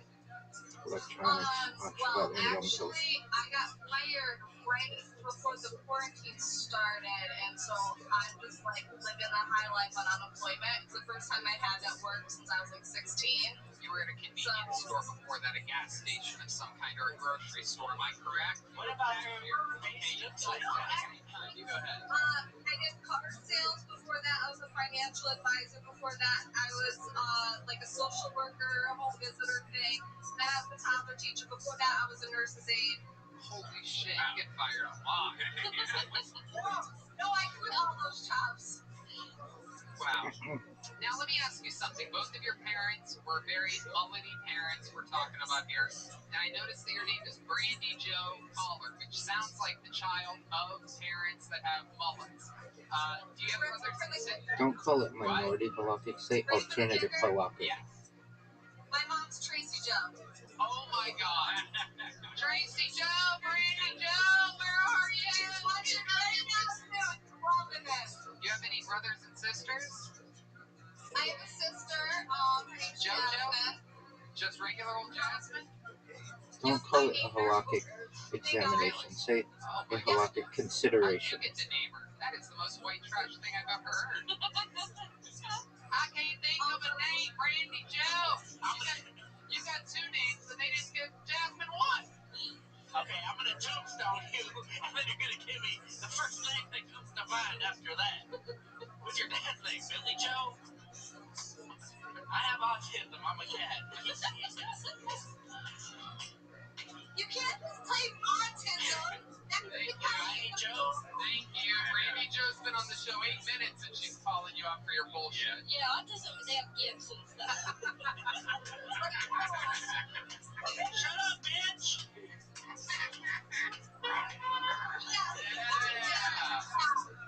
I was an exceptional child. I was actually really smart, which is not like when you're white trash. I wish I was too stupid to know what was kind of going on. Right. That's always how it works. That's always how it fucking works. Two stupid people will make a genius child.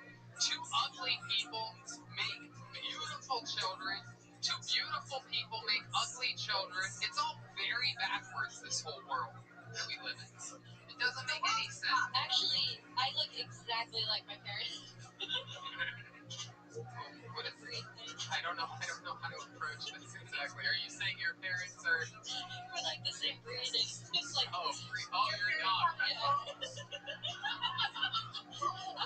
I'm the idiot. Okay. Yo. So we've been going too long. We're 2 hours in. Shit's hitting the fan.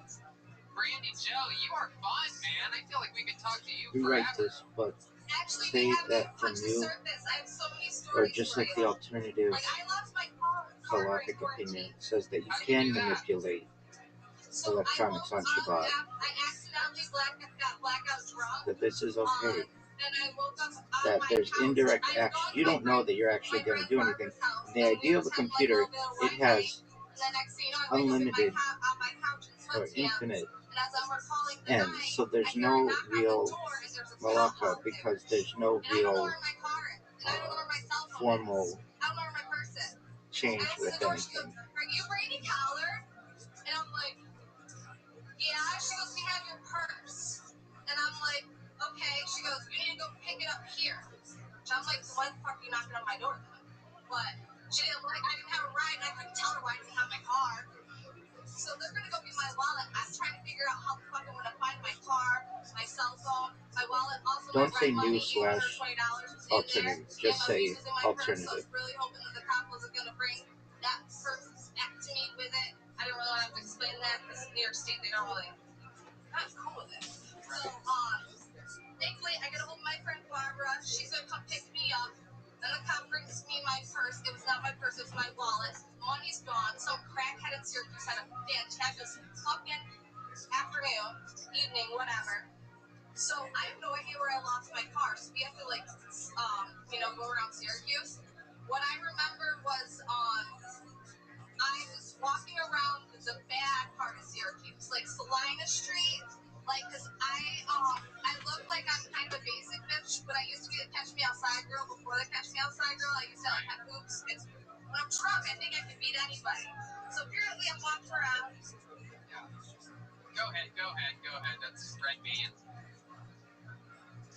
So I'm walking around. Go ahead, Brandy Joe. Some Uber driver picked me up. Some random Uber driver had to pick me up, and he brought me home. And that's kind of how I ended up home. But my car, I had to just search for like hours to find it, and it ended up just being on some random street, and that's like where my phone was. And so apparently, I decided to drive like 10 miles and just walk the ghetto of Syracuse. Somehow I didn't get shot, so it's not a good part of Syracuse. Lost my purse, lost all my rent money. And that's not the only time I walked my car. Wow. And it's really hard to find a silver card in Syracuse when you don't know where it is. Go ahead, Parker. The other day, and this just reminds me of this day, it was a great night, I got this phone, and it was just like a regular, like, phone, like a tree, and I was so excited. I ran in the backyard and buried the phone. Right. The next morning, I wake up on the couch, and I'm like, where's the phone? I need the phone. So anyway, my owner comes knocking at the door, and he's just like, hey, how you been? You know, good girl. And I'm just like, forget all about the phone. Next thing I know, I remember the phone. Yeah. I go outside, I'm digging. It's a rainy day. It's not a good day for dogs to be outside. You found the phone. Yeah. She's like the Catch Me Outside girl, and you're like the Walk Me Outside girl. I wish. You're your dog. I want to express her anal glands. I did. Wow.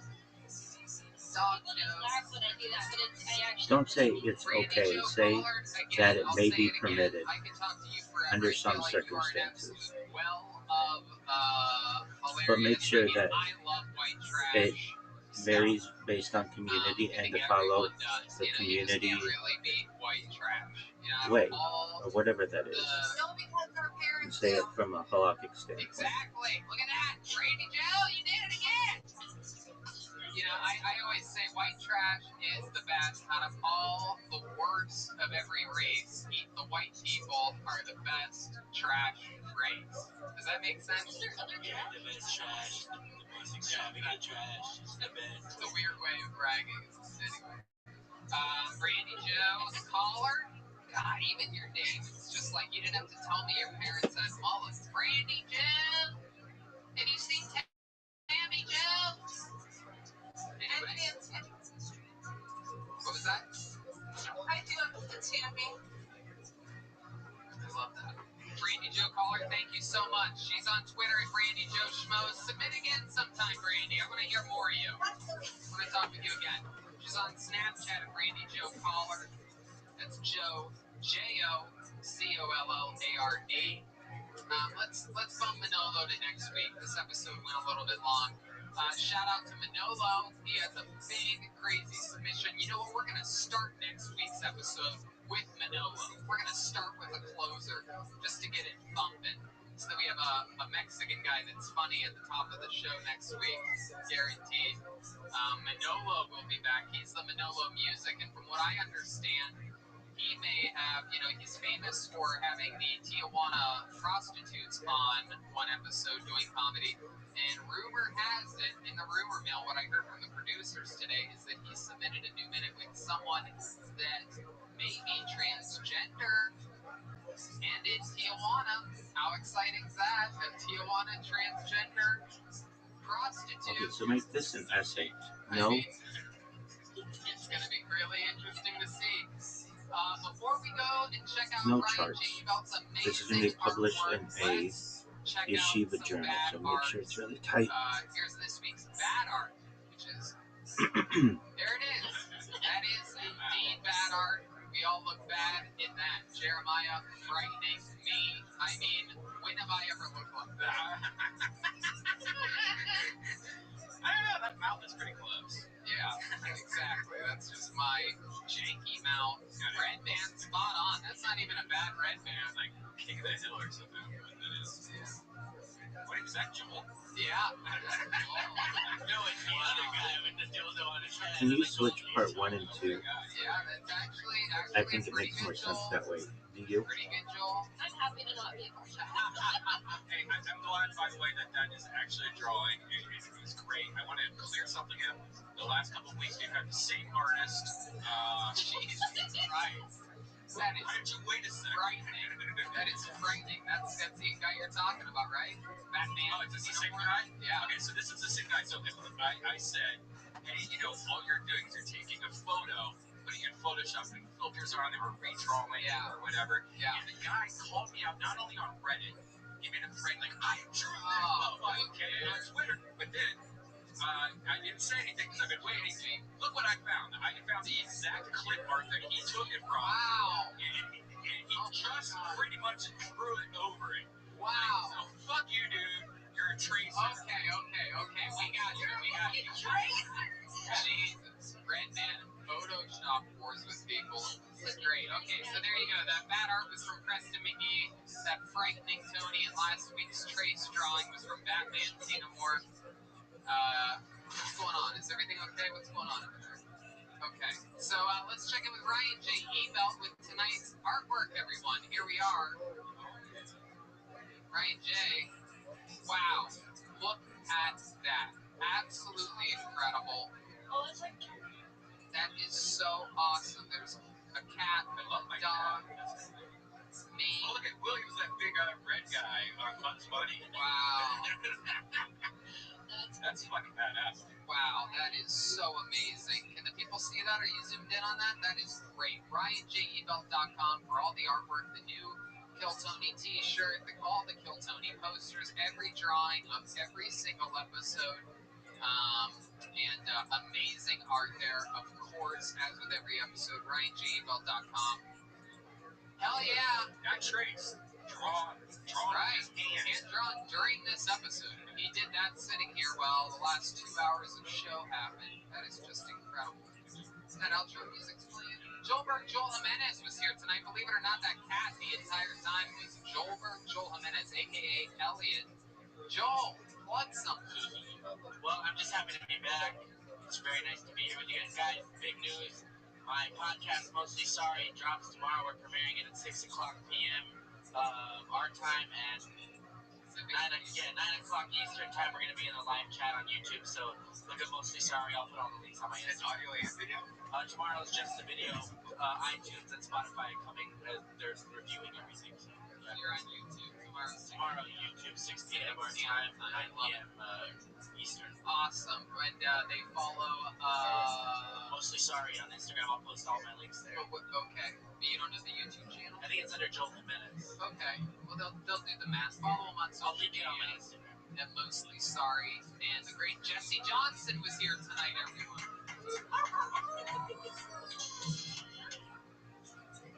Great to be here. It's my favorite character. Wish I could be a dog every week. Shout out to all the dogs out there. I love it. All the dogs.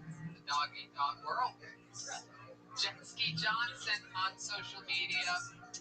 Incredible times here tonight. My top secret project debuts in 7 days, June 1st, 2020. The Kill Tony Quarantine email is killtonyquarantine@gmail.com. Kill Tony Quarantine, all one word. Red Man? Please don't forget the thing about the date of birth and the Gregorian calendar and then slash and then Hebrew calendar. Keeps.com/kill for your hair. ExpressVPN/KillTony for ExpressVPN, and keep your tushy clean with HelloTushy.com/KillTony to get 10% off of your order. We'll see you next week.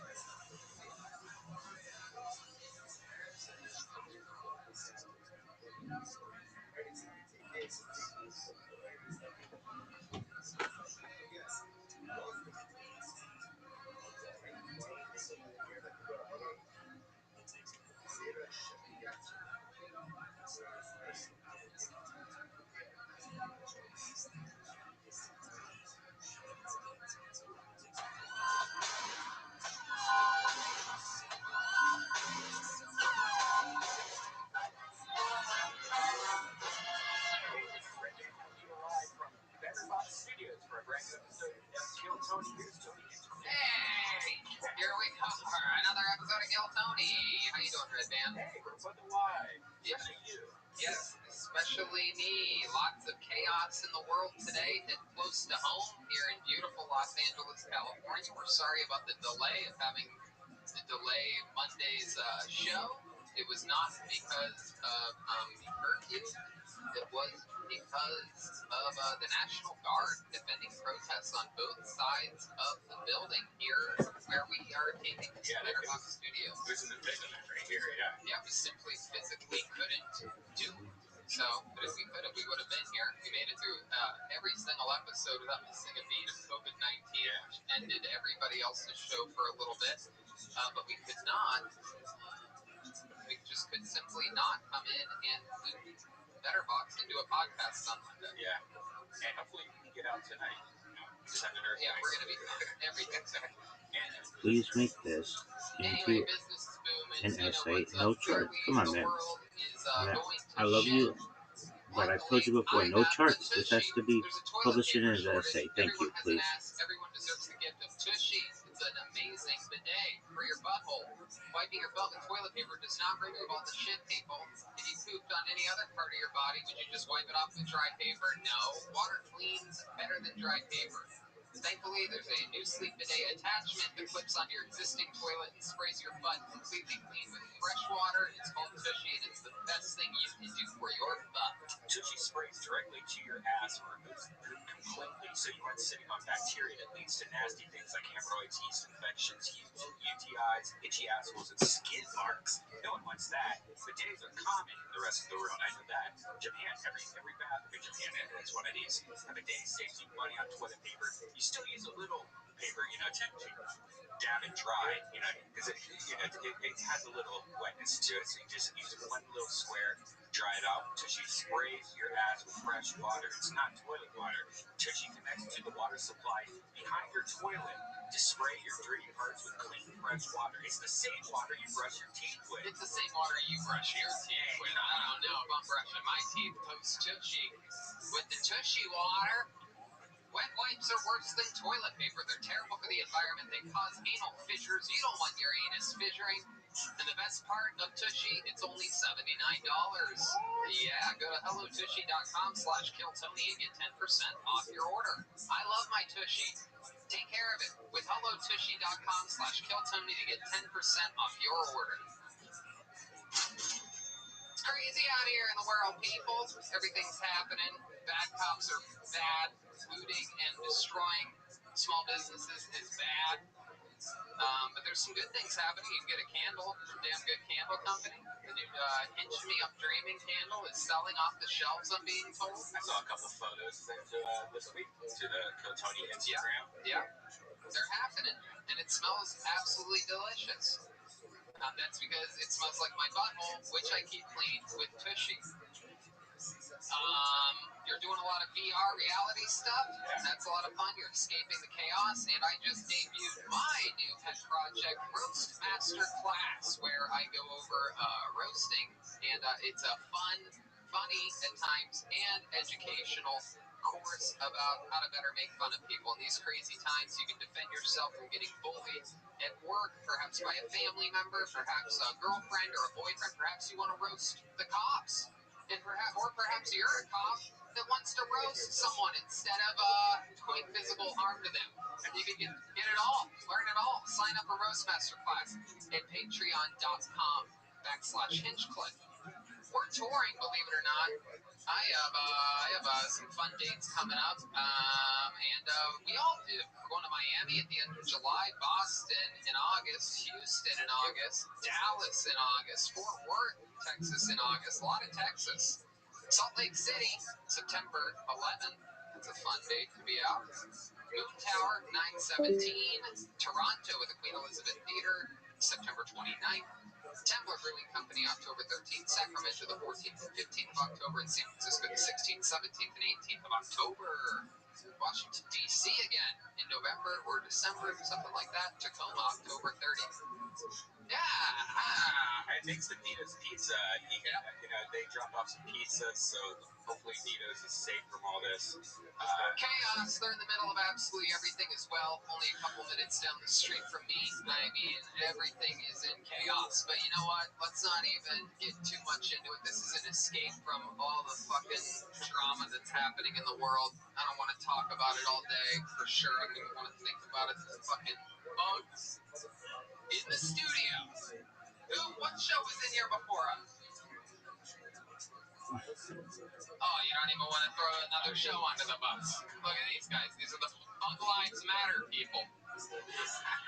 So, let's have some fun. Let's take our minds off all the chaos. We can talk about it for hours, but that's what every other frickin' podcast is doing in the world.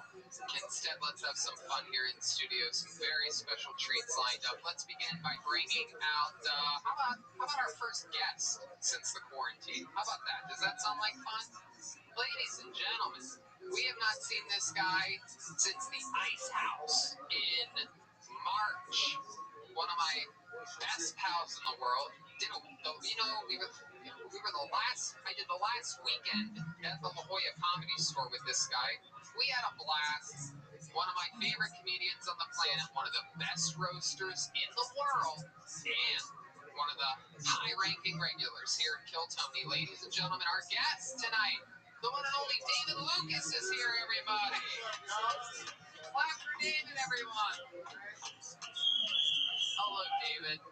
Welcome. I just want to let everybody know before they immediately make their assumptions that I called David in here because of a good PR stunt. David actually asked me, right, David, if you can come down in the studio and hang out with us. Absolutely. So it's not my PR stuff. Why are you shaking your head? We all know that's not No, true. it's absolutely true. I've been protesting all week, but I've been protesting with white people who don't chant that long. Yeah! The Black Lives Matter chant in a white crowd lasts 3 Black Lives. That's it. That's it. They were tired after the 3rd Black Life. I'm like, damn, I gotta go protest some black people. I'm so glad you're here. We're going to have so much fun tonight. Yes, sir. We're going to meet some of these crazy people from all around the world. We're going to have a blast. And as you know, David, there's a band on this show.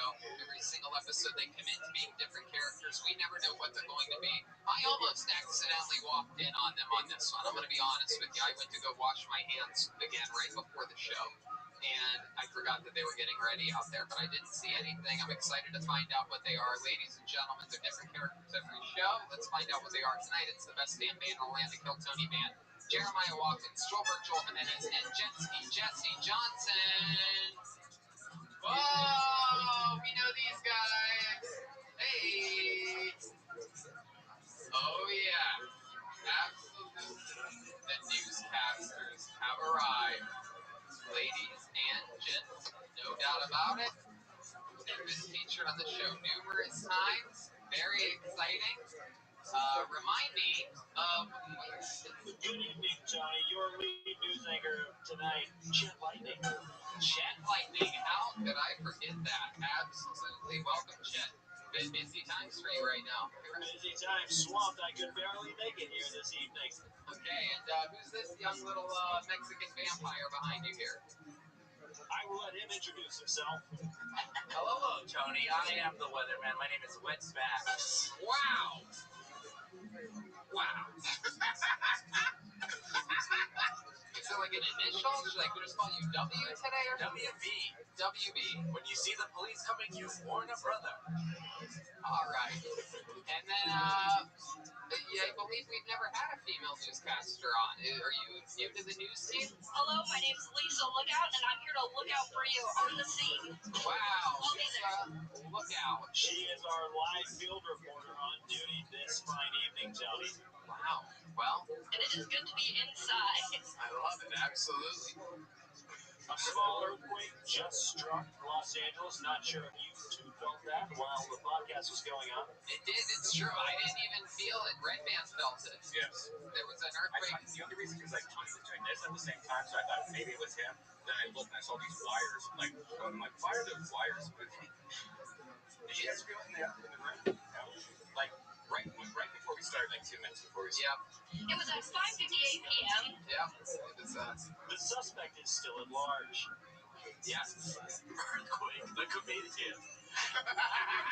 In fact, yes, indeed. That reminds me, by you saying 5:58, I was confused for a second, but that is true. We are recording, not live right now. We are pre-recording. Live to tape. Live to tape a couple hours right before. We are streaming to a private link and uploading it immediately afterwards so that we can abide by the curfew because there are protests all around us right now. That's right, Tony. So let's get tonight's show started. We're going to watch a minute sent in from an absolute new legend here on the show. This guy famously phoned in from Tijuana, Mexico. He wrote jokes for a hooker. Is that the right word? A prostitute, to say a couple weeks ago. And it's weird that we can't say the word hooker. It's a demeaning job, right? I mean, if it's illegal to do it, you should be able to call them bad words. Yeah. Oh, no. It's a A lady of the night, a streetwalker is preferred. Or just person. Anyway, I think in Tijuana they're called hookers, right? This just in. You are wrong. Okay. So Manolo is back. Let's see what he sent in to raise the stakes this week. This is a minute with Manolo. To get tonight started, here we go.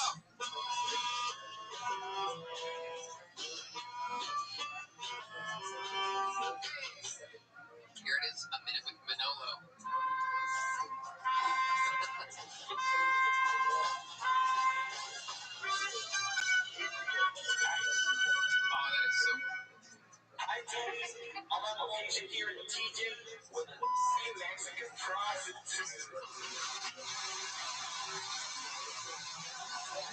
Hi, Tony. You like cutitos and booty calls? Love you, papacito.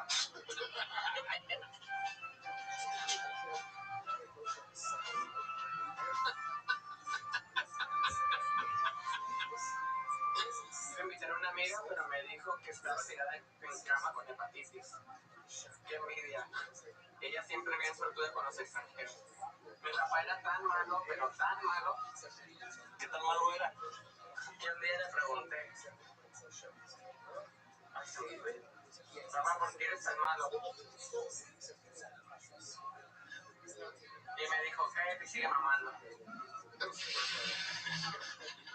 Nunca supe cómo salir del closet con mis papás. Hasta que un día decidí comprarme un gato. Así agarraron el rollo. Ya dijo él, regrésame a mis pelucas, cabrón.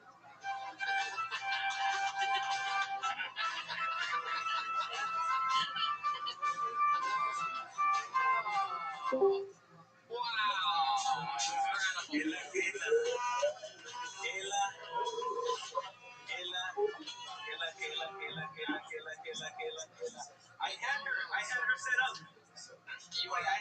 What can I say? You are quite the modern day artiste. Grazie signore, mi fa molto piacere conoscerti ragazzo, sei la donna più bella in questo posto. Così tu facendo, amore mio. I had her set up for today, but for 8 o'clock. Yeah, we had to change things around real quick, but it's all good. We're glad to see you. Who's that holding the bottle next to you there? What do you got there? It's all good in both sense, right? Yeah, I guess so.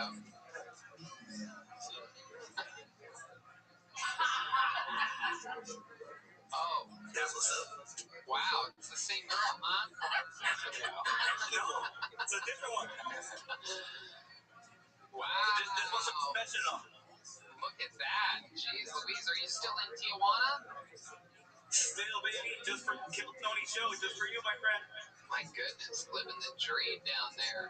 Where did you find that transgender girl? By the way, that's what Joel would look like if he was a girl. I thought I was looking into a mirror.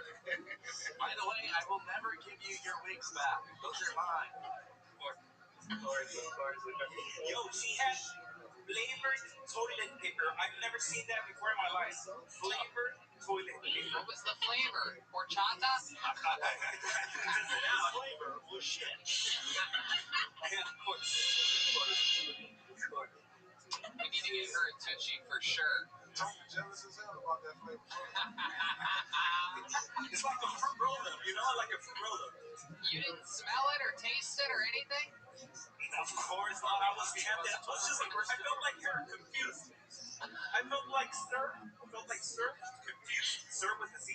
I felt confused because she looked kind of hot, right? But I didn't know if I wanted to fuck her that much, you know? What do your dick taste like? Please evaluate from a galactic logic standpoint, knowing with the justification that we're trying to figure this out so that you can use electronics any way you want on Shabbat and Yom Tov.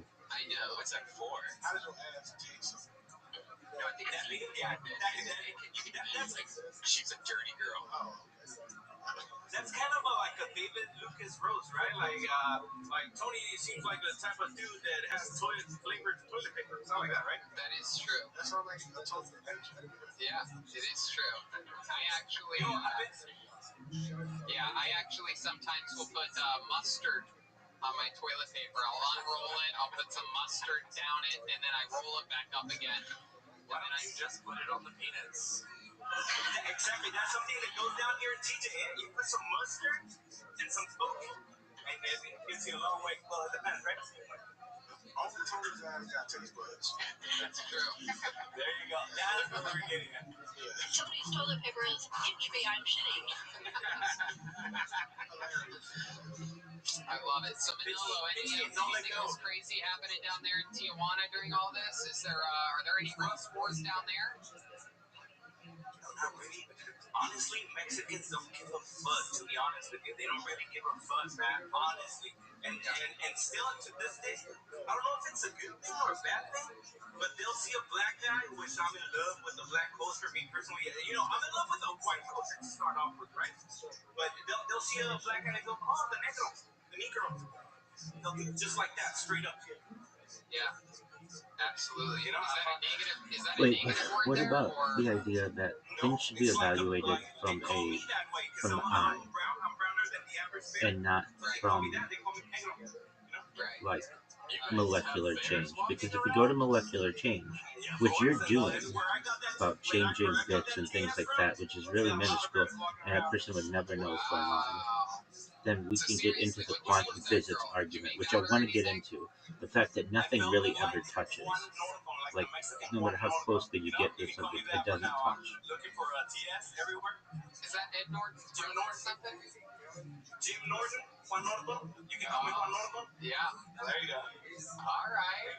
Okay. Fuck yeah, Manolo. Wouldn't Jim Norton be Hyman Norton? Yeah, exactly. Yeah. Wow. Shut the fuck up. Back to you in the studio. Wow. This just in. Another Mexican man has been reality checked by another Mexican man. How do you out Mexican a guy currently in Tijuana? Like this.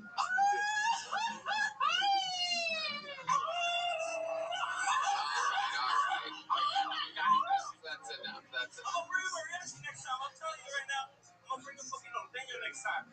I love it. I love it. I'm waiting. I'm a little worried, Tony, and I gotta tell you this. I'm a little bit worried because when you guys start making the in-house shows like in the Comedy Store, I don't know if I'm gonna be able to make But it. I think there's an argument that, like, a lot of times when I click something, it doesn't click correctly.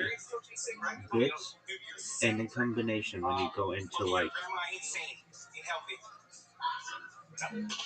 for instance, if I want to start a live stream, the computer freezes, I have to make sure I'm connected, like maybe I need a VPN that doesn't connect, I might have to restart the computer.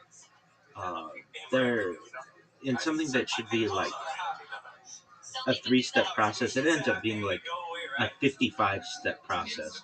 Sometimes I have to hit Control Delete and end the task, and this is all unpredictable. Therefore, it's indefinite. What is it? The sushi thing? I've been using this. I have been actually using this. That's why I went to the doctor. And because I told him it's what do you call this? What? Oh, okay. Because my ass hurt like hell. Yeah. Why'd you go to the doctor for real? Did you really? No, my ass hurt like a lot. I don't know if it was because of these things. My ass hurt. And I told the doctor, what's wrong with me? My ass hurts like hell. He said, you got Alzheimer's. What he thinks.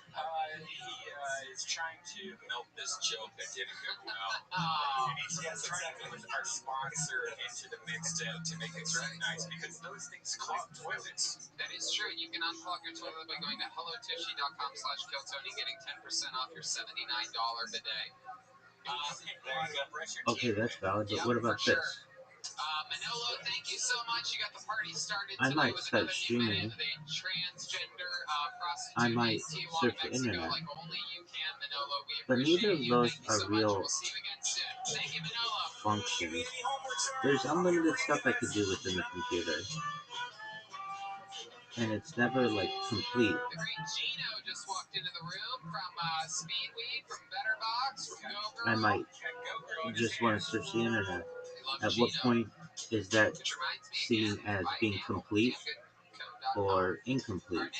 It's very vague. Phoning in goes by the name of Paul W. So here's a minute from Paul. Here we go.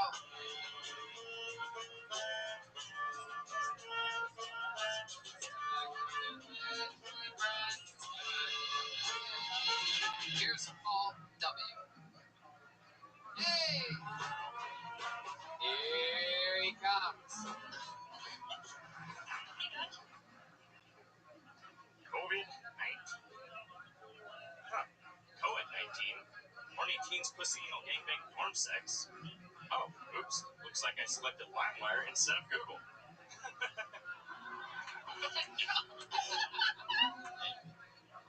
Hey, used to shoot a lot of video. I see a lot of Mexico. Right? Hi, Jules. Hi, Jules. What are you doing? What are you doing, Jules? Are you playing your drums? Look at you go. Good job, buddy. Fuck Mexico. All right? I've been to Mexico 3 times. 3 times, and all I took away from those visits.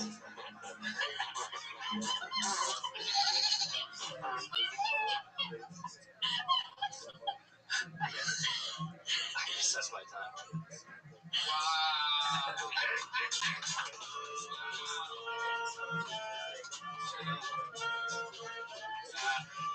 Bravo, Paul W. An incredible performance. You had the whole room cracking up. The production booth, everybody's laughing at I you. thought that was a live video of me, by the way. I'm like, why are they showing me right now? Yeah. Another incredible part of that is that when I went to write down what you were talking about, I was taking the note COVID, and it switched over to an over-the-top shot of me taking a note. Very impressive, dude. Clearly, you are a studier of the show. Big time, man. I'm so nervous right now. Well, you shouldn't be. You should be in full celebration mode because you just paid it I don't forward think and those made us claims all are laugh weak. I think they're extremely valid. hard. Perhaps one of the hardest laughs that we've had during these quarantine episodes. You took everything that people that have been doing right. If You I did want to it right. live You made stream, a little bit of a production out of it. I can live Except for stream. fucking with me. Look at that guy in the background there. That picture will never not be funny. It's still my best. Why is that considered a completion of an act when I could say that eating a meal is a completion of an act? Eating a meal is the final hammer blow. Why isn't that considered a prohibition? There you go. Have a dip off right now. Whoa. It sounds like he is mostly sorry. So, Paul, where are you? I'm in Atascadero, California. Do you know where San Luis Obispo is? Yep. It's about 20 minutes out. Oh, cool. You ever been to Osaka Joe's Sushi in San Luis Obispo? I actually have not. No, I don't spend too much time in San Luis, actually. The guy used to run a sushi joint there, and he would do comedy shows. I argue that it is a constructive act. It's very constructive. It's giving your body energy, which is very constructive. It piles food in your stomach. That's constructive. A lot of crazy nights there in beautiful San Luis Obispo we all had back in the day. 7-8 years ago. Yeah. He would feed us unbelievable sushi. I think it was 9 or 10 years ago because I remember not getting to eat sushi a lot back then. Yeah. And 9-10 years ago. Yeah. And fucking amazing. We would get wasted afterwards, and it was, the shows were basically halfway pointless. He had extra money, and he would pay to have comedians come up to basically entertain him in front of his restaurant of 20, 30 people who had no idea the comedians were even performing there that night. And we'd stand in the corner and try our best, and then eat like kings and drink like kings for the rest. I remember that's the only time I've ever, at one point, I believe we were dancing with guns at one point at the end of that night. Me and whoever I went up there with, it was like me, Benji, and some other people. A lot of fun. Whose guns were there? The guys' guns. We had it was like this. It's hard to describe. It was just some of those wild nights back in the day. He would heckle you as well. Yeah. I don't remember that. I think he was taking advantage of you. Yeah, he was just heckling you. It was the whole lineup that was going on that evening. Sometimes he would drink a little bit more than other times. What do you do for work, Paul? Well, I used to do video. And then I stopped doing that, and I'm currently just working as a cook guy at a restaurant chain, which I won't, because they're kind of bitches and probably buy them. We already do that. That's part 1 of our essay, right? Question mark. They will not fire you. Fucking apples, huh? I tell you what, there's been a guy, part of what's been so crazy about me is there's a guy named Tony. So lay it out to me. Why is the starting of a live stream considered to be a prohibition to some people? I swear. And now there's rumors that there might be some drama going on, so hoping I didn't cause that by using the word skill Tony so often. But we'll see. Very interesting. What are your plans with the Joel cutout after this? What are you going to do? Because that is basically, I don't know if you know this, but printing that is the same thing that happens if the Babadook book arrives at your front doorstep. Like that will cause an actual haunting of your place if you keep it around too long. I tell you what, it's brought nothing but good luck and cheer so far. He's also scared all of the birds off of his premises. That's right. We're starting to garden, baby. Look at it. So great. That just never gets old. What does that just come from? I don't know. Somebody drew a very serious picture of Joel Berg. Because that looked like Freddie Krueger with guts. Yeah, that's what you flash it.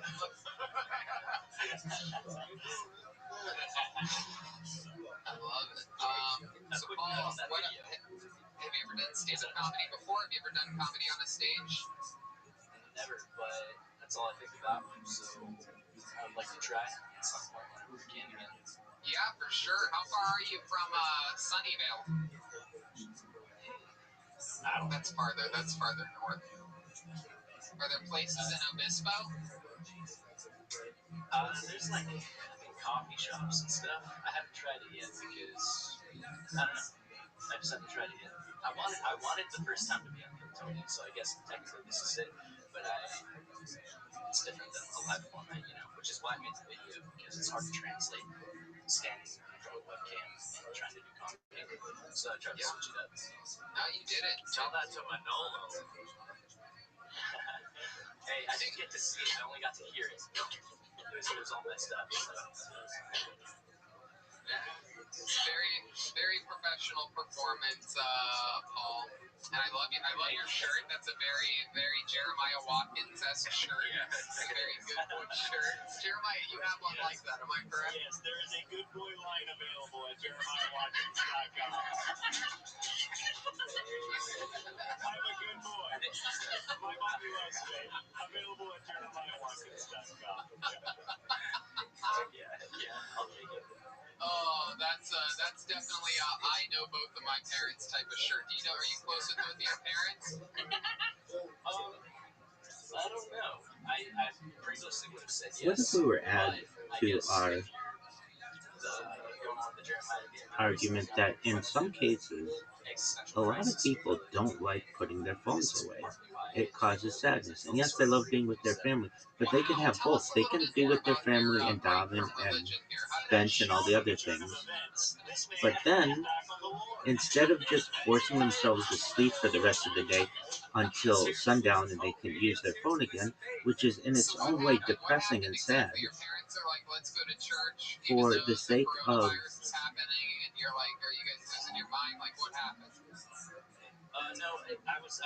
the saving of a life or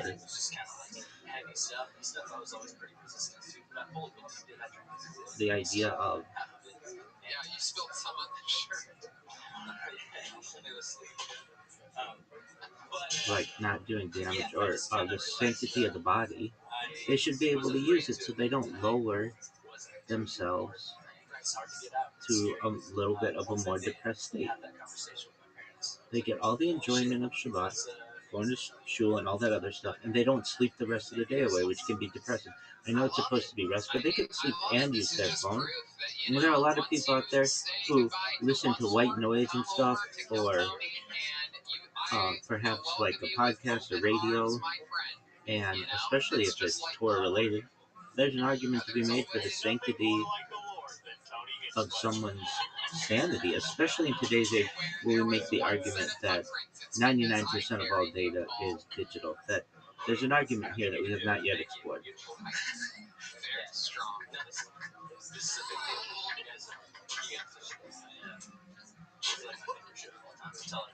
I love that, Paul. You were absolutely hilarious. Your fandom of the show absolutely showed through. Again, making us laugh during these wild times is quite the accomplishment and not easy to do. David, you have anything else for Paul? You showing this guy some mercy? That shit was dope, bro.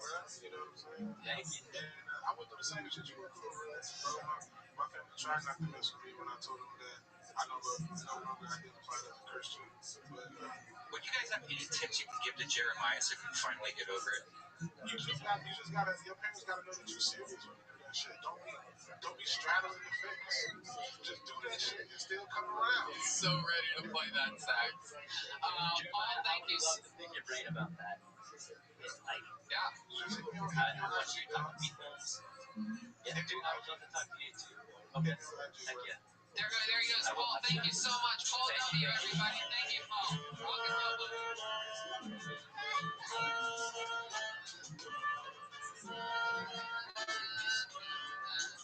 All right. This is that time. As you people see, the one, the only William Montgomery is here. Here's William Montgomery.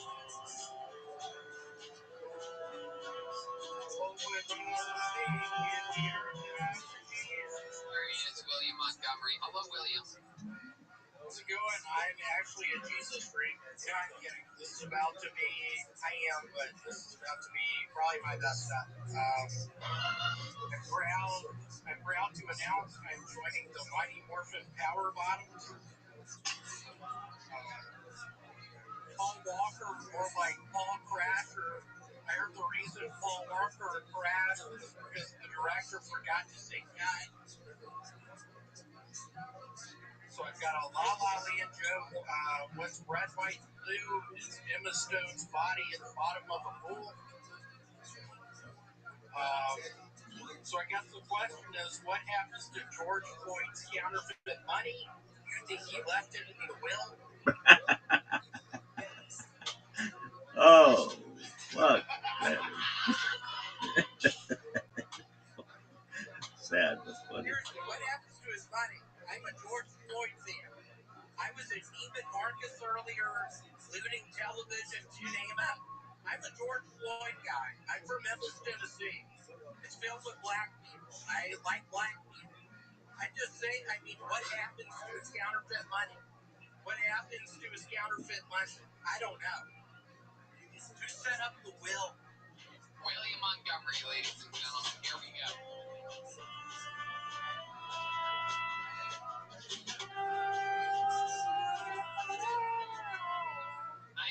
Here's what I'm going to say is that, 75% of the way through that set, I'm thinking to myself, wow, a Paul Walker joke from 11 years ago being used like it happened last week, like it's controversial or something like that.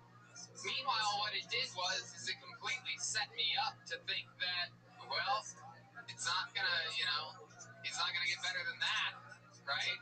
And then, boom. The ultimate misdirect because it set us up for a super topical. George Floyd. That's why I'm looting and pillaging. I'll be quite frank. I'm not black. You can tell from the color of my skin. I'm not black, but I'm gonna pillage. I'm gonna pillage for that guy. David, what do you think about that? Aren't you cool with that? What have you been pillaging exactly? Literally, I was at the Neiman Marcus earlier. I got some sandals. How many pairs of sandals? Like 4 size 4. So I don't know if you can drop my eBay account after this, whatever. Pull the phone back a little bit. You got a haircut, huh? Let's see it. Oh, wow.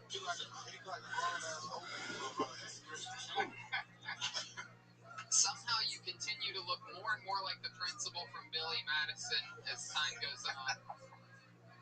Ay, caramba. I guess so, William. So how do you like your new haircut? It's been cool.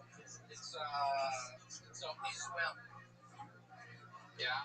Can you put your chin down a bit? Can we see what the top looks like? You're a little bit shy about that? What did you just say, David? more pine straw in your head. Hold on, wait. Show us the lawn. Show us the lawn behind you for a second. Go back to the lawn again. Put it over your head. Show us the lawn behind you. Yeah, we never get to see what it looks like out there. You gotta have one stack. You're not showing us the lawn. Yeah, we see the poster. Show us the lawn. Get over here. Hold the phone up. It's interesting. It looks exactly like forget it. I can't do the joke because you're not showing the lawn properly for some weird reason. How big is that fucking picture of you behind you? God, it's like 2 feet by 3 feet. Wow. I just saying the grandparents that you're mooching off of for the last 2 months. Stop.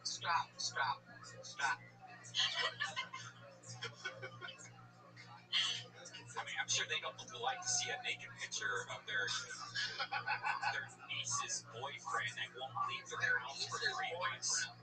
Is that what it does? Their boyfriend? Are you wearing dentures? You have great teeth, William. I never really noticed it before, but now that you're starting to randomly cut your hair and your eyebrows off, I'm starting to notice other features about you that I've never noticed before. You must have a tushy. Please say that Yeah.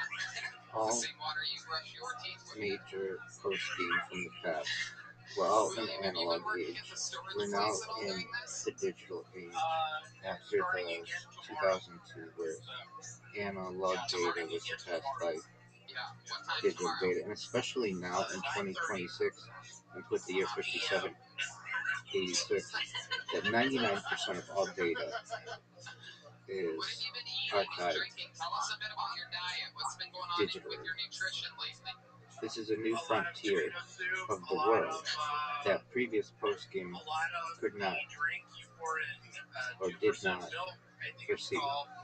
And also in terms of the sadness thing, some people experience major sadness. State some statistics, psychologically. There's, I'm sure, a bunch of statistics that say if you aren't with your phone, if you don't have your phone for more than an hour, that causes sadness in individuals, especially young individuals, especially people who have been in the digital world their whole life. What did you say? I told you to tell those people at the store that you don't feel comfortable to get on that. Can you say that a little bit slower? I can't understand you. I'll text it to you, bro. Wow. William, anything else? Anything else crazy this week?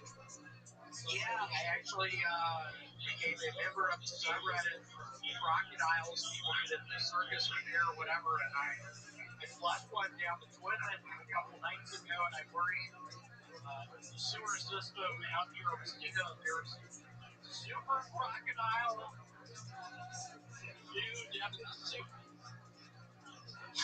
Okay. Well, William, we're gonna get going, and we're gonna let you sober up before you have to be at work tomorrow at 9:30 p.m. There he is, William Montgomery, everybody.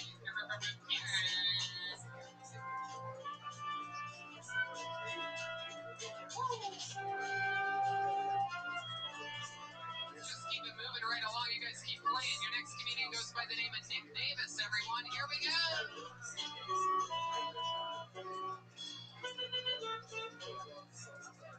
Nick Davis, here he is. Hey, good to be here. You're wondering why I'm naked? I'm using this content from my OnlyFans. I don't have an OnlyFans really, but I subscribe to a few. Only for the butthole pics so I can diagnose hemorrhoids. Put it in the comments. Girls get all mad. It's called hemorrhoidery. Had a life-changing experience recently. Took acid, reflux medication, and it's really nice to whip with them. I am trying to get over my fear of needles. Been doing heroin. And I gotta say, it's fentanyl. It's cracked up to me. My family's pretty white trash, you can tell. My family's so white trash that my family tree is split because my uncle hid it when he got a second DUI. Everyone's trying to make an extra buck recently. I'm no different. That's why I started a stick and poke henna tattoo business. It's just an extra fine sharpening. Hey! Yo, know I coming through. What's up? Hello, Davis. How are you? Doing good. How are you guys? How are you? Good. Absolutely great. Yeah. Seen a lot of frightening stuff this week. Nothing quite as Hey, it's my birthday, man. It's my birthday yesterday. I'm hanging out in my birthday suit. You know. I love it. Dude, it's just All right, sit down. Sorry, that's too much. Sorry. Do everything that you need to raise the logical soundness of this essay without getting rid of the idea that you can physically manipulate a computer or a phone when you 6 want years old. to. And where are you at? What part of And New York? also, the part for part 3, say, like, part 1 is, this isn't even an argument of Malachi. Part 2 is, if it is an argument of Malachi, then these are the arguments. Part 3 is, if it is an argument of Malachi, then preservation of the life is so important that for some individuals, use of a phone may be allowed. If not, you're causing direct sadness to people, and especially over the course of like a 3-day Yom Tov Shabbat combination, that can cause a lot of sadness to people, and that becomes repetitive every week, at least the Shabbat part, and You ever go there? You ever go to Manitowoc? that amount of sadness is just growing. Like, find some statistic that shows that. Like, 100 years ago, nobody cared if they didn't have their electronic device with them. I'm such a fan of 30 years ago, it was a very small percentage. 20 years ago, it was a little bigger. 10 years ago, it was much bigger. Now, it's giant. A little secret adventure through that junkyard. And in terms of you guys fans of that show at all? severity, there's an argument to be made that you should enjoy Shabbat. It's a palace in time. We shouldn't be performing actions that deliberately cause sadness to us, no matter how severe they are. How do you get a body like that? What is your nutritional, what do you mostly eat? I just asked William this, but I'm interested to find out exactly what it takes to be able to get a full layered, like it looks like you have a bulletproof vest on under your skin. Mainly, like a lot of beer. I quit drinking like 3 weeks ago, and I've lost 10 pounds already. So this is the best I've looked in a while, unfortunately. A lot of this poor diet beer. This is beer gut. I have like a Hank Hill ass and a beer gut. That's the kind of life I live. Wow, never heard of Milwaukee's best. You might be Milwaukee's worst. Dude, I'm proud of that title. I'll own that with pride, dude. I got the scum stash and everything. Goddamn right. It really is. It's quite beautiful. I wear a 40 long too, man. You're not wrong. I was wondering, how long were you sitting there naked before the interview started? Oh, dude, like 40 minutes of it. I need like half of it. I got my dick in a goddamn birthday hat, you know? Like, it's Absolutely. Great time. Hopefully you've been using your tushy from hellotushy.com, because if not, that couch must have a little bit of a smell to it. You can cover it already. No. Yeah, absolutely. What do you do for work, Nick? I'm a bartender. Oh, cool. How long have you been doing that for? About 2 years bartending, serving before that. I've been out of work for the last 2.5 months, though. So I just got a new job offer from a place today. Oh, cool. What's the new job going to be? It's in bartending as well. I was working at a place about 30 minutes away. This one's closer to town. It's a little bigger following, so maybe a little safer money and things like that. So, good opportunity. Sweet. What's your love life like? You hook up with a lot of chicks with a body like that? Not currently, no. Dude, I killed in the hat game, headwear, accessory game, killing it. But other than that, not really. Yeah, the quarantine, I'm following it for the most part as much as I can. Protesting kind of the only thing I went out for. I had to take a COVID test because of an outbreak in like a family member's workplace. So I've been holding steady, just hanging out. So I haven't even been trying. So yeah, single and putting my dick in hats. I love it, man. I love it. Any other crazy fun facts about you? You have any special skills or talents or anything? Nothing too big talents. I can juggle a little bit. That's not that crazy. Sort of podcast reason I can plug it because who cares? Right. I'm uncircumcised. Oh, wow. I thought that was a birthday hat you had over there. It turns out you're butt naked. Oh, yeah. It's more meat. That's the slogan. I don't know if that's really what you would consider the meat. But it's just it. It is. I don't really think that's how it works. Like it's just like that's like saying, oh, this chicken had extra meat, but it's just skin, like a pile of skin next to the chicken breast. You can try to check it out, man. It's not a problem to be uncircumcised. As long as you clean your shit, you're good. That's right. You can clean your shit at hellotushy.com/. I love it. I love it, Nick. Well, happy birthday to you, my friend. Congratulations on getting on the show. Yeah. Happy birthday to you. Absolutely. It's coming up on Monday. You can do that, but make sure at the end of the day you can use the phone on and the computer to do whatever it is you want, as long as it's not commercial or work or anything. But if you want to live stream, you can do that. If you want to message your friend on Facebook, you can do that. Here's Chris Trotta.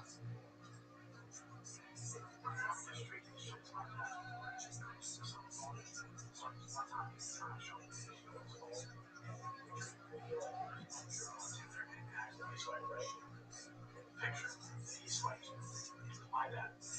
Yours. Fully naked, half a job, like who would just stand there like this? So immediately he locks his phone and goes, I'll show you another time. No, fuck you won't. Like, you're never showing me nothing on your phone ever again. And before I repress this memory, we're gonna talk about why I just saw the balls that produce me on your phone. So no on the phone. And he makes the situation worse by telling me, it's just something I sexual about right now. Like, I'm fully convinced that the only reason I'm not in therapy for this situation is because my dick is bigger. But, like, honestly, I started walking around the house differently. Like, you could not trip me. I might be the biggest disappointment to mom in this house, but at least I'm not the smallest.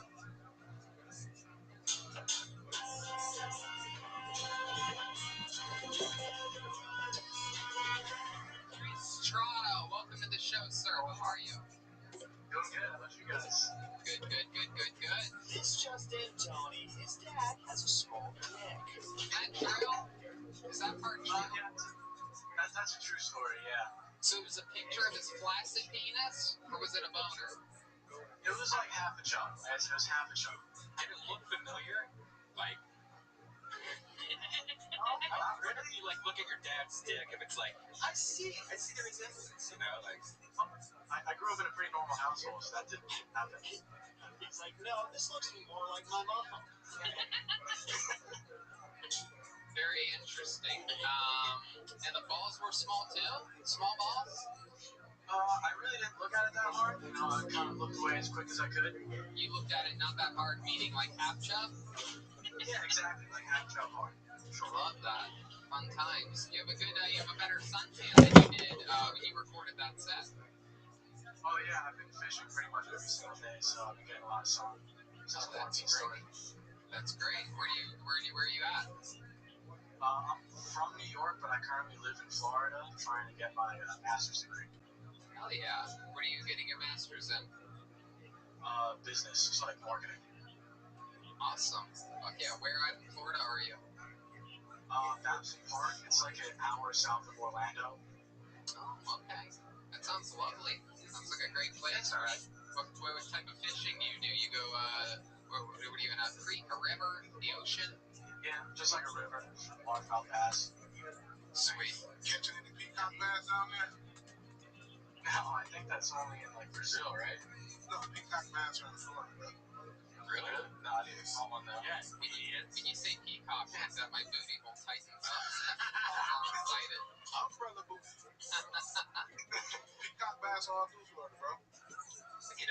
would have fun. That would be great. Like, I want to go fishing so bad. Yeah, Together. absolutely. I'm with that shit. I'm a good fisher. Yeah. Oh shit, the Kilkenny fishing trip. We'll take Red Man's canoe and we'll be happy. Yeah, Well, I got my rollerblades in there. Did you get your electric bicycle yet? Yeah, because all this shit was supposed to come this week. Oh my god. It's next week. Oh, I cannot wait to see you I can't wait on that thing. It's gonna be fun. It's gonna be good for you. Get you out of that apartment. I sit outside all day.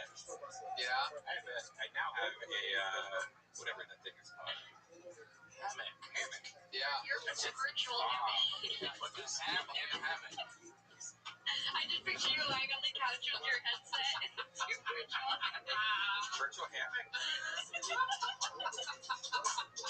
With a fan on it. Everything he does is virtual. I've been sitting outside every day. It's just him inside with the I helmet. played virtual reality laser tag the other day. It was set up like the old school laser tag, That shooting sounds the cool. chest and stuff.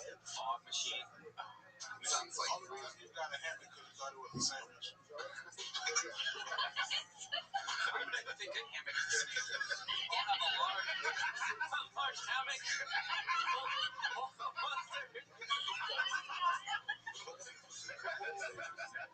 That do sound like a sandwich. It's not Hamlet. What is also? I'll have a ham omelet. A Hamlet. Freak.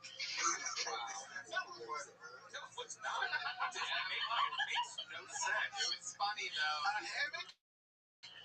A hammock. It sounds like a spicy ham sandwich. Yeah. A hammock. I'll take a 12-inch hammock on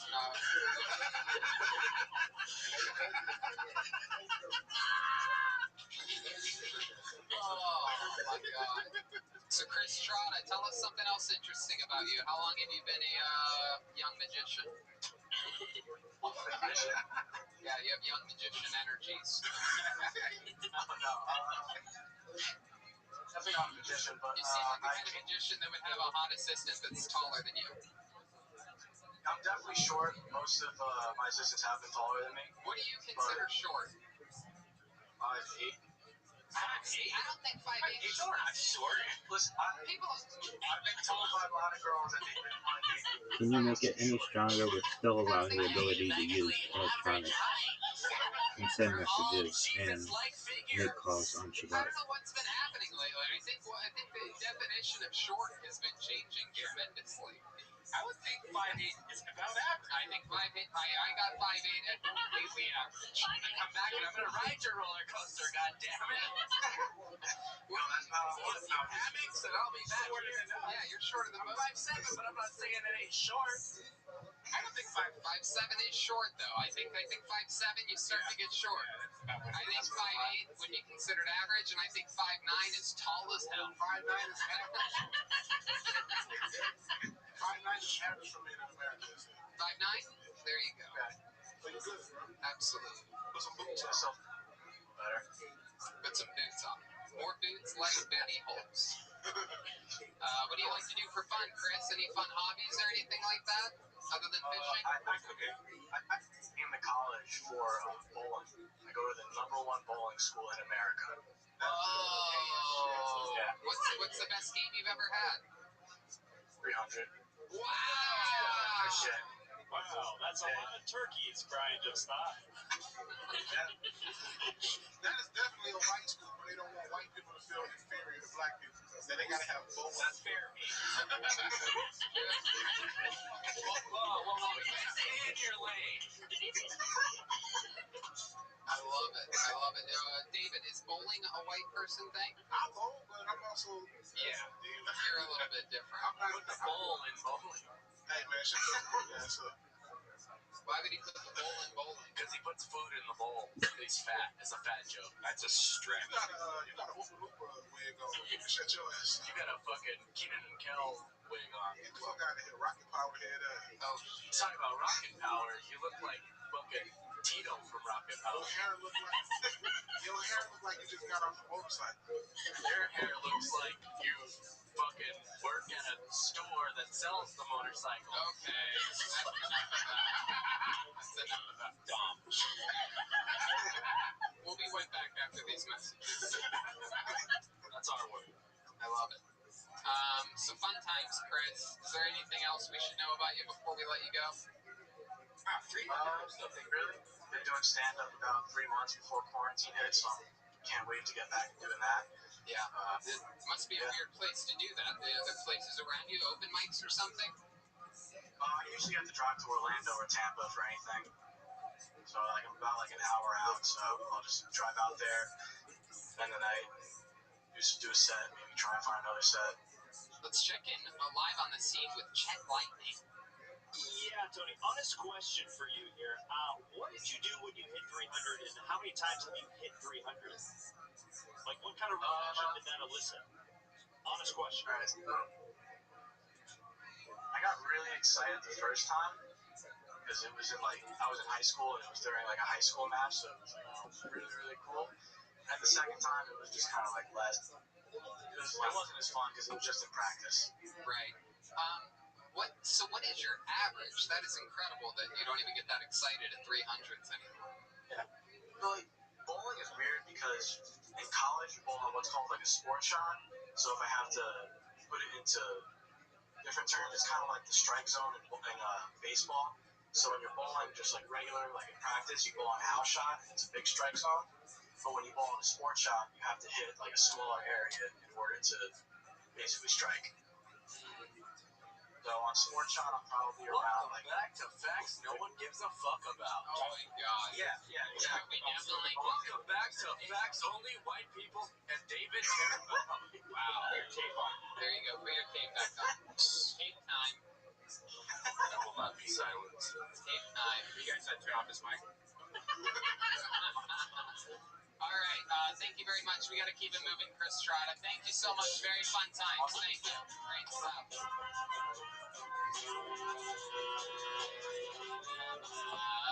And up next, ladies and gentlemen, this is a young stranger that goes by the name of Nick Redonia. Here's Nick Redonia.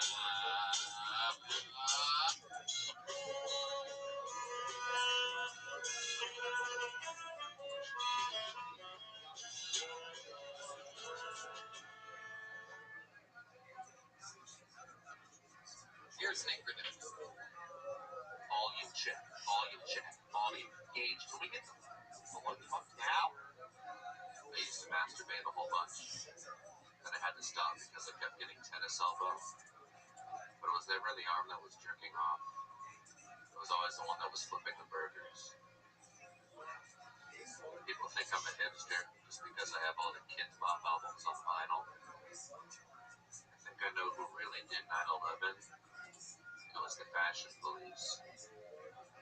If 9/11 never happened, the New York City skyline would still look so 90s. I'll end on a quick impression. Excuse me.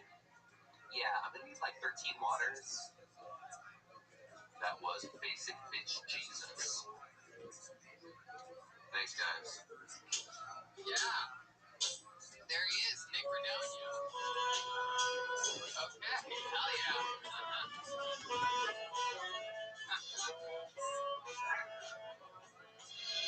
That was good, Nick. It was good. I'm telling you, it's a tough world out there for everybody. Paul W. I mean, I'll yell at Gage for a second at that. Paul W.'s performance was so good and so well edited that it's really burying pretty much everybody. Yeah, but that, yeah. Yeah, you gotta put these people a little bit later. Yeah, Start. I love it. Manolo and Paul W. really got a kickstart, but that was good. That was good, Nick. We did have to turn the volume up right before you on Chris Strada. I actually did the thing that you did the act out of, so you're pretty dialed in there. Oh, that's great. But yeah, it was, feels good to bomb for you guys. It's good. It's good to have Louis J. Grossmez on the show. Let's check in with Chet Lightning. Yeah, I was just curious how long you've lived inside of a shooting range. What is that place? You throw axes for fun? I'm in my parents' unfinished basement. Wow. Yeah. I miss the basement. You're the type. You're the type that would love a basement. No, I mean, storage, it's always cool. Like in the summer, you can go down there and it's nice and chilly. Do all the people that you do VR with talk a lot about the basements? Virtual Basements with Redman later on his YouTube channel. How long have you been in your parents' basement? Your whole life, Mr. Redonia? No, just been here since the start of quarantine. I live in New York City normally. Oh, okay. And where's your parents' basement? Upstate? Here's a careful evaluation We're of in the rural logical sounds. Pennsylvania. Oh, okay. We know a little bit about rural Pennsylvania. It's one of the only states that I will ask specifically right around where in rural Pennsylvania are you? We're right near Allentown. Oh, okay. Bessemer? Don't know what Bessemer is. We're close to Allentown. Allentown and between Allentown and Reading. Oh, okay. Yeah, you're in Is that by any chance on the way from Philadelphia to Pittsburgh?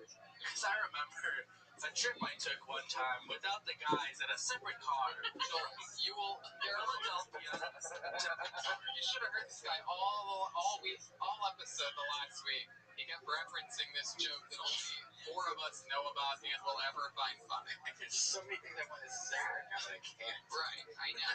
Literally, you can't respond to it. Are you near Lancaster? I remember passing Lancaster. Fun fact, Joel has no idea what the difference between an inside joke and a regular joke is. It's I can appreciate that. A tape. Yeah. I hear they're finding a lot of winged dinosaurs in the red rocks in between Philadelphia And then if you call him out on anything, he just talks blibber flabber. He gets uncomfortable. Anyway, so we're going to go back here to Nick Redonia. Let go of the mic. Let go of the mic. Oh, he is? Oh, that's cool. I just got word, Mr. Redonia, that you are a high level valedictorian on my new roast master class. Yeah, I just signed up for it. Excited to see what happens there. We have a lot of fun stuff happening. We're doing a live crowd stream tomorrow. I hope that you're there. That's exciting. Wait, Do you find yourself having to make fun of people a lot? What? Wait, what? Why'd Joel make that face just now? I don't know. Go ahead, Joel. Tell him why you made a face. I didn't see it because I'm hosting the show. I seem to have lost my voice. I'm sorry. I don't know. I don't know why he made a face. He's a little bit loopy right now. We just called him out on doing inside jokes on the show, and now he's self-destructing. I'm sorry. No, it's okay. Do you ever make fun of people? Do you have to make fun of people? You ever make fun of your parents or anything like that? Yeah, I like making fun of people, and I've been, trying the stand-up thing before quarantine started. I was just getting into it, so I thought it would be good to, That's great. And that was in New York City? Yeah, New York. Yeah, what type of places did you go? Where did you perform at? Well, right before quarantine started, I just had my first couple bringer shows at Dangerfield. But other than that, it was just open mic. That's great, man. That's exactly what you got to do. You don't even have to do the bringer shows. Screw that shit. Just keep doing mics over and over and over and over and over and over and over again until you absolutely are doing something else. It's that simple. Definitely. David Lucas, do you have any words of advice for this young rising comedian? Yeah, bro, stay away from the bringer shows and take the value from live comedy. Just keep, like you said, keep hitting open mics, bro. That's what I did until you get that chance to go do a showcase at a real club. Just make sure, what I always tell comics when they ask me something, make sure when you go to these big name clubs that you're ready for the time that they're going to give you. Don't go if you're 6 months in. Make sure you got a tight ass set. Make sure you got another tight ass set to follow that set with if they ask you to come back. Yeah. Absolutely. Yeah, I want my ass to be super tight. That's right. That's right. Especially, nowadays, where there's a lot of bachelors out there. Everybody needs to have a tight ass. No one wants a loose ass. You paid money for... Never mind. For what? For loose ass. For ass tightening. Do gay guys like loose asses? Why are you asking me? Yes. We're going to take a quick poll here. Do gay guys like tight or loose asses? We have Brian Rudman. That was the part that I noticed. It's literally like so much plural on that. Asses. Asses to asses, dust to dust. It's interesting because, like, if it's a girl, you don't want a loose pussy. You want a tight pussy, but Why would they want a loose ass? You only because if you want it might be easy. It might hurt if you're fucking a guy in the ass if it's too tight. What would it? It might make you dry. So if it's nice and loose and like warm, Why would it be wetter? Why would it be wetter if it's loose? because I mean you could spit and stuff in it, but like if We're live here on the scene with biology major Brian Rudman. Dr. Redman again asking whether gay guys. I don't understand why they would prefer because it's straight or gay. I don't think that changes the texture of the thing you like. They care about the person rather than who the man is on the I'm inside. talking about dirty butt sex. I'm not talking about love butt. It's like a fleshlight. Why would you? Who loosens up their fleshlight? Who runs it through a fucking? Who runs a baseball bat through their fleshlight before? Why did I just get an image of Brian Redman eating a roll of toilet paper that's flavored? Okay, all right. Anyway, Nick Redonia, any other fun facts we should know about you before moving on? I was on one of the New York audio-only shows with my brother, and he was in a drum off. He was kind of hoping to say hello to Joel real quick. Oh, cool. Is he there? For this? Yeah, he's here.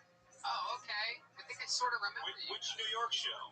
Gramercy Theater? Was this the one where I meet him or the one where I meet him? Oh, what's up? That's right. Yeah. Which show at Gramercy were you a drummer on? Was that Big J. Okerson, Shane Gillis? No, Mark Barrett. Mark Maron wasn't on in New York City. You mean Gilbert Gottfried? Mark Norman. Mark Norman. Oh. Yeah, you said Mark Maron. It's a You compared him. You compared my brother to Mark Barrett. Like that.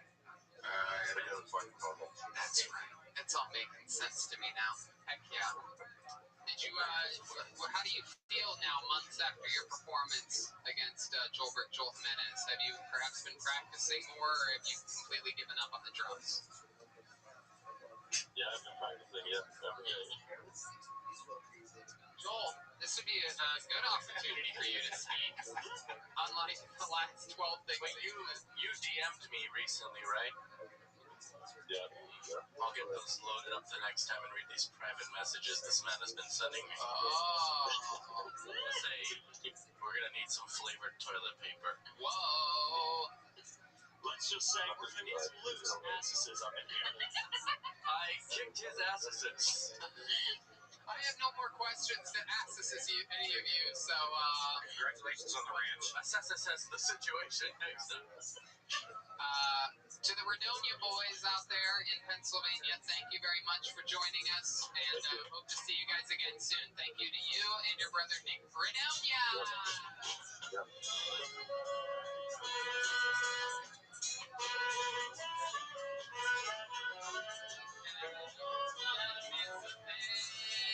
And with no further hesitation, ladies and gentlemen, I present to you the diamond in the rough, the one, the only, the stone cold assassin, ladies and gentlemen, my pride and joy, the man I love more than perhaps any of my own family members or friends, the one, the only, Michael Lair, everybody, is here, live.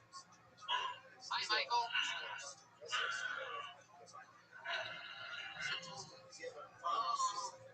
My ass is so tight.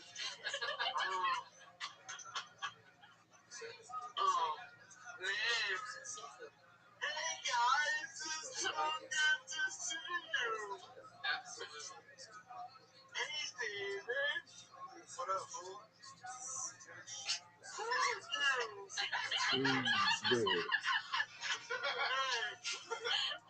Hey, I just had dinner. How dinner was it? I just had dinner. Yeah? What'd you have for dinner? And mac and cheese.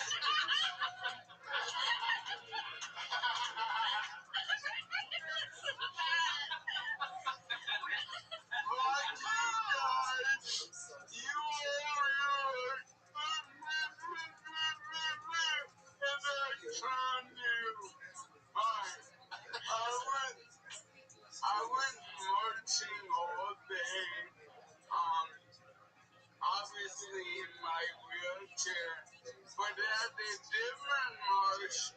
But I'm tired of guys who are 5'8" being called short. I'm 5'8" standing up. Imagine how short I am now. Alright. No, I'm sorry. Even with everything that's going on, Hollywood won't stop pounding down my door.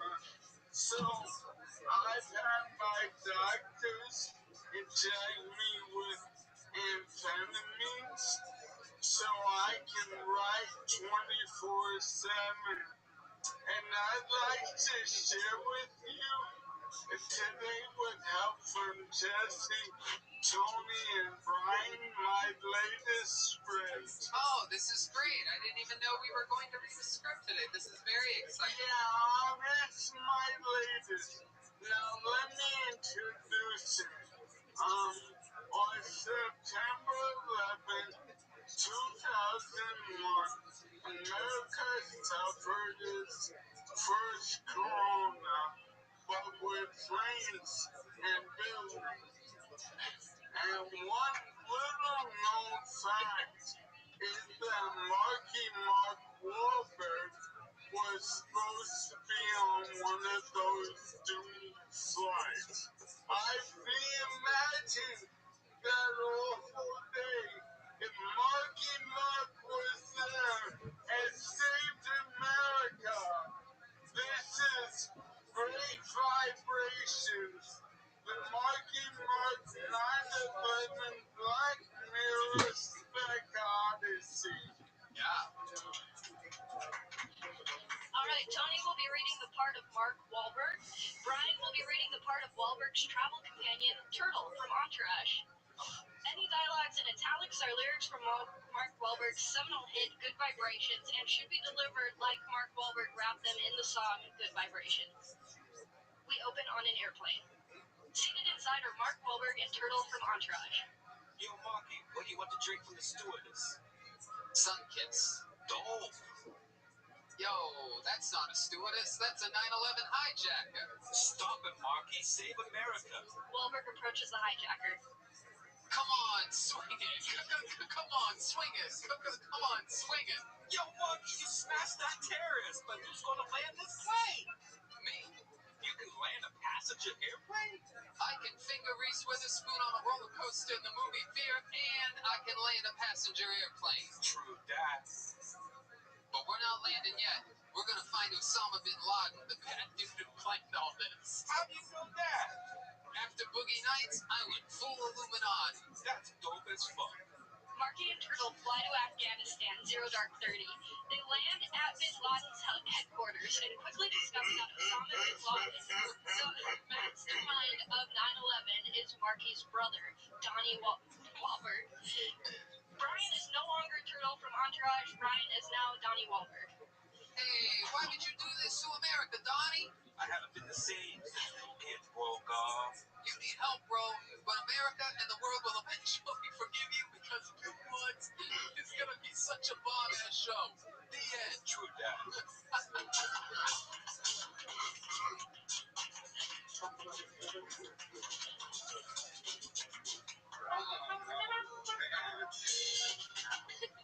We like That was silly. That was so much fun. That was, yeah. You're a genius, You guys Michael. nailed it. I don't know how to do a Mark Wahlberg impression, and I don't know how the rap to Great Vibrations goes. You're very close. But you know what? Vibrations. Great Vibrations. Good vibrations. Oh, Good Vibrations. Oh, Yeah. That's a The movie is Great Vibrations. I only know the Good Vibrations from the Beach Boys. That's my. Yeah, there's a better one than Marky Mark did. I'm giving out good vibrations.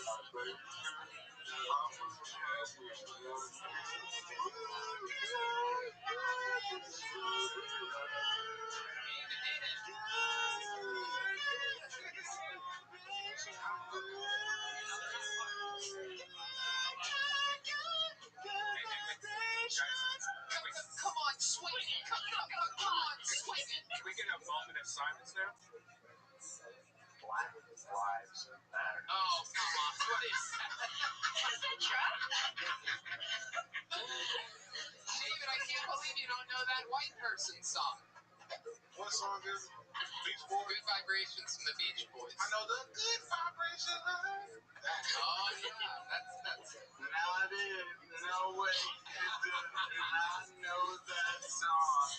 You are right. That is a different version of that song for sure. Hey, I know there's a lot going on, but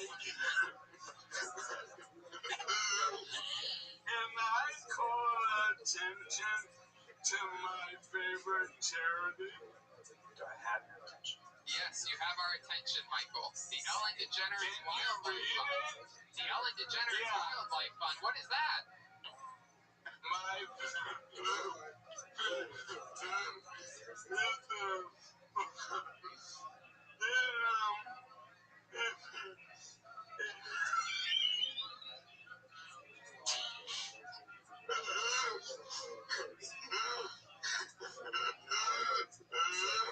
Oh my God. What does that mean?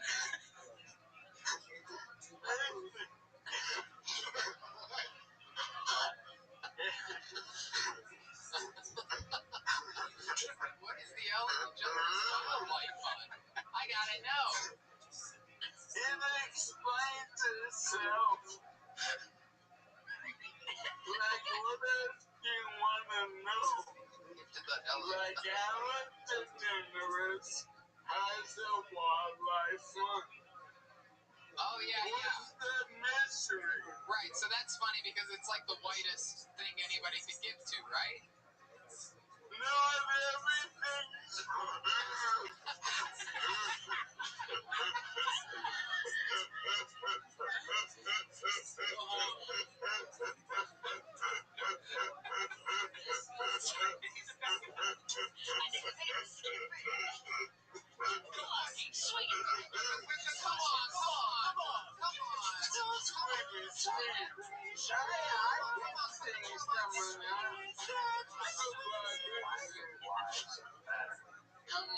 Come on. Feel it. Oh, Feel the vibration. yeah, now I remember it. Yeah. Now I need to prove me a fucking monk and give you. Oh yeah. Well, Michael, another amazing performance. You really surprised us. I had no idea you were sending in a script. I love it how some things you'll give us a little bit of a warning for, some things you'll surprise us with. You are such a great judge of everything comedic. You even bring out the best and silliest in all of us, and you did it again this week. Great job, man. You're absolutely unbelievable, and for such a great performance, I'm going to donate 100,000 of my own dollars to the Ellen DeGeneres Wildlife Fund. Thank you. Positively. White people priorities. Absolutely. All right. Absolutely. 100%. Thank you, Jesse. Thank you. The great Michael Lair, everybody. There we go. Thank you, Michael.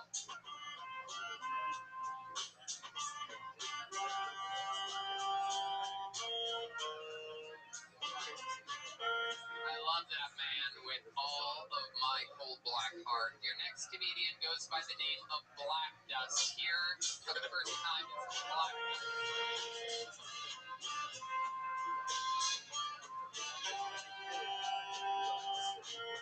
Here he is, Black Dust.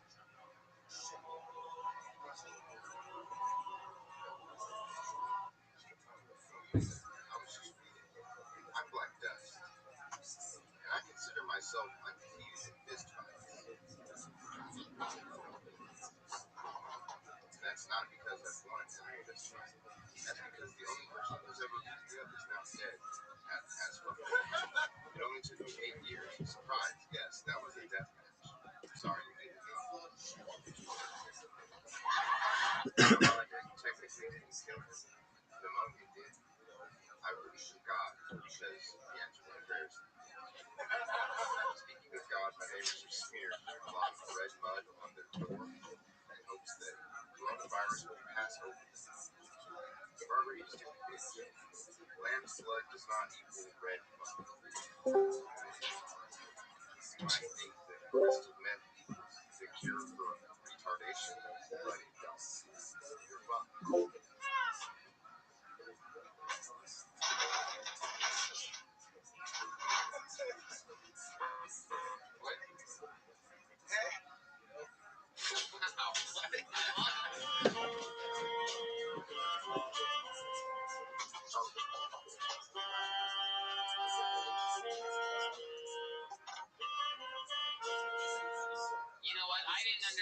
single joke, but with all this stuff going on in the world, I'm gonna say that was my favorite set of the night. I like the way you talk about punching, but you were only using your feet. Yeah, you are the worst hair I've ever seen on a black guy. Yeah, he's trying to pull a William Montgomery and crop it out right now. Motherfucker got a push broom on his head.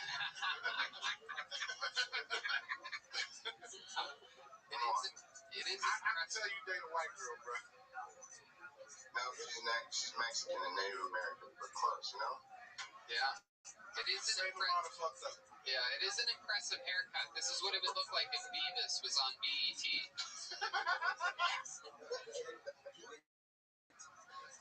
I love it, man. So, where are you at, Black Dust?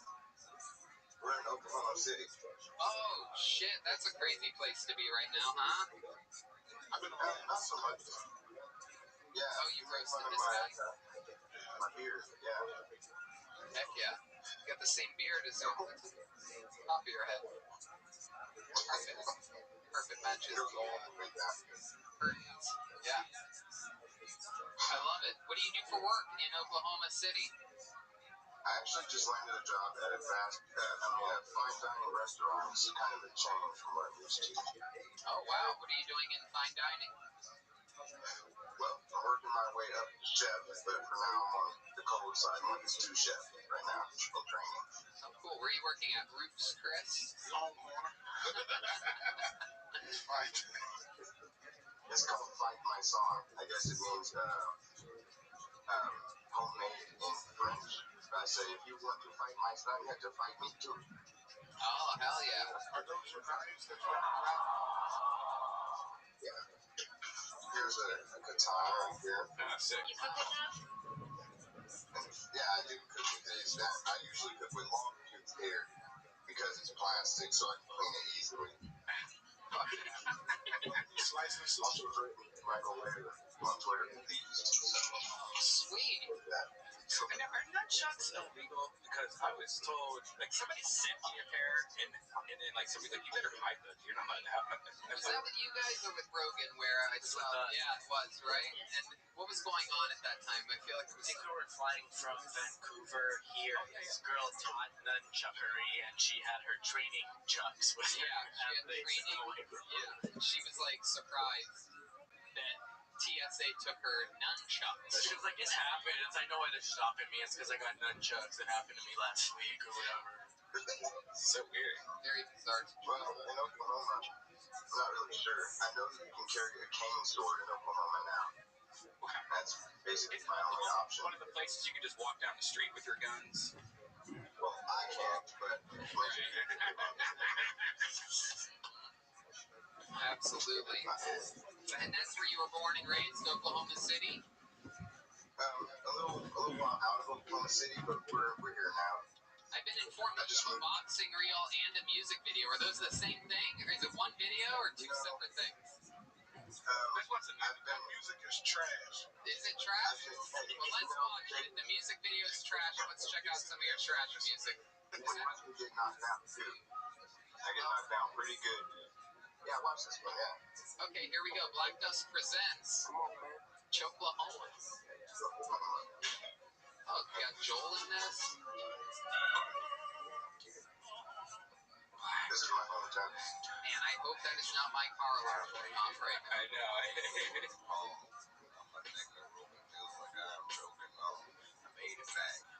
There's a check.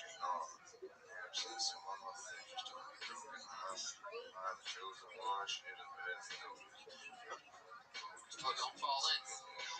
It's like you just keep saying.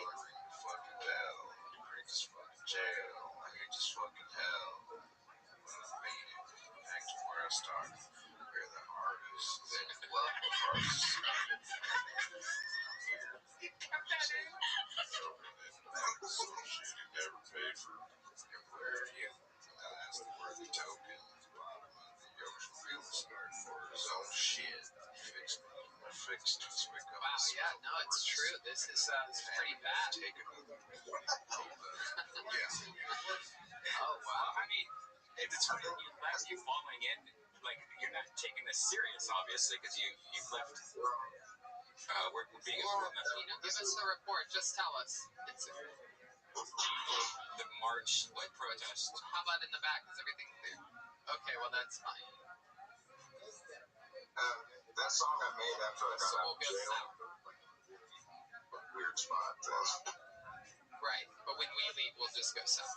Okay. Oh, jeez. If we leave. Yeah, I don't. Yeah, we'll be Our building's surrounded by protesters. I thought I sent Gino Ninja Shit, which is my favorite one. That one was like a song I made after I got out of jail, and I was just feeling all kinds of weird ways and stuff. Did you go to jail for that, Chuck? No, possession of marijuana, actually. They just revoked my probation. I did 90 days. My goodness, how much marijuana did you have on you? 8 grams. It wasn't mine either. I was just like arguing about Oh, marijuana. drives me fucking crazy. How long were you in jail? 3 months? Yeah. You were in a jail for 3 months for 8 grams of marijuana? Honest question, do you think Jay White would have done the same time for the same amount? It's funny because I did meet a guy in there who was there for 2 months, and he just had a weed charge. But mine was like they revoked my probation from something that happened when I was 18, and that was my first offense too. So I'm still like, I'm getting fucked, dude. I only got 1 fight, by the way. Oh yeah? Explain to us how did that go down exactly, your one fight? I'm always interested. Yeah. I was known as like a fun guy who you could wrestle with, and I just like to have fun. This guy came up behind me and got me in a rear naked choke. Yeah. So I turned into it, and I get out of it, and we go to the ground. I put him in an arm bar, and I'm like, hey, just tap out and I'll be over. Hey, we're just having fun, right? And he's like, no, I'm not gonna tap out. I was like, yeah, I'm not gonna let go. And he's like, let go of me, fucking nigger. So I got up, let go of him. I'm like, let's do this right now. And he was being a pussy. He goes back to his cell. I go back to the kitchen. I'm working. Everybody knows about it. So when I finally go back to the pod, my cousin actually goes and gets him out of his cell because he's like pretending to sleep. And we go into his cell. I threw this outrageous punch that went like in the air and just missed totally. And I don't know. That's kind of my move. I'm like unimposing, and then I anticipate the return attack, and I duck in. I grabbed him. I slammed him. I let him up. Hit him one more time. I let him. And then they were all like, "Hey, Darius, you did it. You defended your honor. You can watch Stephen Colbert tonight." It was great. I love that. That's how white people award each other by winning fights too. If you win your fight, you get to watch Stephen Colbert. Let's go. It's funny because in the pod before this one that I moved out of, I'd gone to, I don't know if you know, it's like kangaroo court where the races hold everybody is by your race, you're held accountable. So it's like the first time they took me to court, I wouldn't take a shower because I was really depressed, and that was like when I first got there. So they're like, "Hey, nigga, you stink, go take a shower." So I did that. The second time, I was like shadow boxing, and like I had my hands wrapped, and I was like kind of hitting the wall, just trying to stay, do my thing. They're like, "Hey, you're making us look bad, cut it out." And the third time, I saw some guy getting like jumped by 7 people, and I was like, "Hey, what's going on?" And they took me in the cell. They're like, "That's white people shit. Don't fuck with them." I'm like, "Hey,